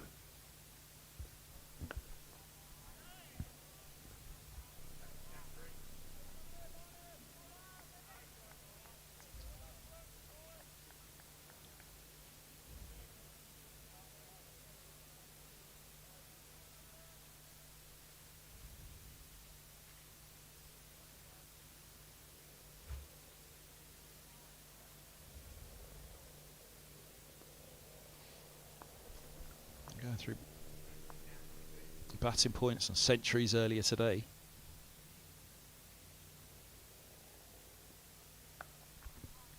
That's a solid defence to end the over, 78 without loss. The other thought was the last time that Middlesex, well, not only had a century opening partnership, first or second innings, but also a 50 opening partnership. It's been a tough season for them both, hasn't it? Yeah. Tough season for all the batters. Oh, a lot of ground staff attention. Okay, they're all buckets coming out, and we've got the spade and the tamper and the bit of pitch repair work, crease repair work. Middlesex gilet there for Max Holden. The temperature's dipped a bit, hasn't it? I don't know what it is out there at the moment. Let's have a look. 14 degrees, goodness me. Having to repair it's actually where Alan Dalby jumps into his delivery stride that they're repairing. It's actually quite an unusual one to go. Usually the front foot, where the front foot hammers down, digs a hole.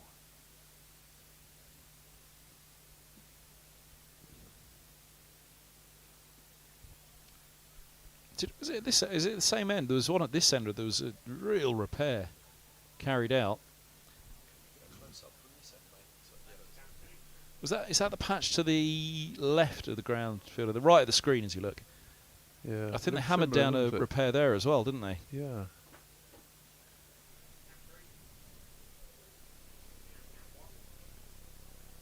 I don't recall seeing that kind of thing happen.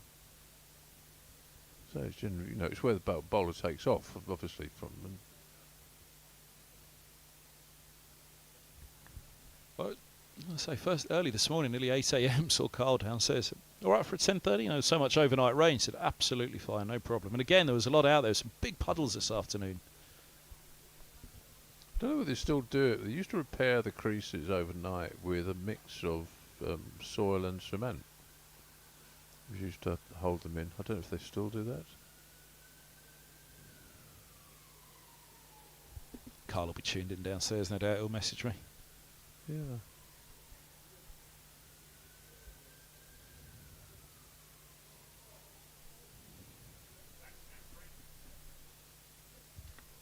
To put on 55 in the second innings, these two against Surrey in the second innings at the Oval in May. 22 for Robson, 28 for Stoneman.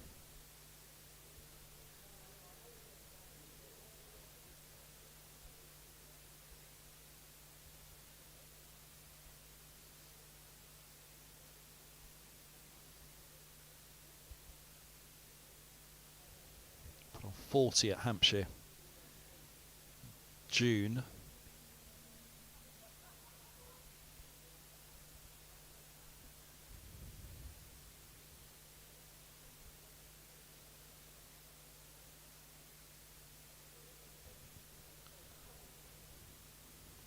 Indeed, Stoneman scored an unbeaten 50 in that second innings of the victory at Warwickshire. Robson was gone for 10. Brooks off the bowling. Brooks catch of Hayne.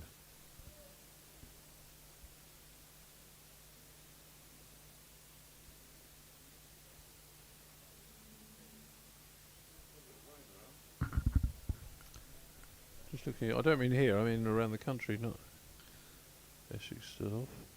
Yes, that's a couple of scores. Surrey are back on, aren't they? Around the corner. Surrey are back on. South East Stars are off at Beckenham still as well. Leicester is off at Leicester.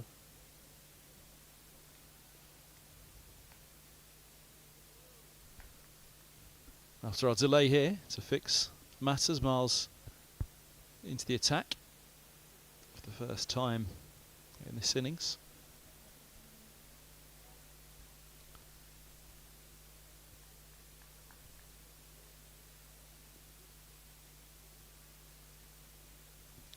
Yeah, Stoneman hit 72, so there's just one partnership of 50 for the opening wicket in any innings this season. It's only the second time.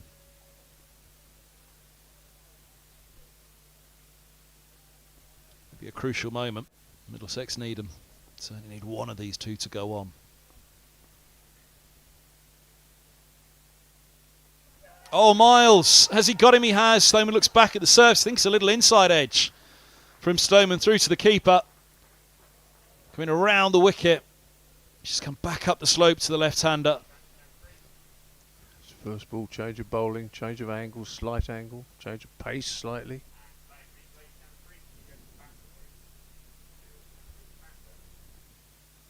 I think it's a little inside edge. Yeah, he did reach out at that one a bit. Just a little break in play, a little break in concentration for Stoneman. New bowler, here we go. Wasn't quite there, the length. Yeah, you're right about the break in play, actually. It was a significant time there, a lot of messing around, and straight after the break, it's like you often lose wickets after a drinks break or a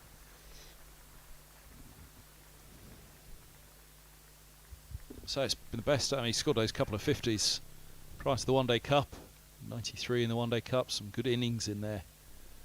Best he's looked in September, Stoneman. The best opening stand of the season between those two.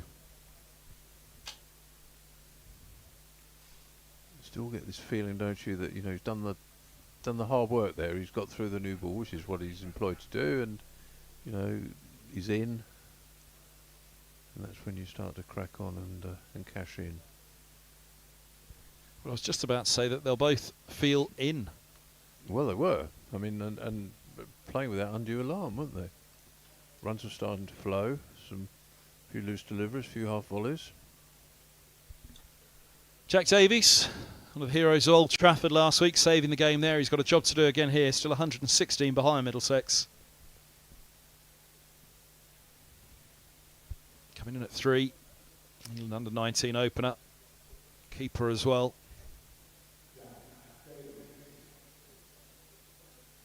Middlesex, ideally, they want to get parity at least. It was only 2 or 3 wickets down at most, and then you can start to take it on a little bit from then.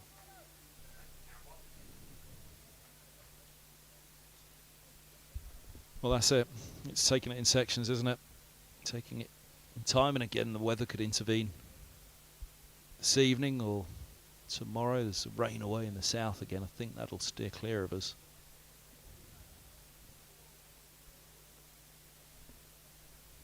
It'll only take a set-in bit of cloud, and then the light will become an issue again tonight.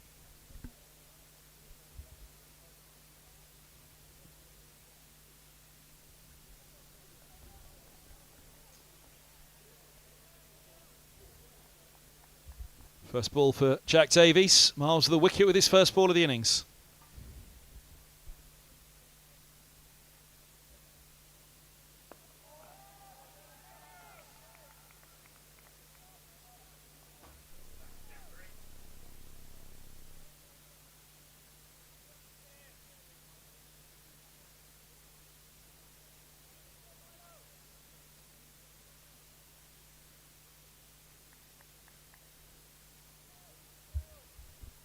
Davies was bowled by Miles in the first innings for 11.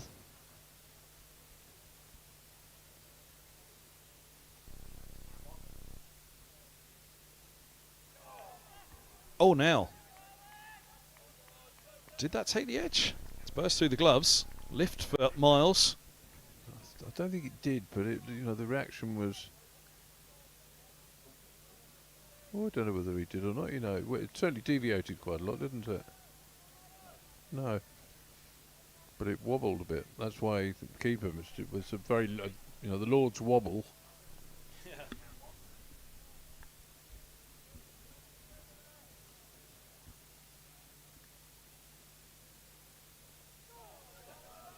Another short ball for Davies. He batted 43 minutes in the first innings for that 11 though, and I'll tell you what, 43 minutes right now for Middlesex would be very, very useful, wouldn't they? Yeah. Getting his debut down at Canterbury, and he batted for a couple of hours. Only to reach the teens. Well, that was another innings that just showed some durability from Davies.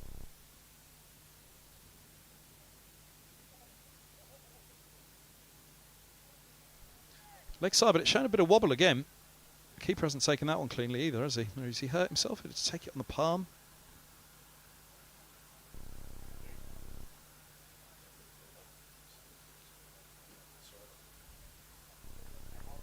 Picks himself up, whether it hurt him or whether he's just pondering that Lord's wobble.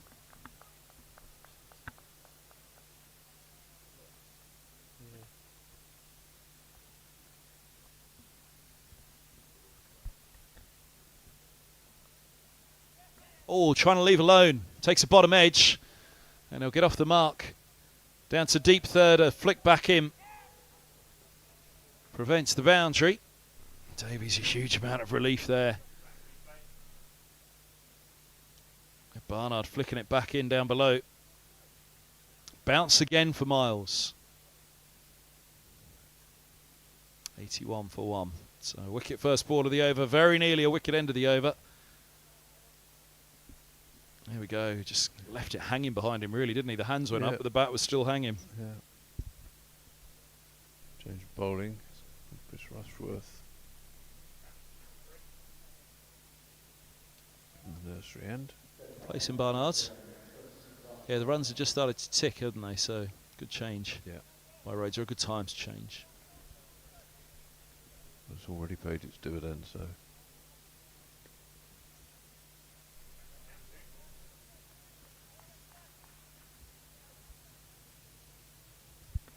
Miles' 1 wicket of the first innings was Davies, 1 for 12 from 6. Rushworth 2 for 46 from 12. Alan Dalby with a 5 for. Stoneman caught Burgess bowled Rushworth 13. We had Cracknell LBW for 28.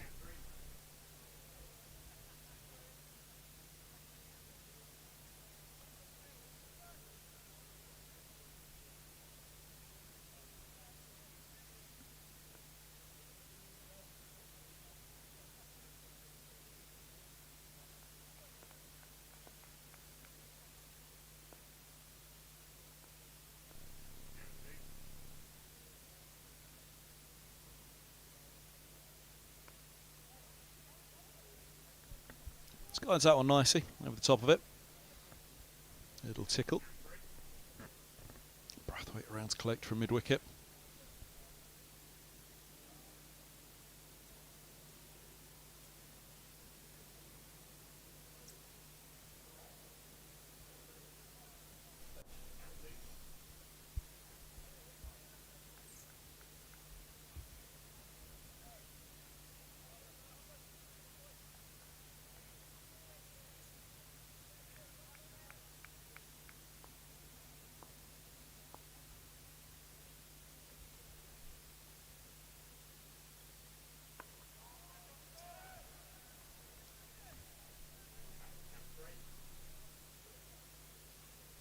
Can he go again? In the second innings here for Middlesex, find another century.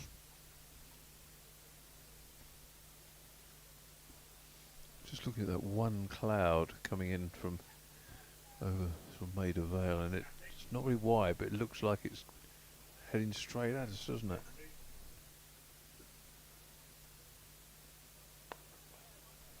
That's a lovely shot. Just a single deep square set back. Yeah, it's a corridor of uncertainty above us, that one, isn't it? Well, it's a corridor of certainty. If it arrives, we certainly won't be here. It's just that one cloud, isn't it? Very dark, full of rain.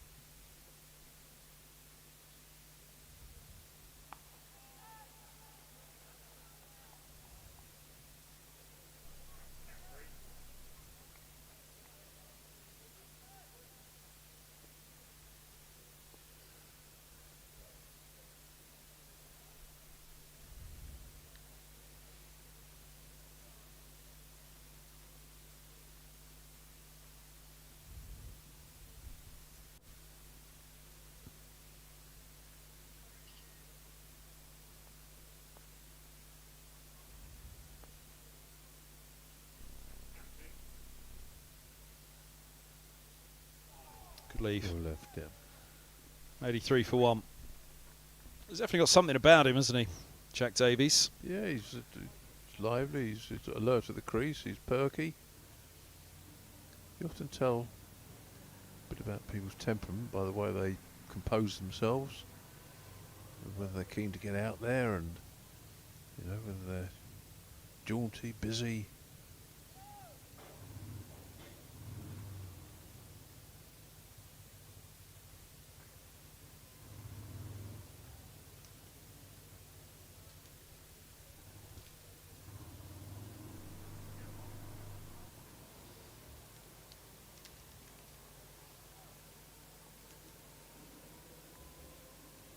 It's funny, when Sam Robson came through, you saw Robson had something about him. You just thought nuggety. He's a nuggety. He'll do a job for Middlesex over the years. You wouldn't quite have said first thing that, England opener there. Sways inside that one as it heads down the slope.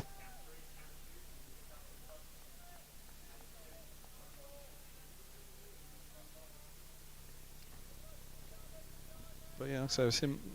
A little bit of Davies now where you think there's something about him. All right, now there we go. That's what you're talking about. Behind that floodlight. Behind the block of flats over there, right in the corner of Lords.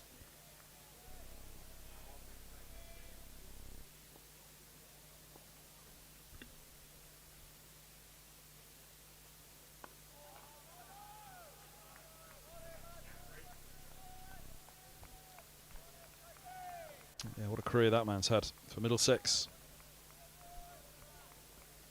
Promotion twice with the county, Division 1 title. Matt's had 2 promotions, mentioned 2008, 2020, the championship in 2016, promotion 2011, promotion again last year.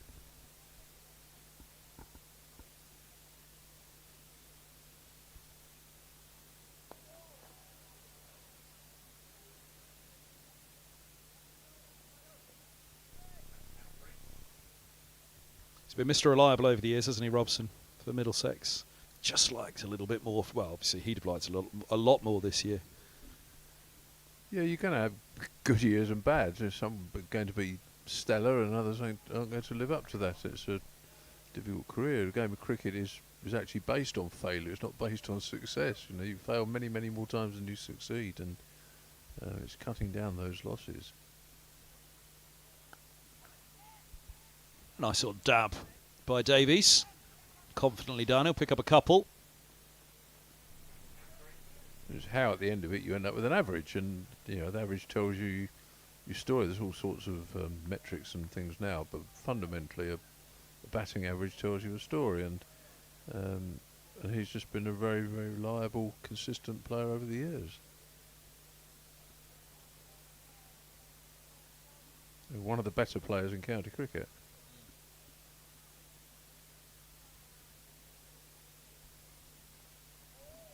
Still only 34, Sam Robson. Only turned 34 in July. Wouldn't have made his debut for Australia yet if he'd have stuck with Australia, would he? Just about getting in the Test side now, although that's more of the days of old, isn't it? But first class average of 37 for Sam Robson. It's getting up there, I suspect, sort of 2018, 17, 18, it was probably better than that, and it's come down partly because of the nature of the pitches. You know, better now, but they went through that sort of 2-3 year period where they were really tricky. Yeah, they were featherbeds for a little while, weren't they? And it was a case of how do you get some life back into these pitches at Lords. I reckon Carl's found a pretty good balance here now. Yeah, and you know, it's why you need to look a little bit more carefully at the runs that come at the Oval, for example, for people, because a lot of people now, you know, Dan Lawrence will go to Surrey because you get a load more money as well. He'll go there because the pitches are better. They're flat, he'll get runs there. And runs are what people take notice of.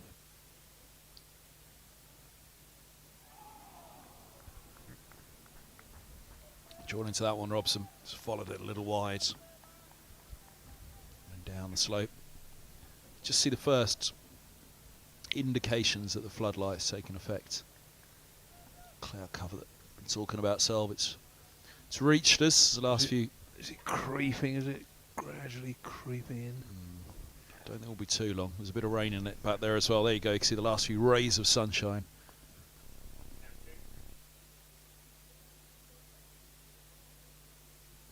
When you see the buildings start to disappear, then you know that it's coming.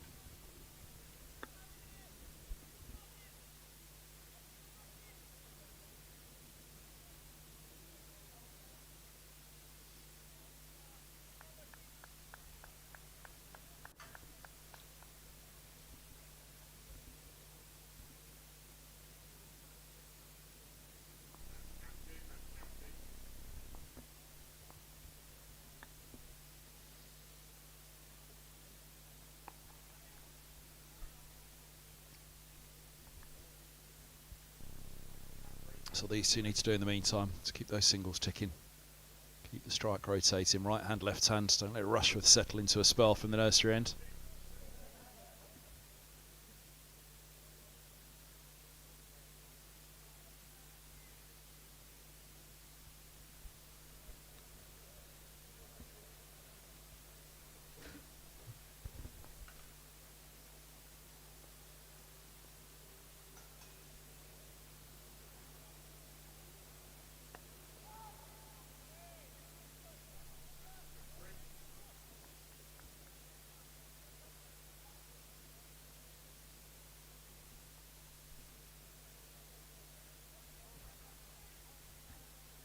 If we were to have another 25 overs tonight, which I'd say is probably unlikely looking at the scene behind the Allen stand in between the tavern and the pavilion, it looks like to be pretty close to parity this evening.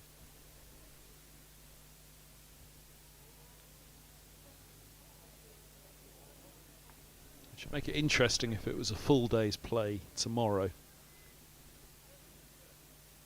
would be a late dart for Warwickshire tomorrow night. Let's go after some runs. Yeah, I think they'd have to push it to get to parity, wouldn't they? 26 overs left, 107. Yeah, they'd be shy of it. But probably, they'd be on the way, well on the way. You're right, and thinking, well, you know, starting to think a little bit about what they could manipulate out of the game tomorrow.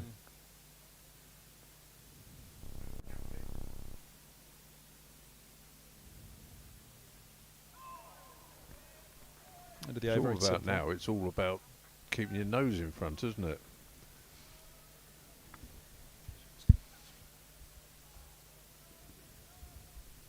Let's have a look, see if there is anything else. I don't know if it's been called as stumps for the day yet at Taunton.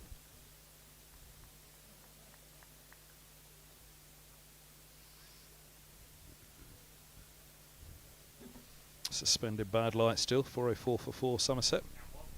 Sorry, 130 for 6, recovering against Northants, 357. Lancashire 225 for 6 against Nottinghamshire. So Kent are going to draw, it's just a matter of how many It's gonna batting be points. yes, exactly that. So And batting points are indeed concerned. bowling points. Well, yes, I've only got one so far. How many overs into that innings? 86, yeah.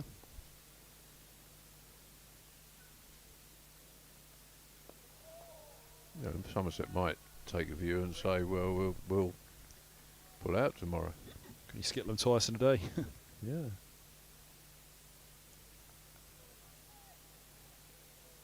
Sussex are all out for 100. Oh, and Guest finished with 7. You got Hudson Prentice for 23. So 7 catches for Guest. So near yet so far.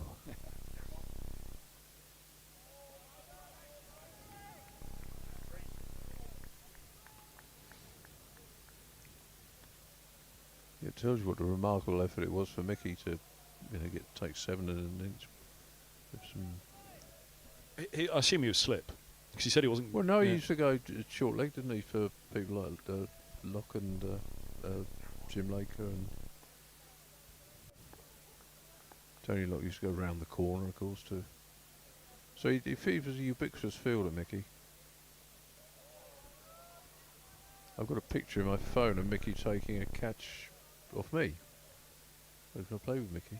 Yeah. Oh, sorry. Yeah. Yeah. Yeah. I don't keep it on my phone just to keep looking at it. It's not like that, but it happens to be on there. It's in the file. Yeah.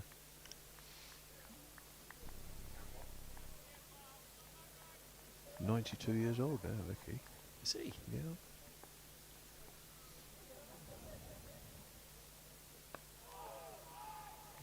The pavilion at the Oval named after him.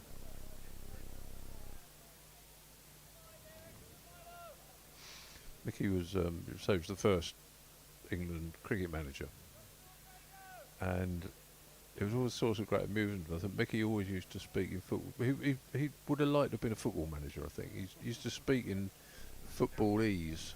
Football The apple manager-ese. The apple didn't fall far from the tree, though, really, did it? No. Well, Alex speaks just like him, actually. Yeah, he was like, he was Ron Nee. And he used to.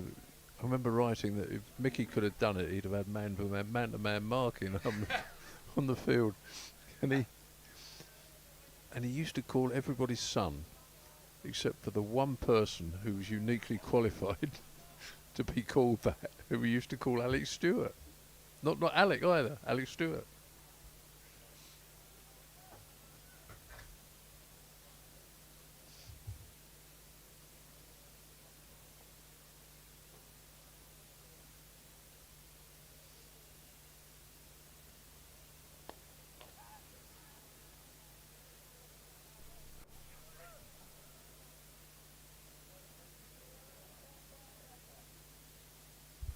.88 for 1 after 28. Rain's definitely falling behind the Allen stand at the moment. It's just a matter of which way will it go. It's hard to miss us really from there, isn't it? Well, will it? We think so, wouldn't it? Is it going to slide down the leg? Doesn't look like it's going down the leg, does it? Do you know, I'd say it's about 40 minutes away, that as well, because as you said, the flats in the distance, you kind of look for any of them. None of them are showing any signs at the moment that there's rain in front of them. There's definitely rain behind them. So when it hits that first little brown building, you see the grey ones behind the pavilion in the shot there. There's one just a little bit further away, a browner building, and that gets shrouded. You know, you're about 20 minutes away.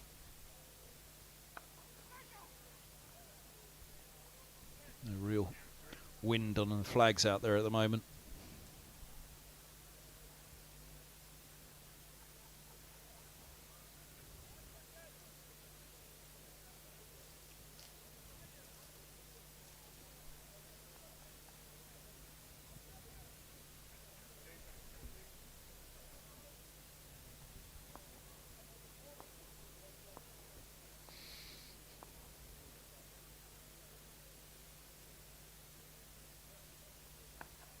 I think Mickey might be the oldest living England male cricketer. That's a good shout, isn't it? Yeah. Yeah, the Middlesex Players Day here. Was it last season or was it earlier this season?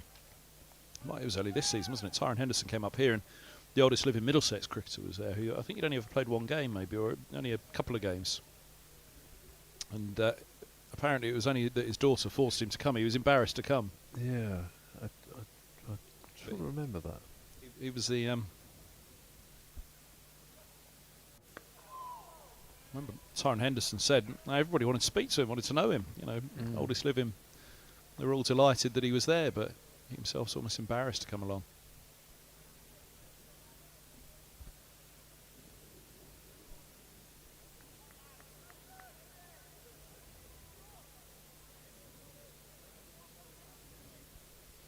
I think I'd quite like to be the oldest living Middlesex cricketer, actually, one day. You would? I think so, yeah. You'd still have to put up with Gus then. Do you know how grumpy he'd be by then? I'll go past Eileen Ash, mate, that's well. And was he 110, was she? Incredible lady.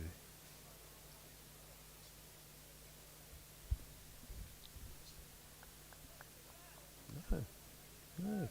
England Test cricketer. Played Test in the 30s. Portraits up in the room in the grandstand there.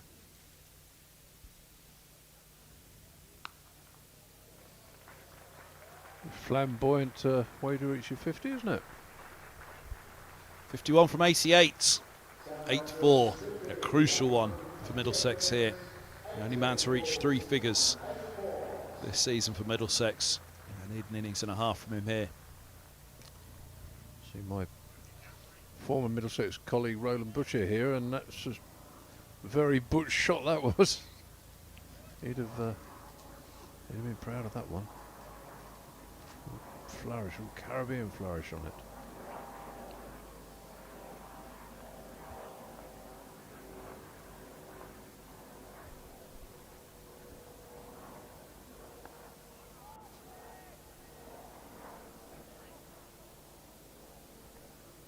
Top ball to in the over, 92 for 1.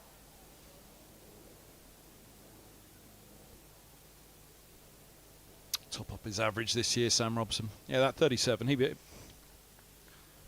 disappointed it's not up over 40. Player who's been, as we say, an integral part of this side for a long time. It's always Brearley's big beef that whenever he batted here, he used to look up and the balcony used to be empty. The middle player's balcony, as soon as Butch went in, it used to fill up.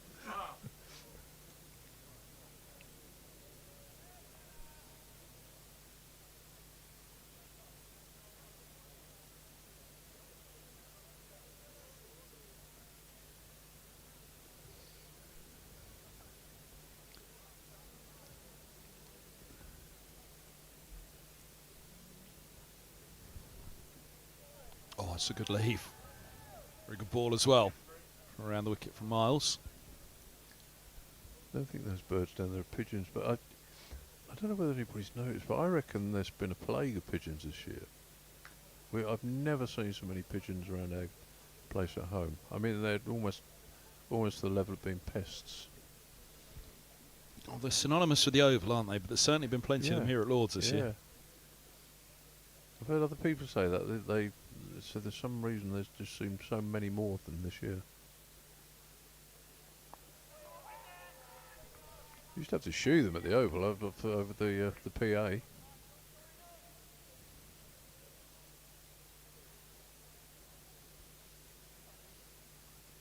John Snard mentioning him earlier. He once managed to stop a Test match at Trent Bridge by taking cake crumbs out and sprinkling them all round behind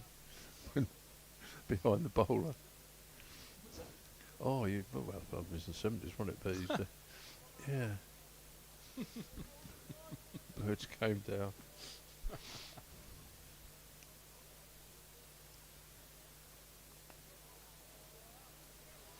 Run away by Davies. He's into double figures with his boundary.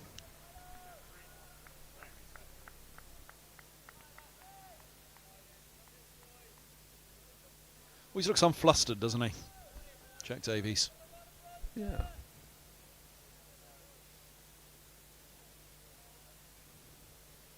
What you call a compact batsman, isn't he? Small.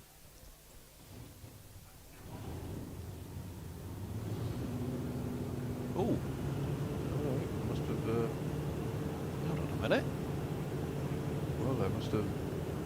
Hopper covers revving up down below us. That was a very quick decision by the umpires. Doesn't seem to be actually raining yet, so maybe it's the light, and then Did they put the light meter on there? Must be. I mean, there's a spit of rain, you'd have thought, but whether that dampness that was causing the problem for the bowlers' run-up, whether that's on the umpire's mind that there's been a lot of rain on this surface already. I think either way, what's coming, you'd be pretty safe in saying that's curtains, wouldn't you? Well, absolutely, absolutely. I'm just a little surprised. I mean, it has gone up as rain in the scorer spots. They probably put the hand out the window. There's a little bit of rain out there. I mean, the batters are off very quickly. They can see what's coming. It's about to hit us, and it's going to hit us really hard in a minute.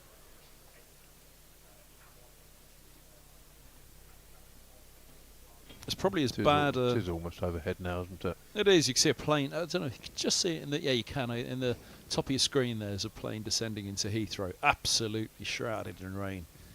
But that's still a fair way away yet. But the umpires, something spooked them there. There must be a spit of it in the air, but it's barely noticeable to us at all. Light, can't it?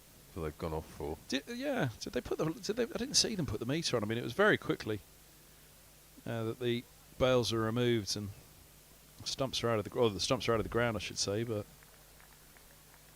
time of day, is it just gone 5 o'clock? That was pretty much what we said, wasn't it? We'd do well to see much past 5 if the cloud cover comes in, and the cloud cover's certainly here. And yeah, any minute now the rain will arrive. But it doesn't. They've kept them out there in some pretty dark conditions in this match. That's why I'm just a little bit surprised how quickly they've had them off. I don't think Middlesex will complain though. Robson a fine 51, Davies 10 from 19. No, they've done a good job. And Stoneman as well, he'll be disappointed with his little inside edge through to the keeper of Miles' first ball. First ball after a break, a pitch repair break. Well, there's no coming back from this, is there? So Look like it, does it? we'll say goodbye for now with the covers going on. I mean, they're going to batten down the hatches because there's just no way that this is going to avoid us in a moment. You can see it all coming in. It's going to be hammering down hard on Lords in a moment, but it's still hard to. You just look to the little dark spots around the ground, don't you? Try and see if you can spot a little spit of rain, but hard to see anything. Actually, the people we should be looking at are the punters. You can see actually in the pavilion there's a few who started to sit towards the back of the pavilion, so there's obviously a little bit of fine rain out there. But enough to take them off, in the umpire's opinion, and to be honest, we wouldn't have been on that much longer looking at the background, the backdrop to the scene there. We'll say goodbye for now. Self, thanks for today, if that's us. Done for the day. Robson 51, Davies on 10, 98 they trail by Middlesex, 22.3 overs remaining. No time to make up tomorrow, so 96 overs, weather permitting on the final day. Middlesex still have a lot to do to save this game. They're going to have to bat till, well, beyond tea, you'd have thought. 98 behind at the moment. It'll take the morning session, then the afternoon to be somewhere around 120 or so ahead. If it's a full day's play, Warwickshire will fancy that after tea. So a lot still to happen here. If there is any further play this evening, we'll be back with the live stream as soon as action starts. But I think you can see for yourselves, folks, we're pretty much done from the day. We'll speak to you soon as play resumes at Lords. But tonight or tomorrow morning, we'll be back. But Middlesex, for now, in their second innings, trailing by 98, they're 96 for 1.